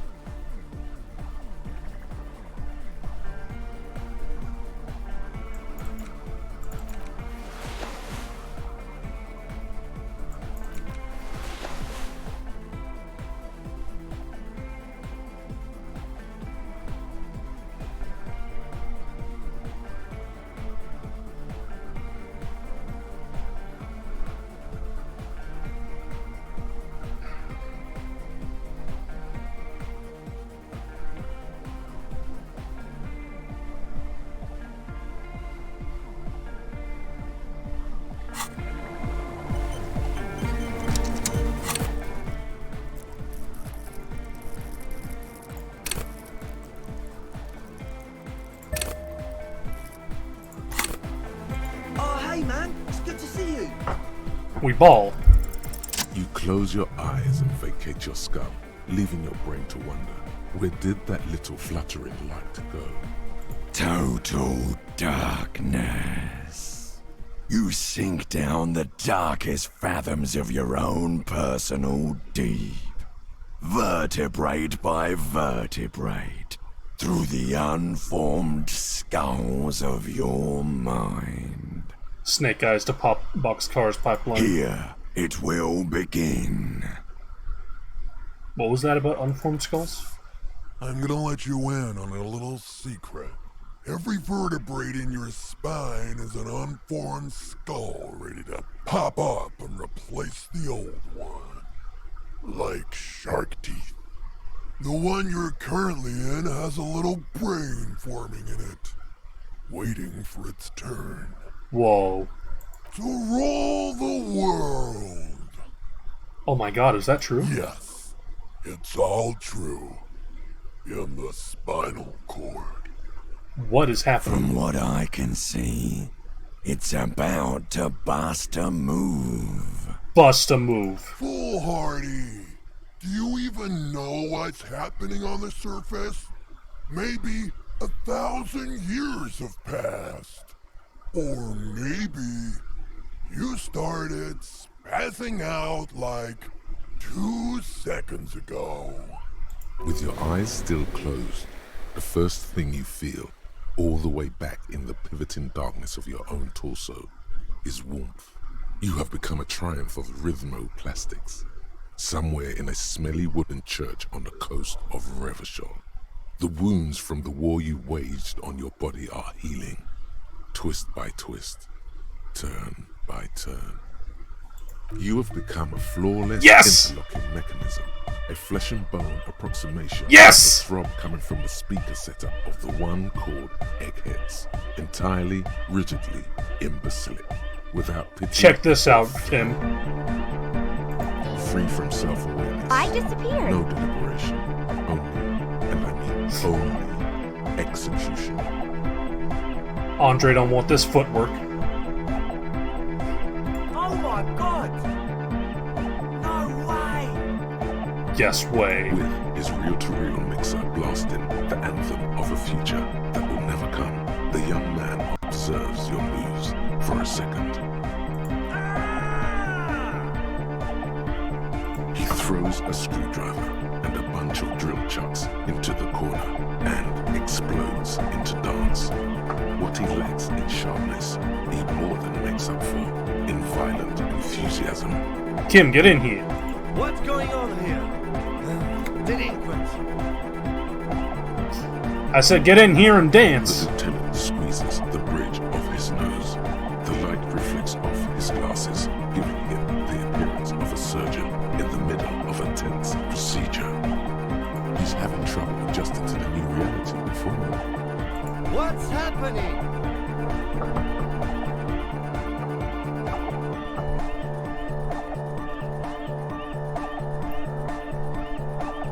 I'm not doing anything. Good for you. Rock on, then. Hey, I called on you to dance. What? That's it. Don't let the lieutenant leave without getting his hardcore on. Outrank him. No. Excuse me, what? This would be a good time to add some nerve damage to the mix. Full, the expression, too. No, stop immediately. Stop dancing and apologize. No, don't get racist. Hang on.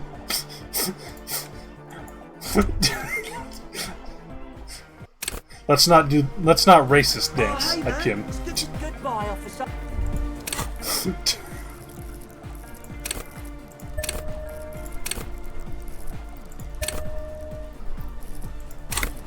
Max authority. Hey, it's good to see you. You close your total darkness. Here it to rule the world in the spinal cord. I'm ready. Because foolhardy, With your eyes still, you have become a flawless, interlocking organism, a flesh and bone, free from self-awareness. Oh my god! With his reel-to-reel mixer. Snake eyes, boxcars, almost snake eyes. Dice moment. The young man observes your moves for a second. Get Kim to dance last. He throws a screwdriver and a bunch of drill chucks. It helps with modifiers. And explodes into dance. What he lacks in sharpness, he more than makes up for in violent enthusiasm. The young woman lifts her headphones up slightly and raises her chin, looking at you expectantly. Asil? Aren't you going to dance? No, recording. The lead programmer throws the other young woman a knowing glance before turning her attention back to her own work. She's still at her mainframe, pressing buttons, reading printouts, but she started nodding her head along to the music. The young man immediately bounces up and down, then assumes the same dance pattern, embellishing it with some sort of waving motion. The authority of the law is clearly unquestionable. What's going on here? The lieutenant squeezes the bridge of he's having trouble. What's happening? Good for you. Rook, what? We ball. Who's the one in charge? You are. I'm only going to pour rank on you one time, and that time is now. Are you kidding me?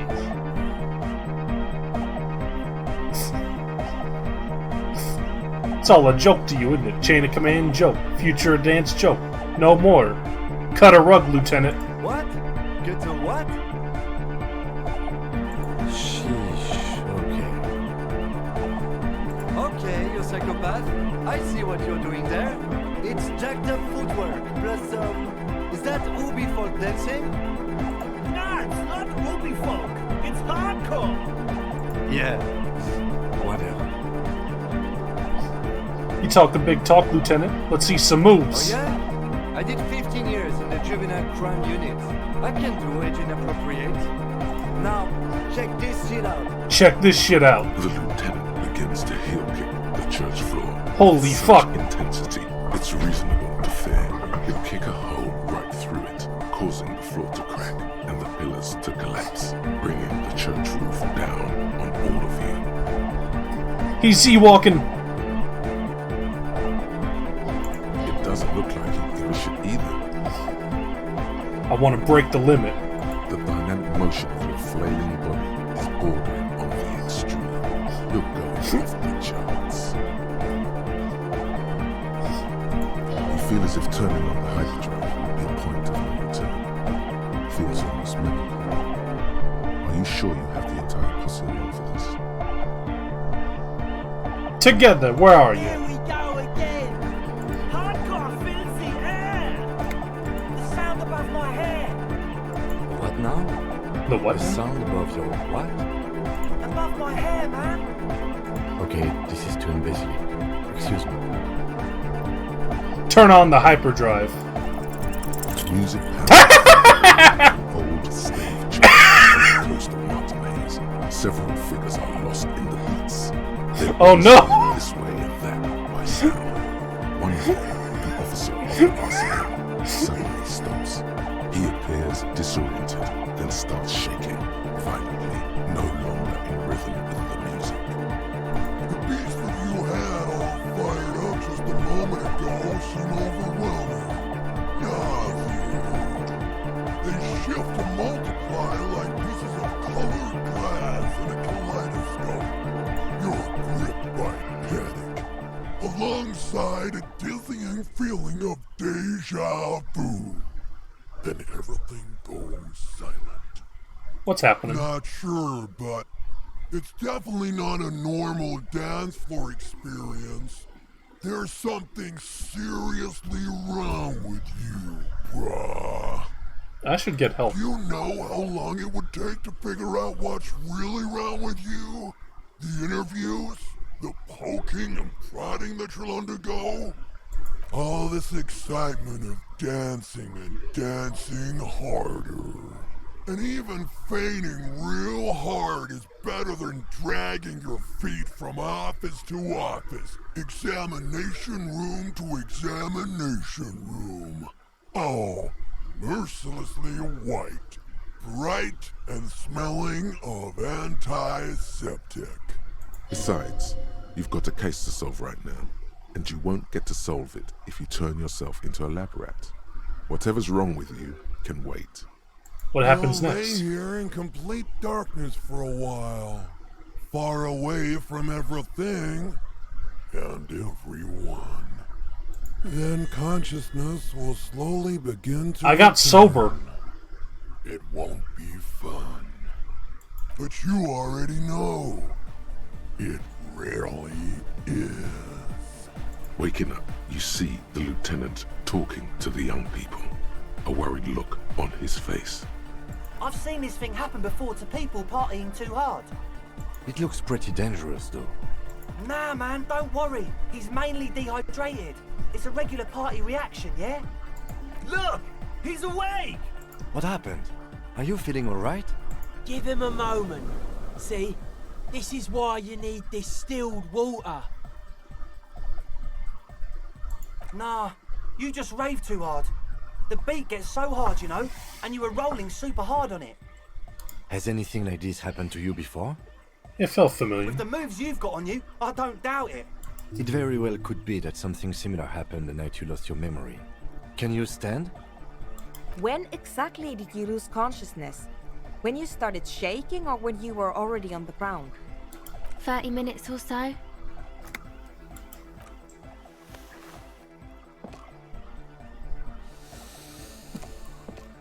You might be imagining it, but it feels like Egghead turned the volume down. Such is his respect. Man! Now, man! Now imagine if we could do that, right? But with like 1,000 people. End of human development. Mission complete. All right! You're absolutely beat. Muscles relaxed and feet like noodles underneath. Goodbye, officer. Apricot chewing gum scented one. Should I reload? 2nd, early late summer. You're getting off the streetcar in Le Jardin, east of the river. Her father and mother are middle class. The nylon of her little jacket rustles next to you in the dark like autumn leaves. Her heels click on the pavement. You're walking up to the gate in front of her parents' house. She takes out her chewing gum and you kiss her. A feeling like electricity flows through your whole body. Immediately, you know that you've entered a completely different world. Wasteland of reality. We gotta go through this. Congrats, you're sober. It will take a while for your body to remember how to metabolize anything that isn't sugar from alcohol. So you're going to be pretty ravenous soon. Eat plenty. You can expect your coordination and balance to improve in a couple of weeks. In 2 months, you might start sleeping like a normal person. Full recovery will take years though. It'll be depressing, and it'll be boring. Don't expect any further rewards or hand claps. This is how normal people are all the time. Return of the Self. Boring.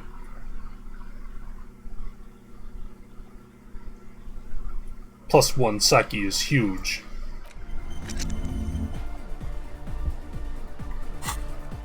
Well, we do gotta load. Because I need to go one step further. Oh, hey, man. It's good to Alright, I need to put a point in. Goodbye, officer.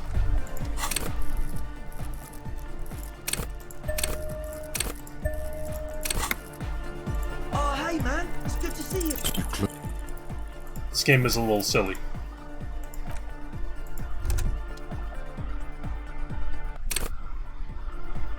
The -1 suggestion is undone by the -1 psyche.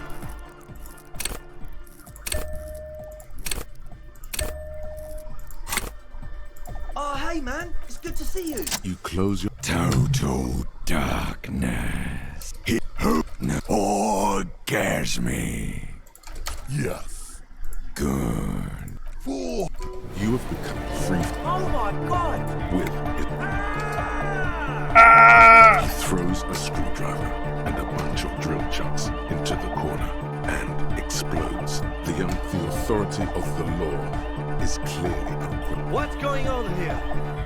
The lieutenant is having... What's happening? Good for you. What? Who's the one in charge? Are you kidding me? Get my what on? Sheesh. Okay, you said... Nah, it's not... Yeah. Whatever. Oh yeah? Now, check this shit out. The lieutenant begins to heel kick the church floor with such intensity. We get to see it's Kim reasonably dancing again. Fair. He'd kick a hole right through it, causing it doesn't look like he'd give a shit either. The dynamic motion of your flailing body is bordering on the extreme. You feel as if turning on the hyperdrive. Here we go again! The most animated sequence in the entire game. Filthy air! The sound above my... What now? Someone recorded this moment for an hour. Above my hair, man! Okay, this is too imbecile. Excuse me. Turn on the hyperdrive. On the coast of the Martinez Inlet, in a small weather-beaten stave church built 380 years ago by settlers from the Occident, most likely to guard against an anomaly at its center, an officer of the RCM is contorting his body into idiotically rigid shapes as he invents the future of dance music. It's the hardest anyone has ever danced. It's the hardest anyone has ever danced. I am La Rebachelière. I am the city. I am a fragment of the world spirit, the genius Loki of Revachol. Oh my god. My heart is the wind corridor. The bottom of my air is red. I have 100,000 luminous arms. Come morning, I carry industrial dust and let it settle on tree leaves. I shake the dust from those leaves and onto your coat. I've seen you. I've seen you. I've seen you with her. And I've seen you without her. I've seen you on the crescent of the hill.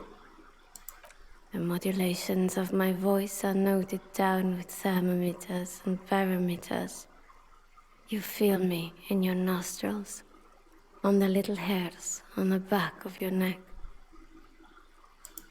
I also reside in your lungs and vestigial organs. Everywhere there is space.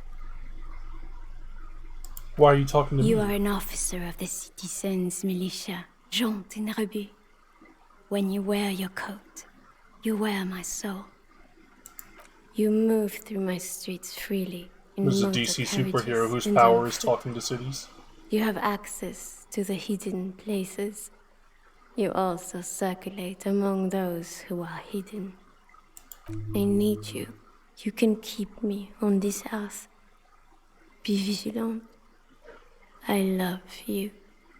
An officer of the RCM is lying on the floor of a small church with his eyes rolled back and his tongue lolling out. Several others are standing around him. He slowly comes to. Had a good rest there? I spoke to the city of Revachol. Fuck yeah! I bet you did. Those were some advanced moves, man. That's all great, but we should really get going. We spent enough time doing aerobic exercise for today.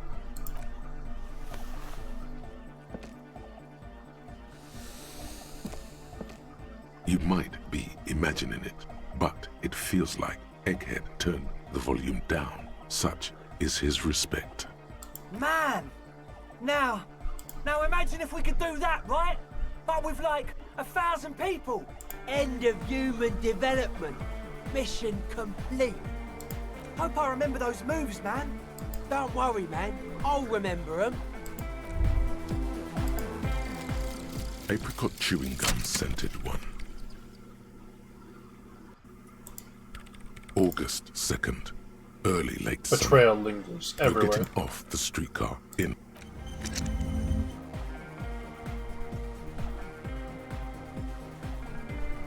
That voice is the city itself, so when Shiver said Mr. Everard is helping him find his gun, that was Revachol herself chiming in.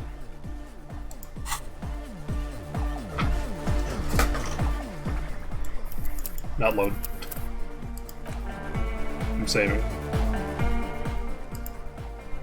Because it's almost 1 in the morning, and I really need to use the bathroom.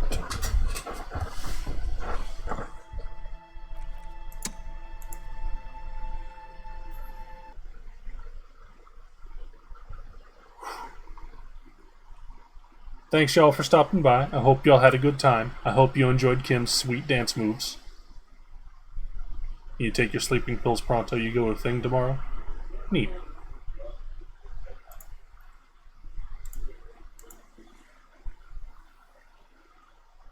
Good night. Mwah. Beebada baba. I fed up with this world. No.